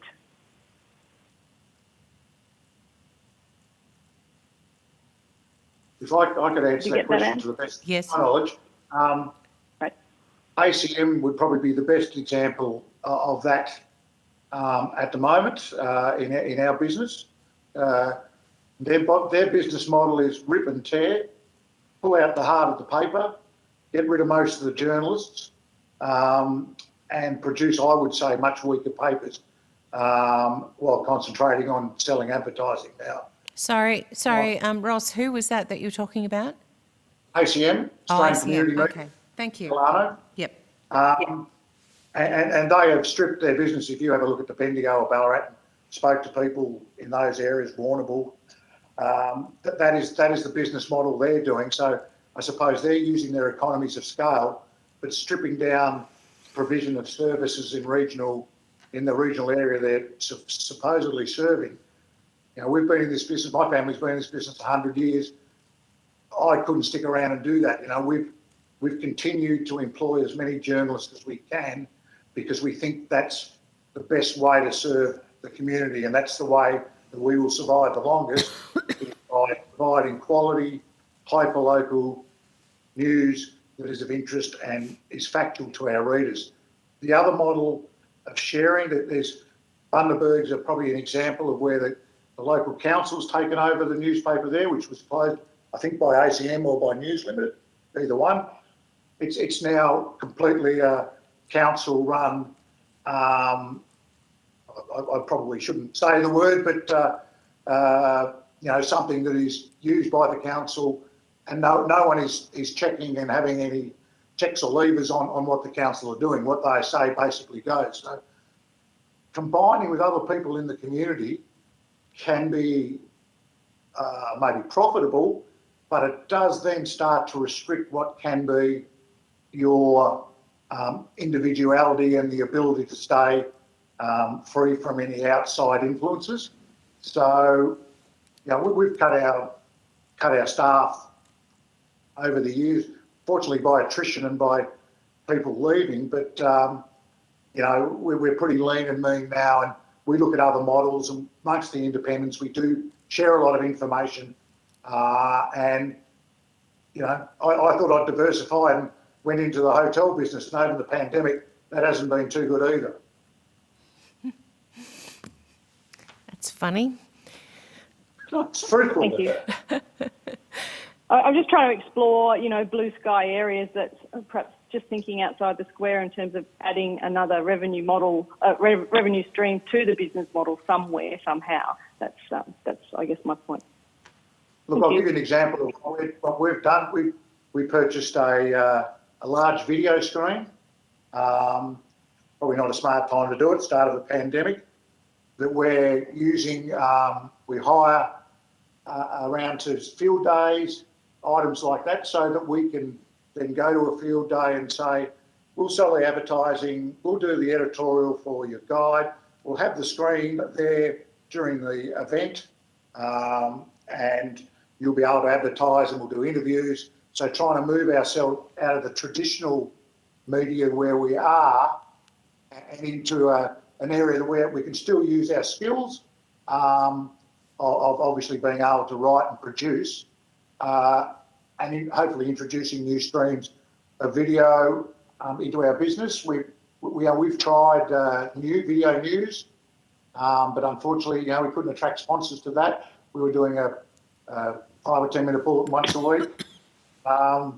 So yeah, look, I think most of us are open to those sort of things, but it's a matter of being able to, you know, make them pay, at least wash their face and be useful to the rest of your business. Thanks for that response. Back to you, Chair. Now, Ms. Kirby would also like to answer that, Ms. Bell.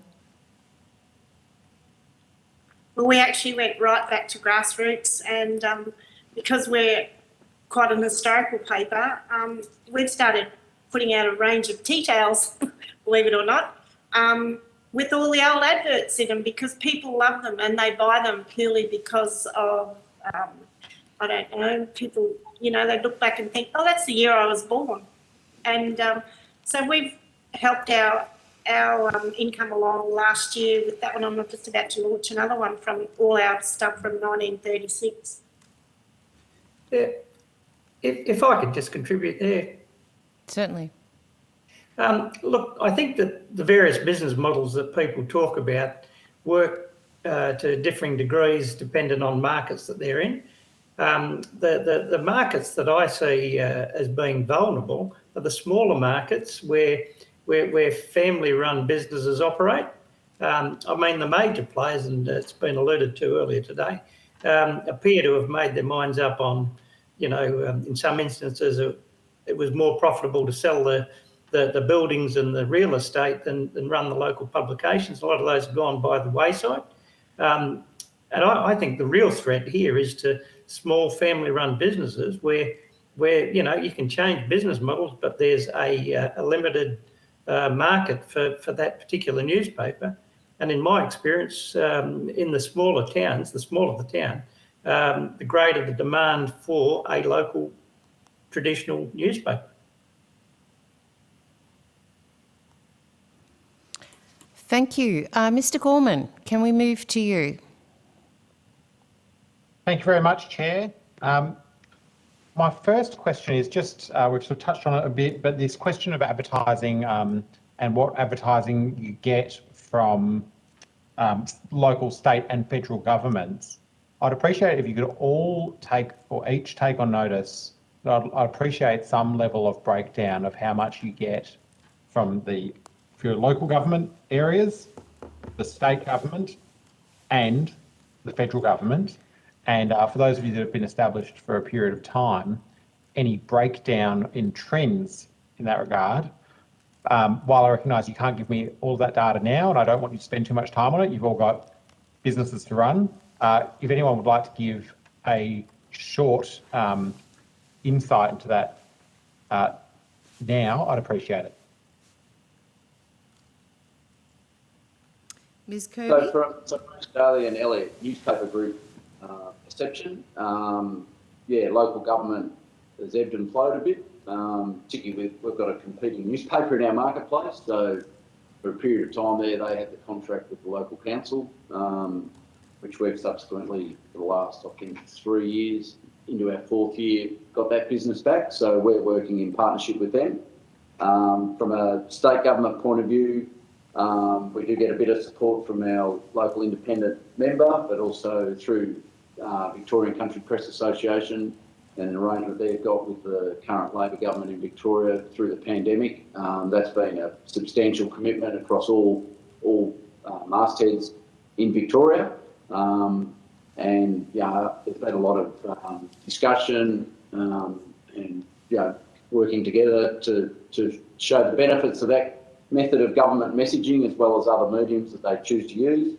And we believe the feedback that they're getting and that we've received from them, that's working quite successfully, to the point they've extended it a couple of times for another 6 months over the last 12 months, and I think it's been extended again as we speak. From a federal government point of view though, very limited we do get a bit of support from our local federal government member, but from the federal government overall, it's been very limited over the last couple of years. There was initially a fair bit through the start of the pandemic, but then it's dropped off substantially, which, I know the pandemic's been the #1 priority for the government, but there's certainly lots of other areas that they've got to manage, the economy and whatever in Australia, and that's where we believe, as a share of the resource should be allocated to newspapers, traditional newspapers, for that government messaging, because of particularly some of the demographics of our readership and whatever that don't interact on social media and whatever. So, but as a percentage of our overall revenues, those all combined, they're still, they probably make up maybe 20% of our paid advertising revenues. Thank you, Ms Kirby. Local government, we get 1 page a week, which I negotiated last year and again for this year. From the federal government member, we get 1 ad a month. And from the federal government, like I see all these ads in other newspapers, they do not advertise with us at all. State government, we get revenue from the local Central West Health because they advertise locally. Thank you. Can I just clarify that ad that you held up? Is that the current climate change ad that is part of the multi-million-dollar campaign that the federal government's running? Is that the one you mean? Yeah. So yes. I've cut that out of other papers, like I buy the papers and see what's advertised, yes. So of that, that's the government's largest advertising campaign at the moment. So you're not getting any of those ads about climate change and no digital revenue either on that campaign? No, nothing about COVID. I haven't had a federal ad since I've been here. Right. Okay. Mr. Italiano, you're on mute. You're on mute. My apologies again. Yeah, we do receive fairly solid support from our local government, our local shire. They take a full page once a month, and they put through a lot of their statutory advertising with us as well, which is appreciated. State government is hit and miss, not a lot, not a great deal. And federal government, we're getting the low emissions and the odd COVID. I shouldn't say odd. We get most of the COVID campaigns, and they're very important to us. All 3 levels of government are very important to us. We have our federal member here takes an ad every second week, which I think it's good politics, and it's also good for our readership to see that he's active. Yeah. And I'm sure there are people in this market who it's a very big electorate. Without the newspaper, and his consistency in it, probably wouldn't know who their local member is. We could always do with more, obviously, but we are getting supported and we appreciate it.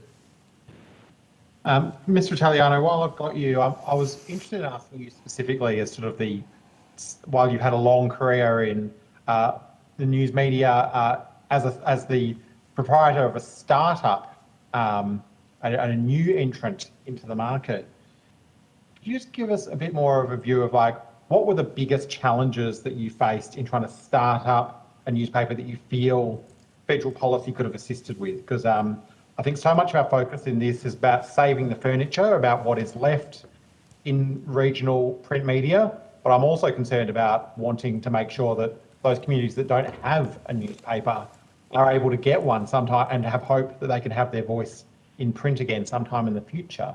So I'd really appreciate your insights into how do we help the next generation of print and regional press. Look, my feelings, and I think they'd be shared by people who've had a little bit of time in the industry. My feelings are that the larger newspaper groups have abandoned small regional areas, and they did that, a fair while ago, and it's just steadily progressed. And I think COVID was probably the excuse used to close a number of titles. Certainly in Western Australia, and in my previous role, I actually managed a lot of these publications, but publications at places like Esperance, where there was a bi-weekly, closed. In Collie, where I'm based, had a very viable publication that until my retirement in 2013 was very viable and very vibrant. However,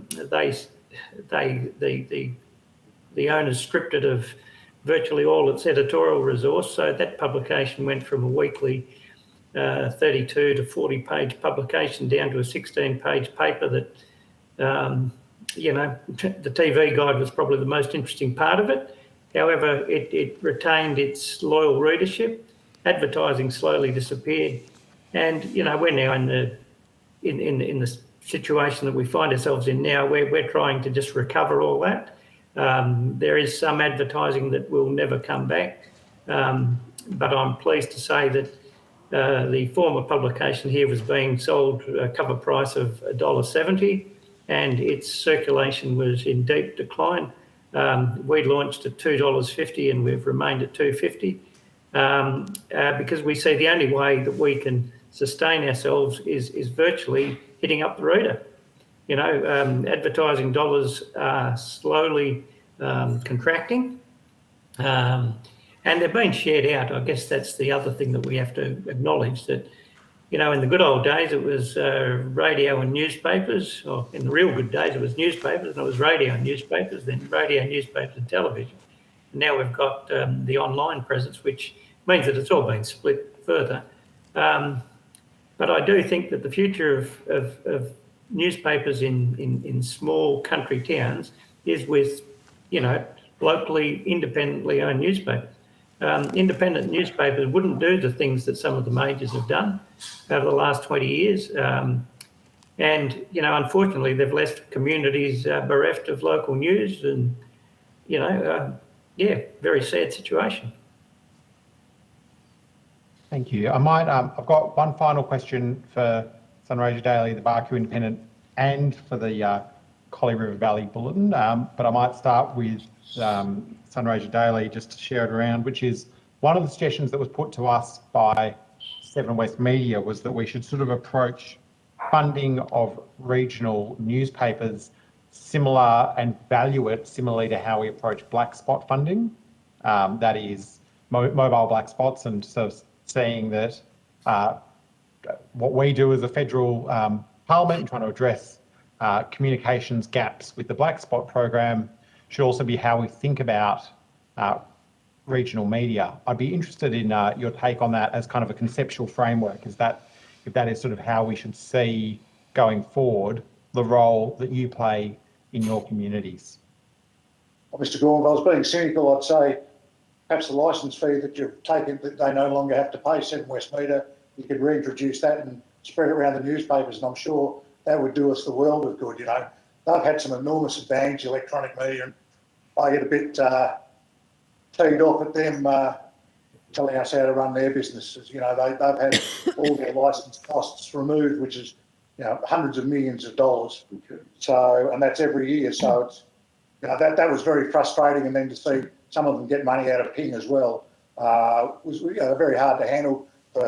As Mr. Taliano said, you know, we're family businesses. We're doing this because we've been in our communities and we respect our communities.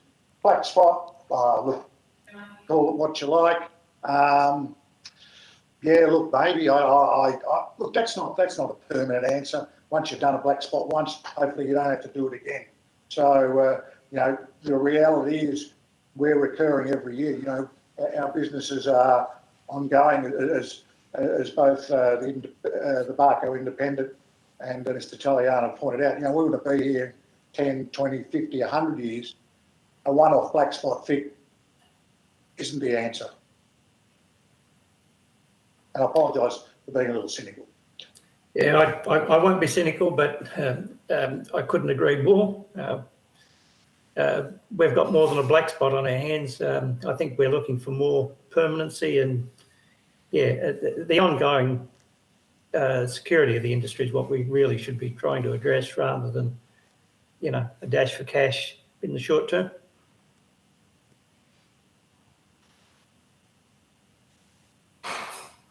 I basically agree with what everyone says. You know, like, we've got black spots 20 k's out where you can't get mobiles to work. So it's yes. I also know that if I had federal advertising revenue, I would be doing better. Can I just interrupt there? And I think to clarify, Seven West's point, what they were saying was that regional communities, because of thin markets, struggle to get good connectivity, and so the government has stepped in to fill the gap. It's not really about the one-off payment, is how I would understand it, Mr. Gorman, rather about the government filling the gap for thinner markets where the advertising is not available, where the circulation is not available. Is that a fair comment? I think that's how I understood it, Chair. Yeah. So I guess the question is just... Sorry, just to reiterate Mr. Gorman's point, if we go back to Sunraysia Daily just for a second, it's that notion of understanding that regional communities do it tougher in terms of having business viability because of thin markets. Is it an appropriate approach to think that the government should be filling the gap effectively? I would have thought we talked about before full-time public interest journalist employees. To me, that is the fairest way. The thing Glenn mentioned with cadets, I'm sure Liz would say, she'd love to put someone on. They're the ways that you can help us. I'm sure if she got half paid for a cadet, then she'd be very, very keen to think about getting cadet sooner rather than later. I'm trying to get my head around a black spot. What is it? Just here's X amount of money. I suppose I don't want handouts. I don't want handouts. We've got to run this business as a business. So we've got to find a way with the assistant. I think now that I think the federal government certainly understands the importance of what having strong, successful media. But I'd hate to see this money then go to, as Joe explained earlier, to businesses that really used the pandemic as an opportunity to close down their newspapers and receive money for them. That's not the answer. We're saying, and I see two very passionate people here that are representing their newspapers, and I think they're the people that we need to be supporting, who live in their communities, interact with their communities, and want to be part of their communities and make their communities better. Could I add to that too? Certainly. Look, I think that when we talk about supporting or the government supporting smaller publications, I think it's not only supporting the publication, this is actually supporting the community. This is supporting people who want to live in that community. This is supporting people to stay there rather than move off to the city where, they get a whole heap of benefits that, you wouldn't contemplate when you live in the bush. And you don't want either. I mean, that's why you live in the bush. But what we're finding, and I think the smaller the community, the worse it is that people simply can't continue to rely on their local publication to be there, beyond the next month or the next year or whatever. And I think there's a real need in these communities to have a really vibrant, go get a local publication that sort of knows that it's not there just to survive, it's there to provide a service. Because, regardless of the online presence, regardless of television or radio, in most of these small towns, the local source of news, the local trusted source of news is the local publication. No amount of Facebook, no amount of any of the other online services will replace. There's no one else, basically. And when that publication's gone, those communities are really, really hard hit. And you only have to go to communities that have lost their paper and no one's come forward to see the effect and the impact. Thank you, Ms. Kirby. Last second to have a statement. Did you have one on that? No, look, I echo what gentleman said. It's important to the community. I know it's important to our community to still have our newspaper.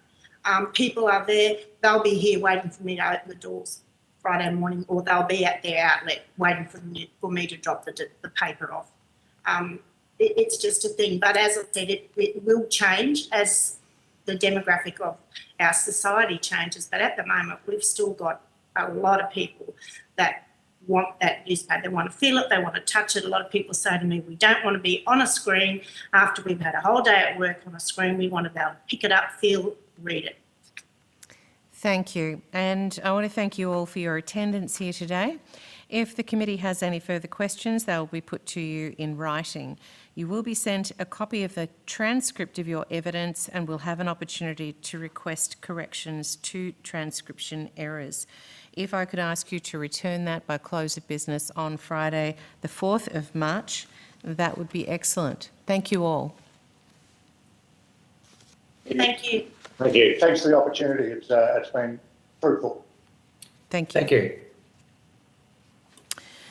I now call on representatives for the Local News Innovation Project to give evidence. For the Hansard record, would you please state your full names and the capacity in which you appear before the committee? I'm sorry, you're on mute.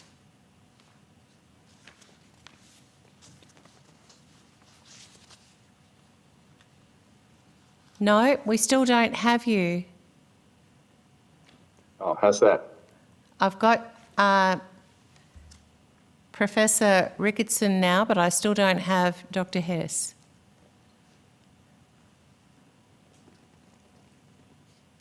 Yes, just, while Professor Hess is getting herself unmuted, I will happily tell you I am Professor Matthew Ricketson. I'm Communications area at Deakin University.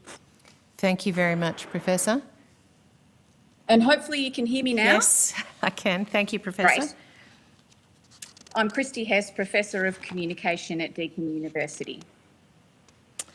Although the committee does not require you to give evidence under oath, I should advise you that this hearing is a legal proceeding of the Parliament and therefore has the same standing as proceedings of the respective houses.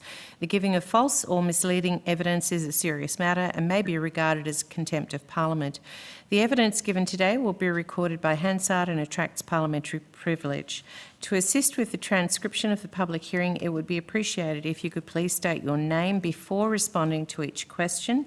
I now invite you to make a brief opening statement before we proceed to discussion. Thank you. Thank you for the opportunity to appear today.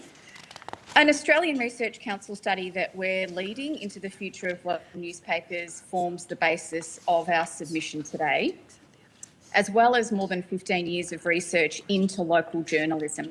So as part of our current project, we conducted a national survey of local newspaper audiences right across Australia.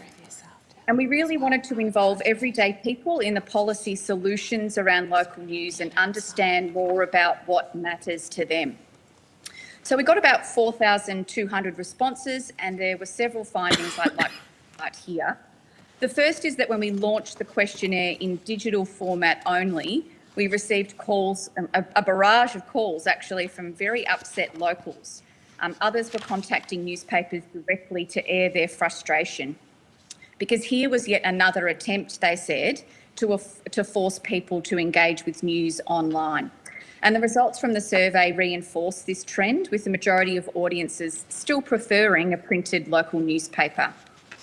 So country press readers overall are 2.6 times as likely to read their paper in print than in digital format, and they view the printed newspaper an essential service for their community. Of course, the preference for print was not the only key finding. 94% of respondents want to say about government policies and decisions affecting the future of news. Audiences indicated they are 5 times more likely to go directly to a local news website for their local news than Google or Facebook. And just surprisingly, 5% of younger audiences say they mostly use social media to find out about local news.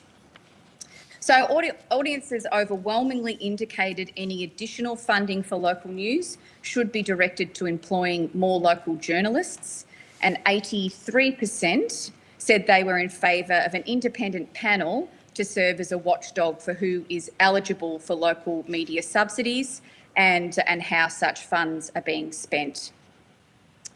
Now, all of this is not to say that we shouldn't embrace the digital environment. Of course we should.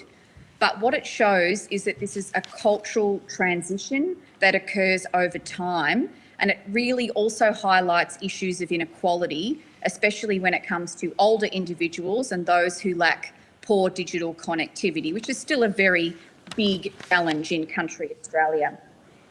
And the final and important point I would like to draw attention to is the very role that government advertising spend plays in indirectly sustaining news revenues at the local level. The uncomfortable truth here is that each tier of government legitimates and provides oxygen to news and information providers through their advertising spend, and we cannot ignore this as a powerful long-term lever in policy discussions.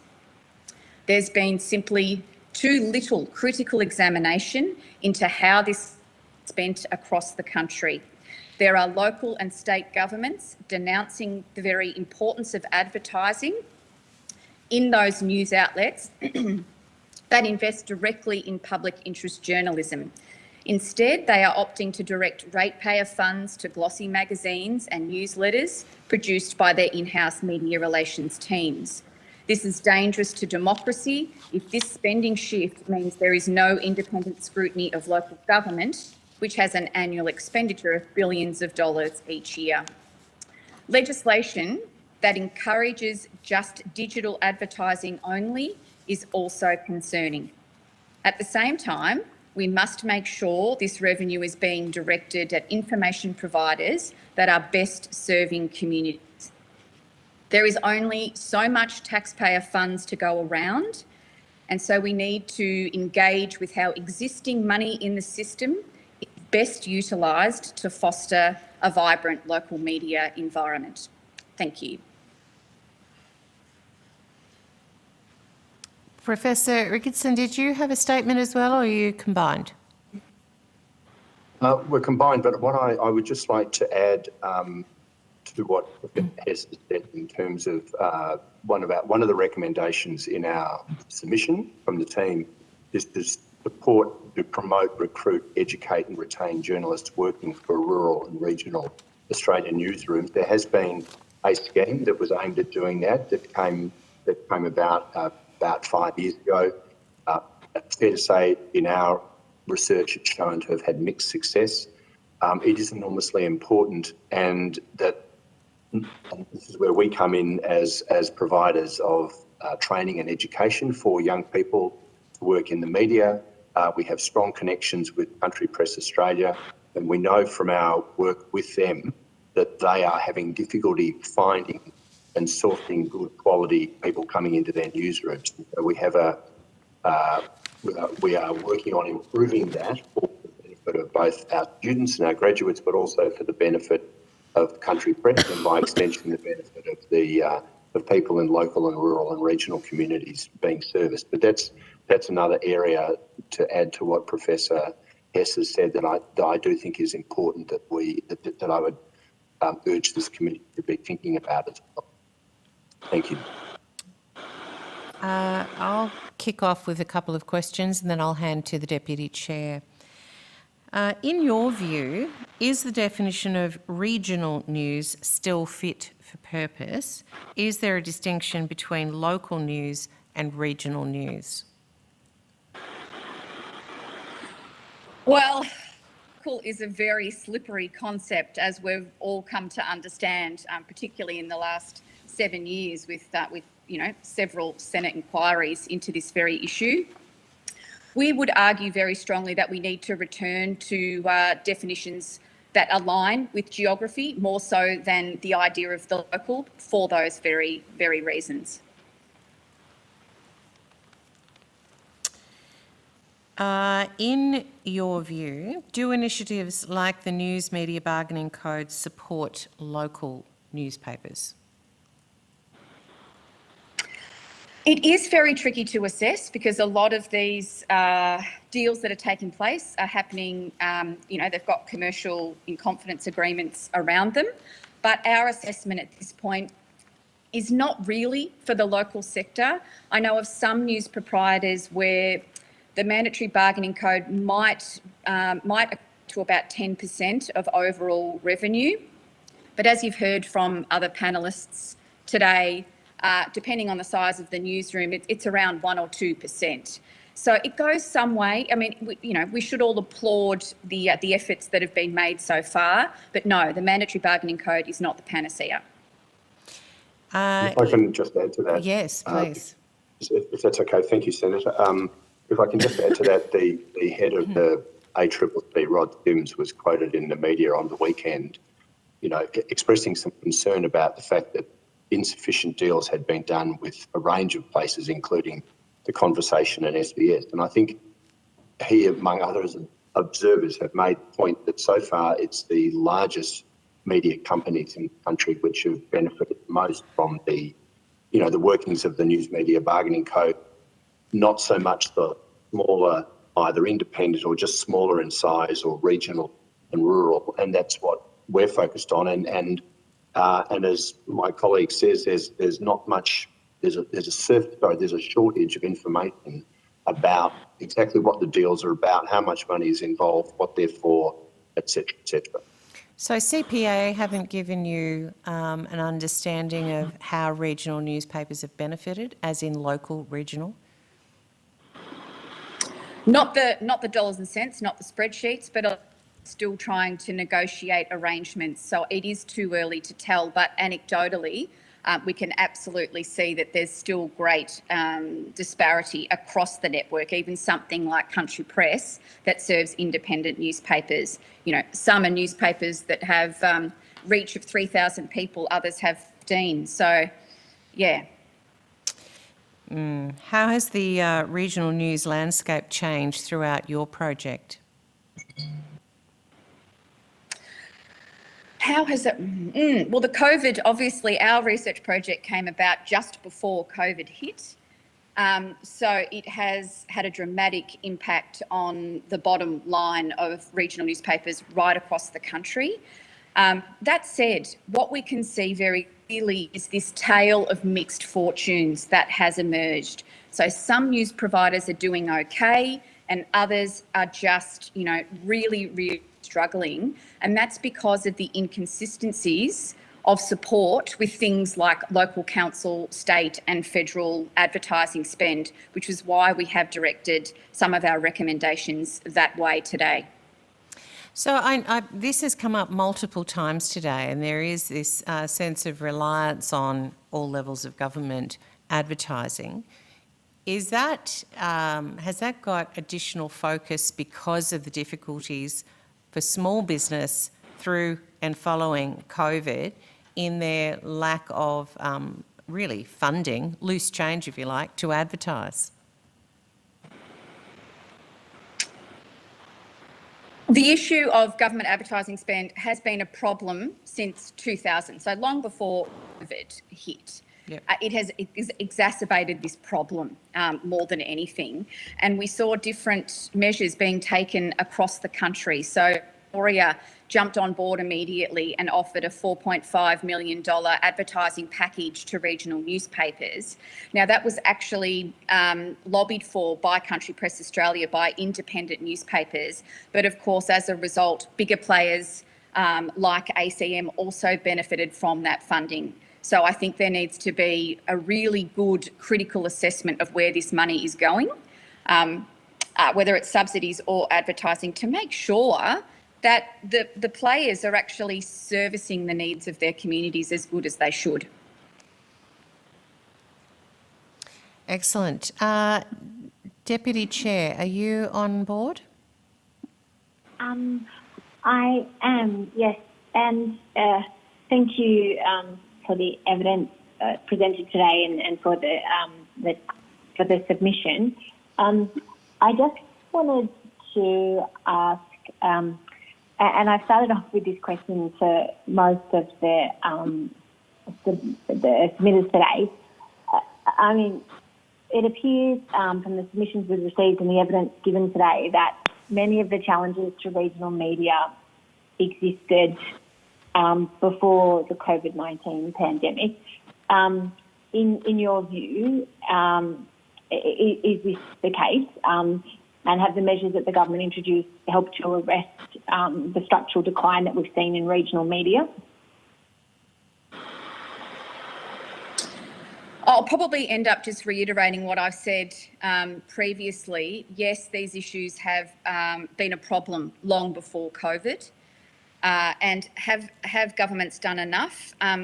There's steps in the right direction, but talk to most local news proprietors and editors and they will tell you that they're looking for long-term structural change. Subsidies that are on the table are short-term, they take a long time to apply for. We need to look at the levers that are available now that basically support the system for the medium to longer term, such as government advertising spend.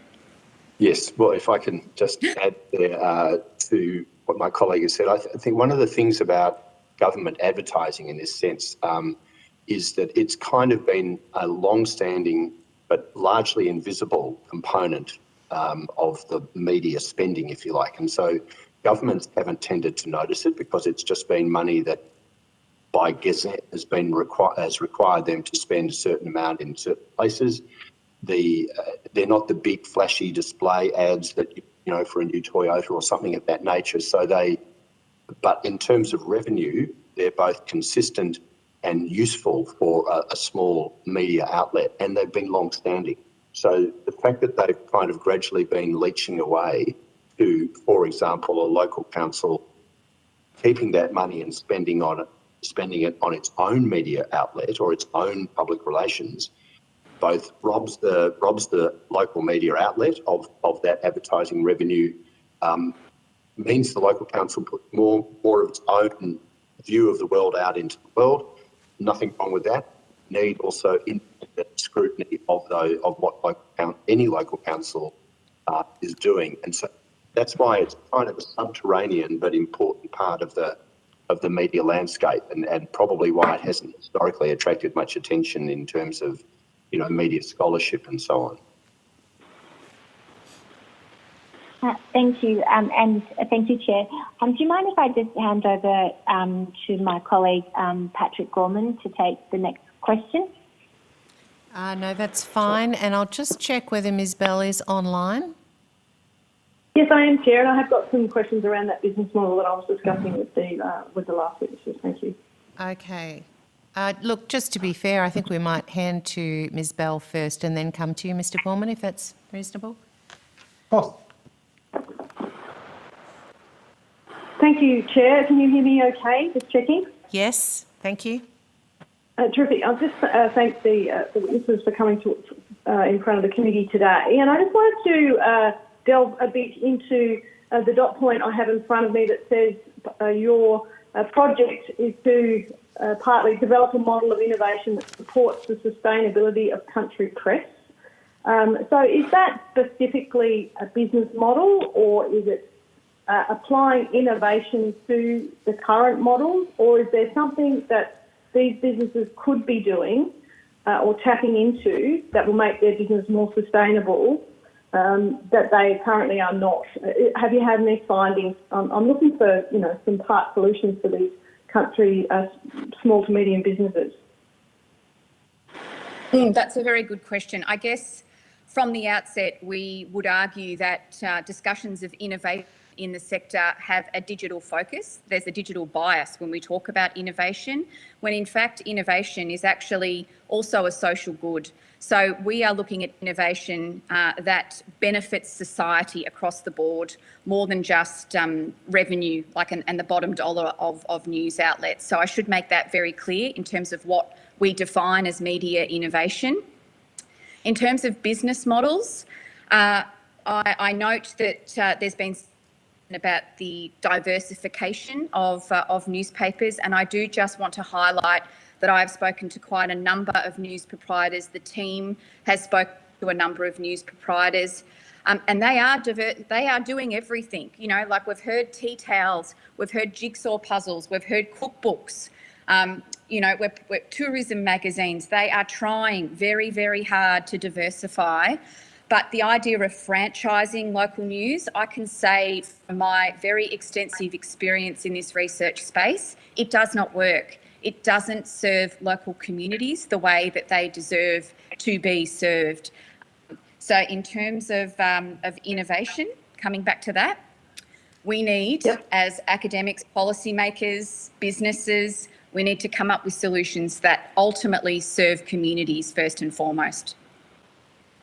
And do you think that could be, that look like some kind of community partnership with perhaps merging with local sporting community clubs or Rotary clubs or Lions clubs or some kind of partnership with a community organisational structure that would benefit these small local papers?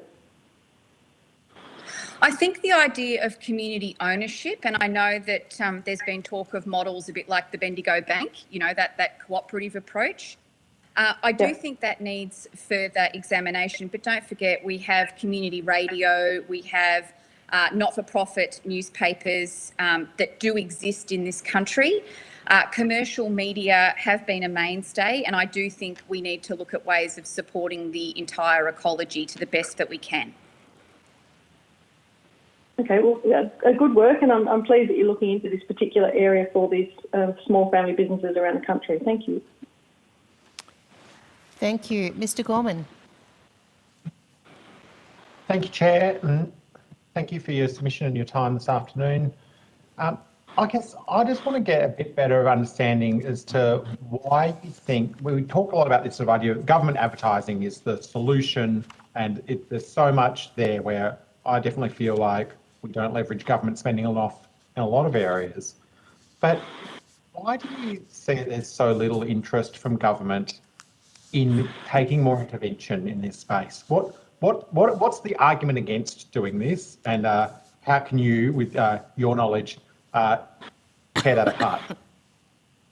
Patrick, I've been pushing this issue for a decade, I have to say, and there has been very little interest. And I guess it's because if we think about it, you know, over the last 15 years, the relationship between government and media, you know, the fourth estate, keep them separate. The idea of subsidies have really only just been an accepted idea, you know, in the last, probably in Australia, the last 5 years. Matthew, you might, that would be fair, last 5 years? Yeah. And so here we are looking at government advertising spend as perhaps, you know, the best illustration of a silent subsidy that has existed for 100 years, but nobody talks about it. And it's the money that exists currently in the system. We need to be utilising it and critiquing where it's going across the 3 tiers of government. Yeah. Is part of the solution in the requirements that are put on the media buyers who are doing that work for different government agencies? Is that where you would have the intervention? I have heard quite a lot about media buyers being a blocker in the system, but if you actually have a look, the first thing I would suggest, or there's a few things I would suggest, but if you have a look at the recruitment advertising policy guide within the federal government, those guidelines need to be adjusted. You know, that's an easy thing to start to do, to change the money coming through the system, because it's encouraging use of online recruitment over print. They say there are instances where local and rural media may offer a cost-effective option to attract local interest, but we need to affirm these guidelines around public interest journalism. It's an easy win. And do you think that do you start with, I guess, where's the easiest place to start? Is it with the big climate change multi-million-dollar campaigns and getting those into regional press, or is it with smaller? I mean, is it all at once? Do we start with the big stuff? Do we start with the small? I think it takes all tiers of government. So the closest symbiosis is with the local council, but if there's resistance there, that's immediately problematic for a local newspaper if they're the only independent player in the market.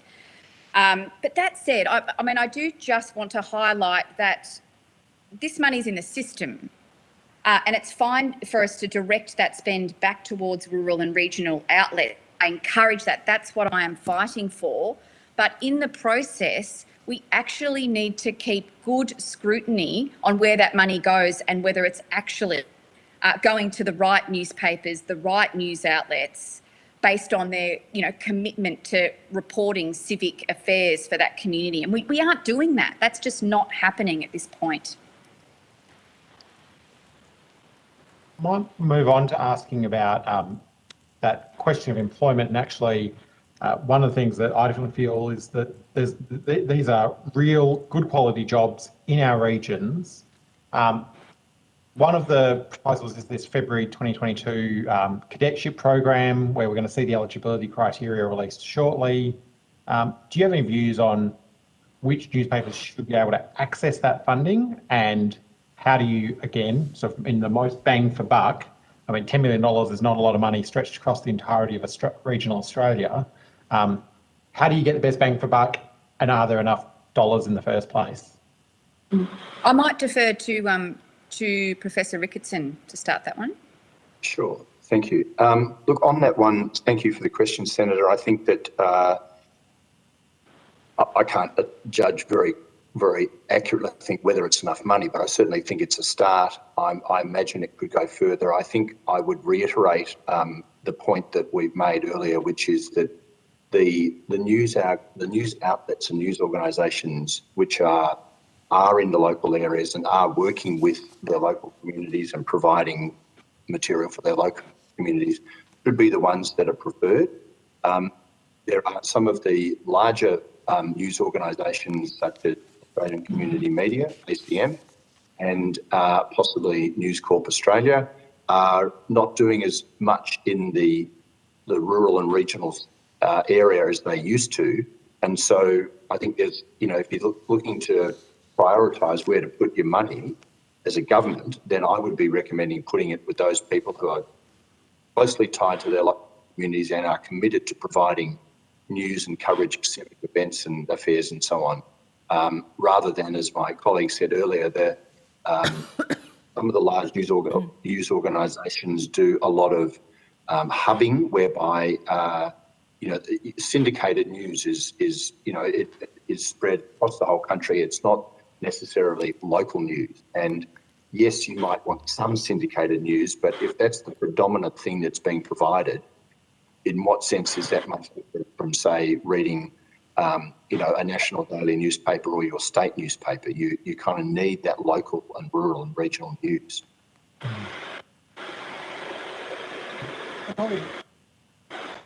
Leads well into another line of questioning I've been asking people across our hearings today, which I'm really interested in, which is around so much of this conversation in Australia is about preserving what's left, saving the furniture, making sure that we don't lose any more of the richness of our regional media voices.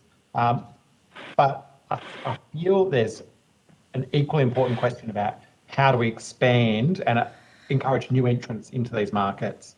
I'd be interested in your views around what we should be doing as legislators in terms of encouraging new entrants, or is that just an idealistic fantasy?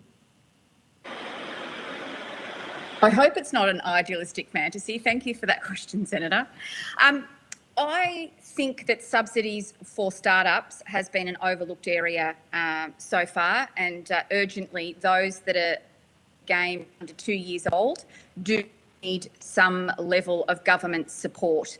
Now, I'm not suggesting that's in terms of government advertising revenue, because you will need to show a commitment to an area and that you are a credible news organisation. So we do need to push some level of support to startups. That said, there's nuances here, because what I can see is you have startups, genuine single operators, might be someone in a community, has done a journalism degree or not, and just wants to fill that news gap. But we're also seeing startups that are perhaps more what you would call resurrections, where a newspaper has died and someone else who has the experience, a printing press, has stepped in to say, look, I'll do something here. So in terms of startups, we need to, again, think about the terminologies in terms of what does warrant support. But absolutely, couldn't agree more. It is a neglected area of this debate so far. Thank you very much for that. The final question I had was just around the digital platforms inquiry. We had the ACCC recommending tax settings for philanthropic encouragement for journalism.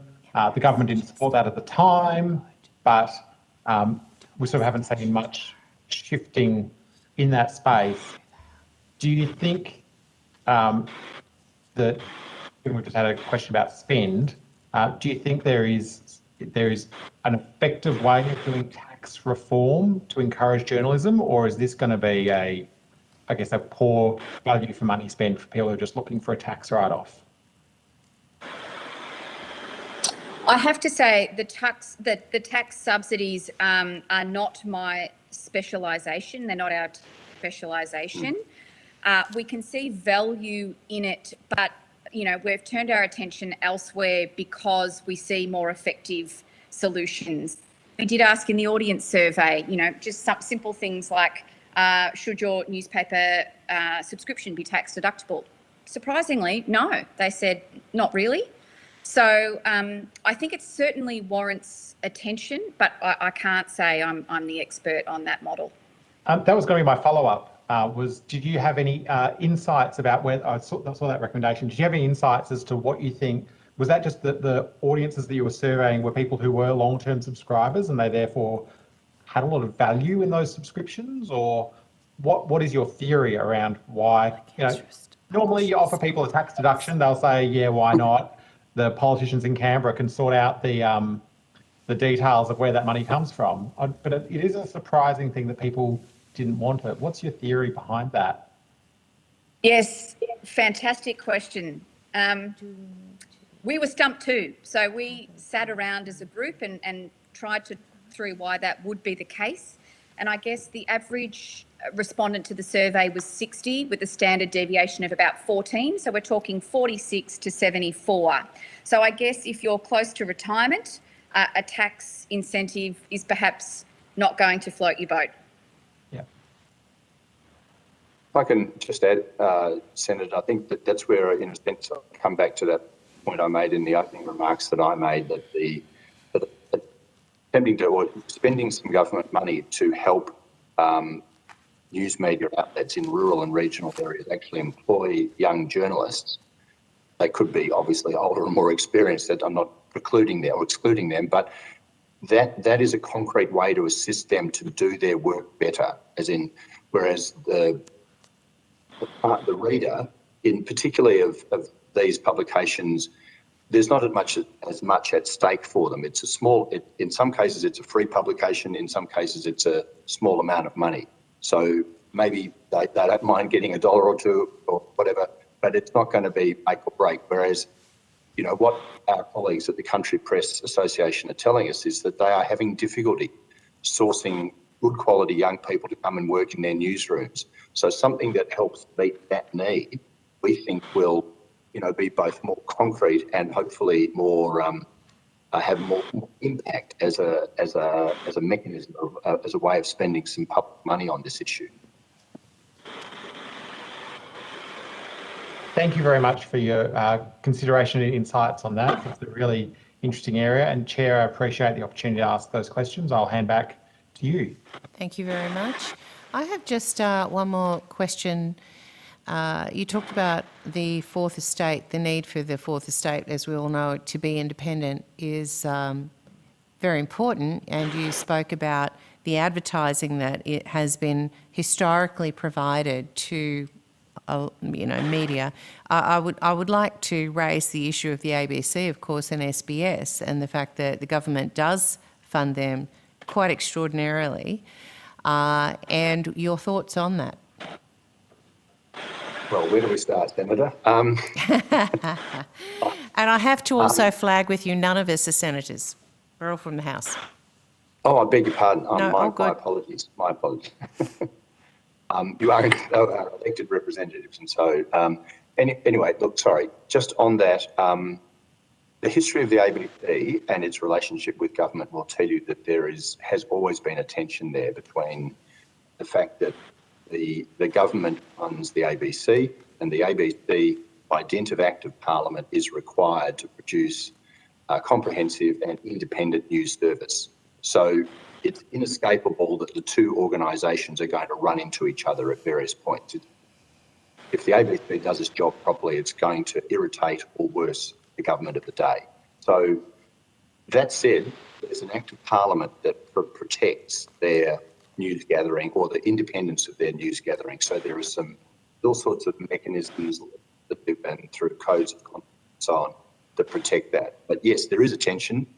You know, they do run into each other, and but having an Act of Parliament outlining the ABC's role and indeed SBS's role is one of the ways that you protect that fourth estate role that you said, which it is very important, as you say.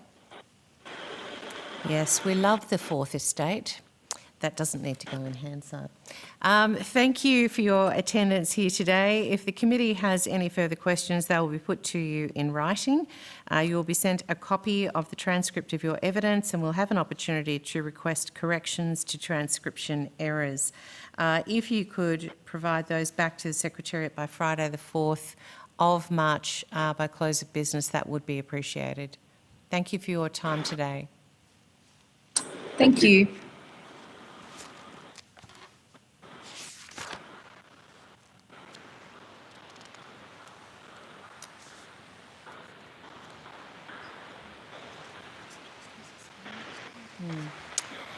We will suspend the hearing momentarily for a private meeting. The public hearing. I now call on representatives from the Community Broadcasting Association of Australia, also speaking on behalf of the Local and Independent News Association, to give evidence. For the Hansard record, would you please state your full names and the capacity in which you appear before the committee?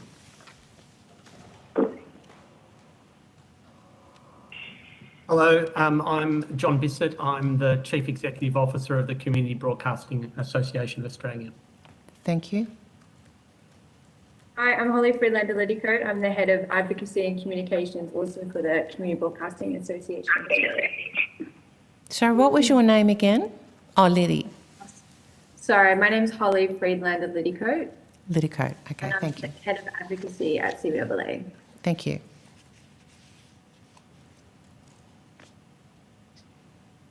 And I'm Ian Cole. I'm from Radio 2WEB and the Western Herald at Bourke in Western New South Wales. Lovely, thank you.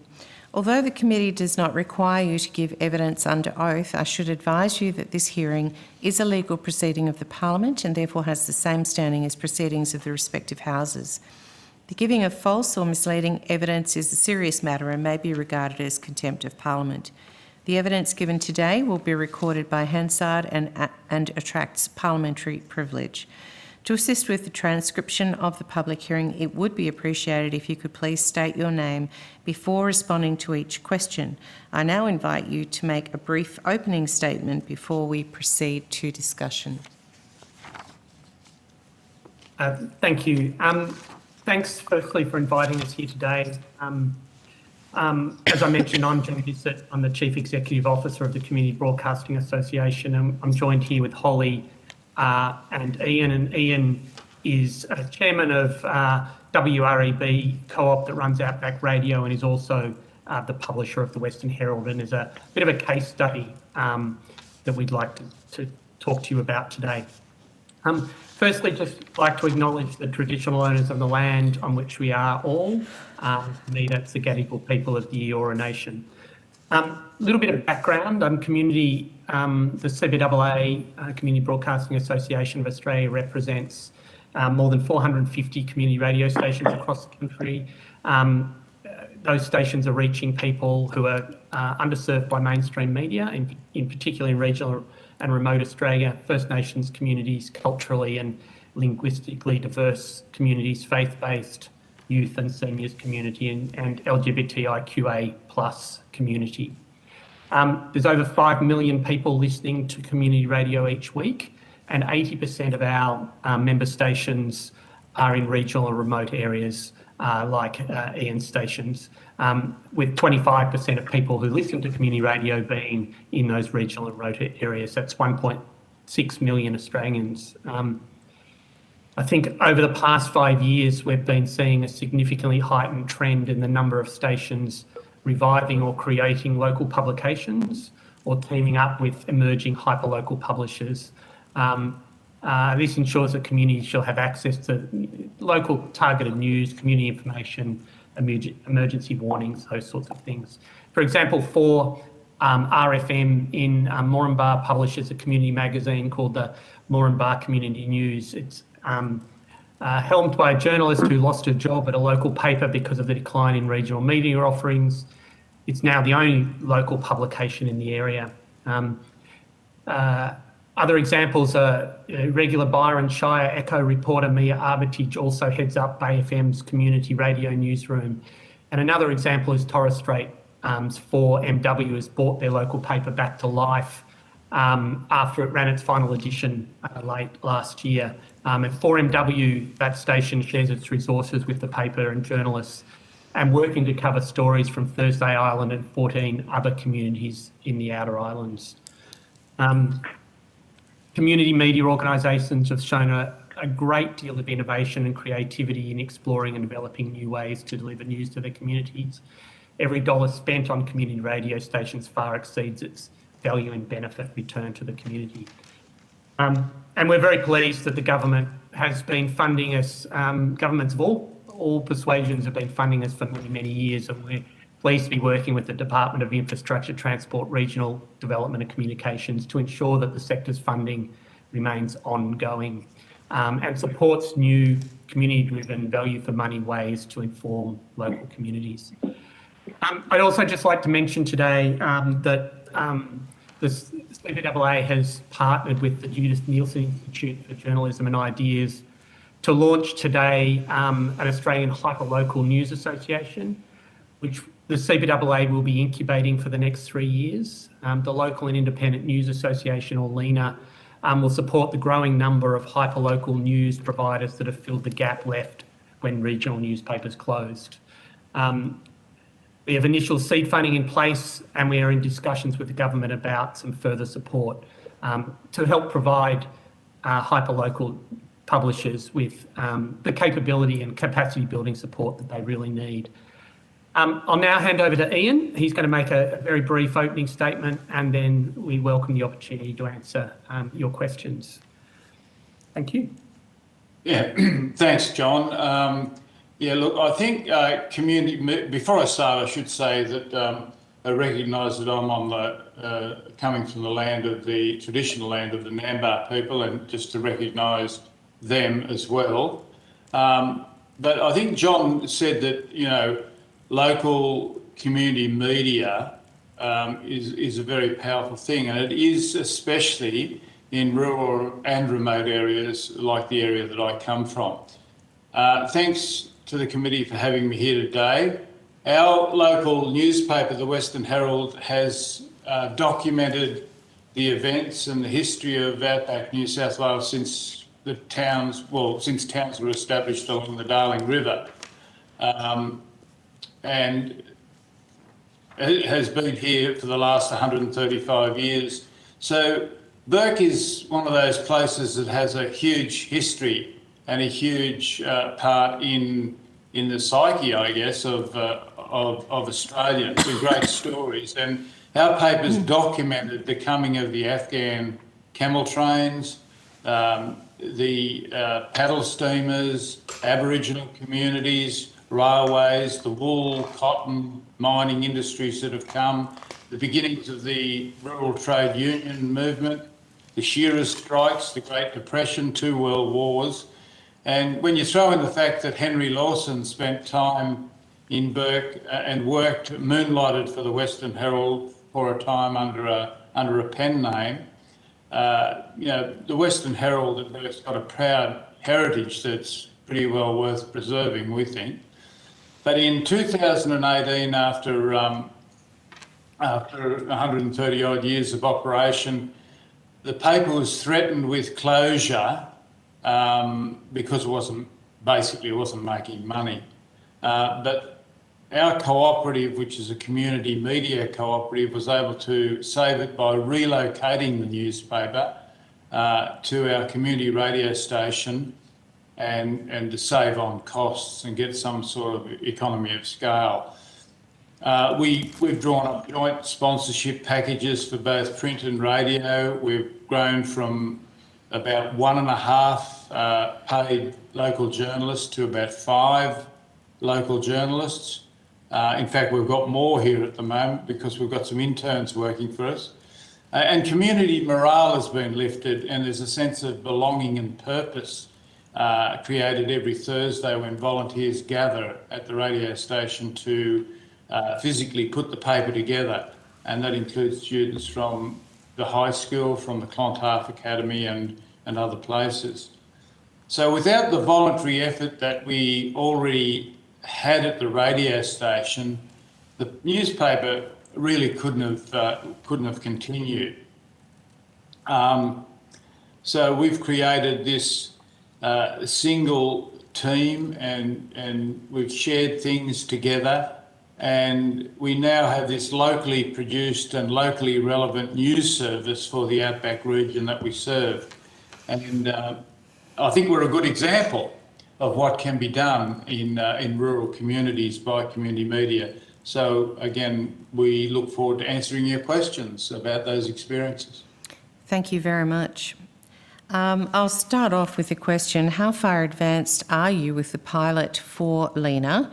How will you reach the large number of hyperlocal news organisations, and what criteria will news organisations have to meet to be considered for support by Lena? Thanks. Look, it's early days. As I mentioned just before, we have launched Lena today. It's been a piece of work that Judith Neilson Institute and the CBAA has been working on for 18 months to 2 years. And that started with bringing together a whole lot of hyperlocal publishers. I think it was early last year, by JNI to talk about their needs and how they could be supported. And then with an advisory group of 12 hyperlocal publishers, we've arrived at where we are today with a fledgling organisation. We're in the process of recruiting its first staff member and executive director, a small board, and I think a lot of opportunity to expand. We've had some fabulous feedback today about the launch and quite incredible support from the probably 40 to 50 hyperlocal publishers that have been intimately involved right from the beginning. And some of those are also community radio stations as publishers. So we see, significant synergies and an opportunity to leverage the nearly 50 years of capacity building support that CBAA has given to community radio, to leverage that and provide it to hyperlocal publishers as well. It's a separate organisation and will have a separate membership. Membership initially is going to be focused on online publishers, not stopping newspapers from joining, but it's certainly focused on smaller hyperlocal publishers that are, beginning to operate out there. I mean, examples are, some of you might be familiar with some of these, the Horsham Times in Horsham, the North Sydney Sun operating in North Sydney, in the Cove that's operating in Lane Cove in Sydney, and the Bugle in Kiama. So there's some really good examples of those hyperlocal publishers, as well as the amazing work that Ian's team have done at Outback Radio and in the Torres Strait. So early days, but we hope to be very much focused on helping those type of publishers build their business models to support local journalism in their communities. Thank you. Do you have any reflections at this stage about international models that support hyperlocal news organisations? Look, I think there is some models, and Lena has been to some degree. One of the models we looked at was Lion Publishers, which is a support organisation in the US. We've certainly looked at that. the conference that Judith Neilson Institute ran last year. Also, we had the participation of an organisation out of Wales and the UK. So there's certainly, through the work that Judith Neilson Institute and the CBAA has done, we have looked at those international models. And I think, whilst it's important to look at those, we've also to remember we are in a unique environment, and some of those examples are well worth leading from, but we are in an Australian context, and we need to look at possibilities. And I think what I'd say the answer, isn't just hyperlocal publishers. It's, the amazing work community radio can do to fill some gaps. It's also hyperlocal publishers, and then, the other media organisations that are also doing very good work out there, like the Country Press Association and obviously ABC, SBS and commercial media. Thank you. Ms McBride, are you there? Yes, I am, Chair. And I might just pick up on some of the line of questioning of yours around this new organisation, LENA, including, and we'll talk a little bit, but what would LENA hope to achieve, and how will it, accepting that it's only launched today, how will it work in practice? And it does mention in submission that LENA seeks Australian government funding to support the setup, and I'd be interested to know what amount of funding is sought over what period? Yes, sure. And it's we have initial support. Judith Neilson Institute have been very supportive over the initial period and are contributing financial support to get it up and running. I think it is a new organisation. We are having some conversations with government. Certainly, I don't unfortunately have the presentation right in front of me, but it's in the realm of $500,000 a year to run the organisation. Obviously, higher levels of money could create greater impact. So we're looking at that sort of range of money. It's not going to be a huge organisation, which is part of the reason why CBAA is incubating it, so we can draw on the economies of scale and the expertise that CBAA already has in those areas, but also draw on the expertise of existing hyperlocal publishers, but also some of the work that community radio has been doing in these areas. So very much focused on capability building, helping hyperlocal publishers build their business models and become sustainable and not, not reliant on philanthropic or government money just to operate day to day. Finding ways to build business models that are sustainable. Just following on from that, and looking at how, you've mentioned sort of capability building and different business models. How does LENA intend to leverage and maximise the value of the existing public investment in community broadcasting? Look, I think the success of LENA is going to be through collaboration. It started off as a collaboration between CBAA and the Judith Neilson Institute. There are several organisations out there, for example, the Walkley Foundation as well, that is doing work building the capability of media organisations. I think it's about how we can all work together. LENA will be specifically focused on hyperlocal publications. It's about how we can all work together and maximise that work so that we're not duplicating or minimise the duplication where we can. And Chair, I wanted to ask, if I could, I just have a question about new deserts. How exactly will LENA address the emergence of new deserts, and what research does LENA rely on to identify the location of new deserts? The Public Interest Journalism Initiative, as I'm sure you're familiar, has done a lot of work mapping the rise and fall of newsrooms over the last few years. That piece of research is critical in identifying where news deserts are. But also, we're seeing local communities identify themselves where these news deserts are, and organisations like Outback Radio, start to fill those to address those issues by moving beyond broadcast to newspapers. Torres Strait's done that too. Certainly in other areas, the Horsham Times and are beginning to appear where there are news deserts. Now, I think there's an opportunity to identify some of those news desert areas and help facilitate the growth of a hyperlocal publication, or help take a community radio station that's already in those areas and help them evolve their business models and what they're doing to fill the gaps. So I don't think there's one simple solution. I think there's lots of opportunities to address the challenges that are out there.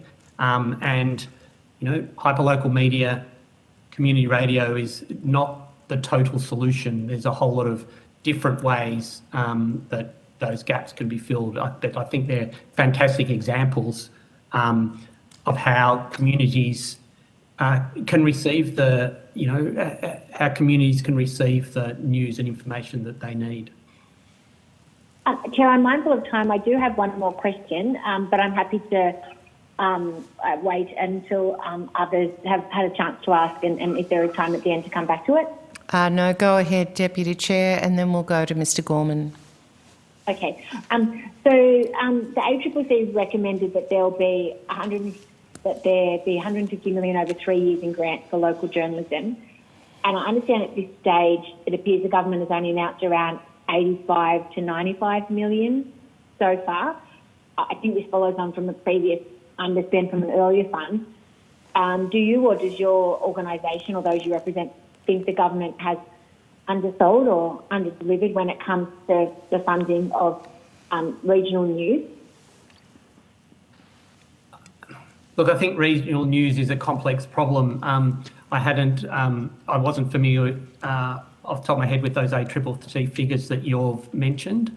I think government funding and philanthropic funding has a really important role to play in the media industry.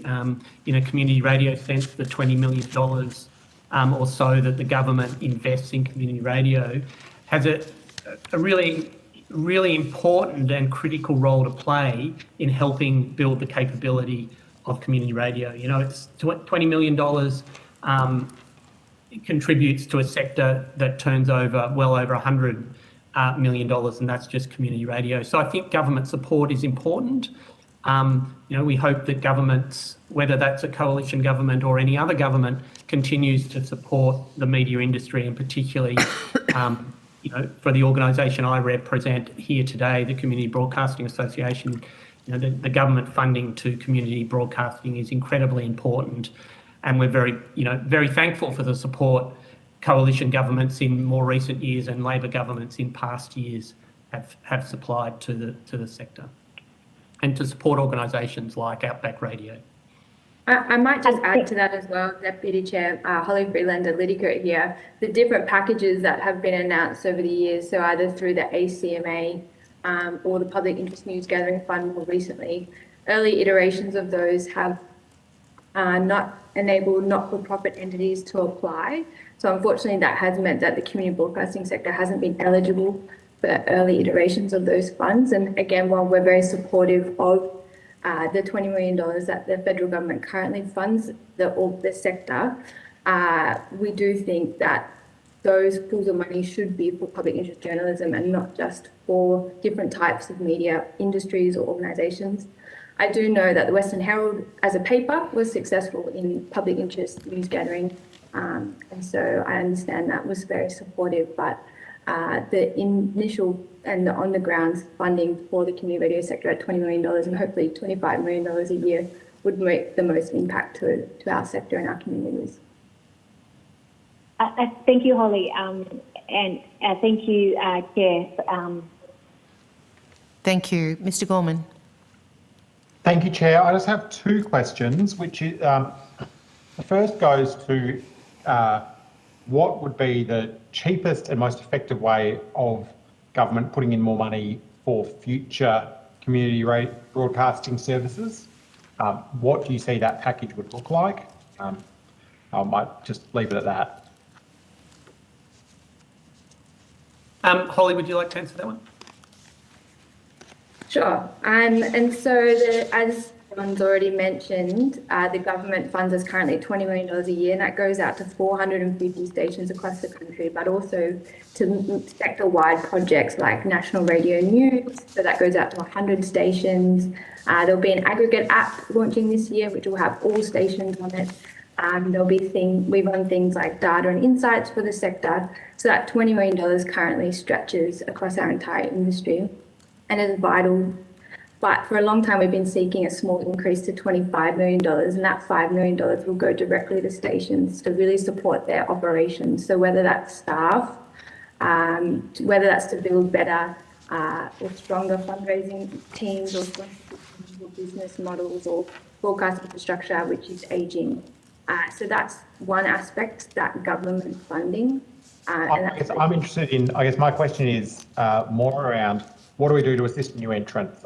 I find one of the real challenges of this, the entire conversation around media diversity, is that we're constantly trying to save the furniture and we're not trying to build new, diverse, different broadcasters or papers or other things.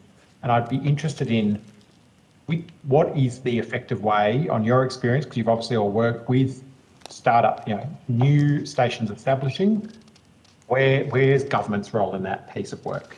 Can I just interrupt there to also point you in the direction of the terms of reference of this committee, which is for newspapers more so than the actual radio station. So if you could kind of answer with that in mind. Yeah, definitely. Look, I think, and I mean, the reason we brought, asked Ian to be with us here today is because his community radio station has published and taken over a local newspaper.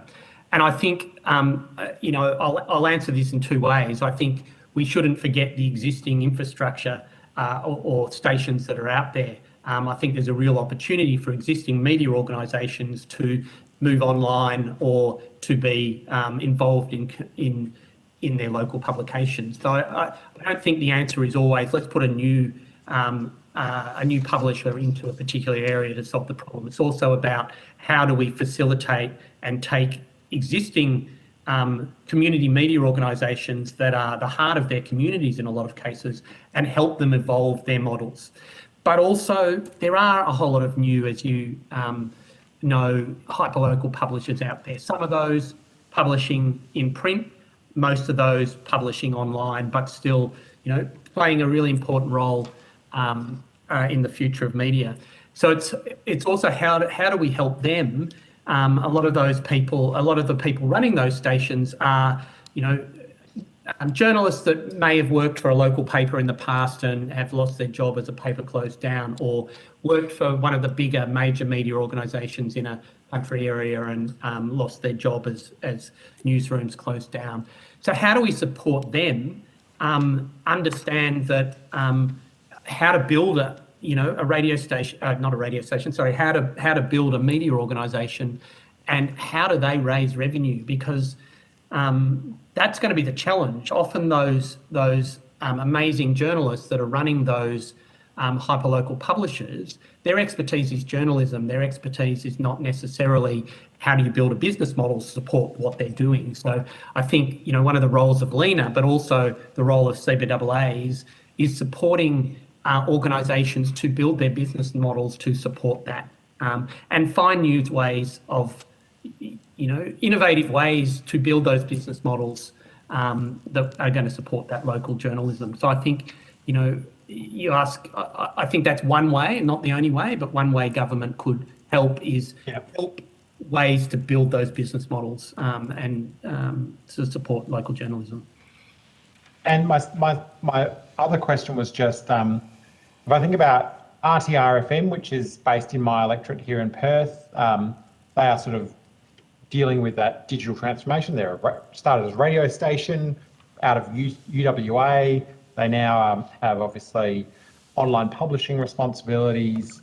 I've helped them get a grant for some infrastructure things. And one of the things I see at that station, I know is true for media organisations that are trying to diversify, is that they're really squeezing their physical assets. They're really spreading their physical assets. And I guess I'd be interested in your comments around the funding that's currently there, how much of that goes into capital and infrastructure assets versus just recurrent costs, and whether there's any need for the committee in our report to address those imbalances? Look, I think I was just at a radio station earlier today talking about ageing infrastructure, and I think this is a challenge for certainly community radio stations, but other media organisations too, that particularly broadcast, is ageing infrastructure, and how do we support replacing that over time? I mean, in the long run, things would be a lot cheaper to run if we all had brand new infrastructure. But, appreciate there's a challenge in you can't just replace everything at once, and government's not going to just come and go, here's, a whole lot of money to do that. So I think there is a challenge there that we need to work on. And, I suppose I mentioned earlier that we're having discussions with the Department of Communications around some of those funding issues, because I think that ageing infrastructure is a challenge, as is the transition from, you look at a radio station 10, 15, 20 years ago, they broadcast just AM or FM. Now they have to be on, AM or FM, DAB+. They're, much more publishing online. Some of them are, like Ian has a print newspaper. There's social media. There's, so what used to be one channel is now lots and lots of channels. So there's a increasing complexity, obviously, and not necessarily increasing resources or revenues around some of those challenges. Thank you very much for that answer. And Chair, I have to leave this hearing to meet with the Ukrainian Association of Western Australia. So thank you for having me as part of the hearing today, and I'll see you again tomorrow. Thank you very much. Thank you all for your attendance here today. If the committee has any further questions, they will be put to you in writing. You'll also be sent a copy of the transcript of your evidence, and will have an opportunity to request corrections to transcription errors. If you could please return that to us by the close of business on Friday the 4th of March, we would appreciate that. Thank you. Thank you, Senator. Thank you. Before I close the public hearing, I call on a member of the committee to move that the committee authorise the publication of the evidence given before it at the public hearing today, including publication of the proof transcript on the parliamentary electronic database. I'm happy to move that way, Chair. Thank you. It is so resolved, and I formally close this public hearing, and we will have a private hearing following if you're available. Ms McBride? Yes, I am, Chair. Thank you.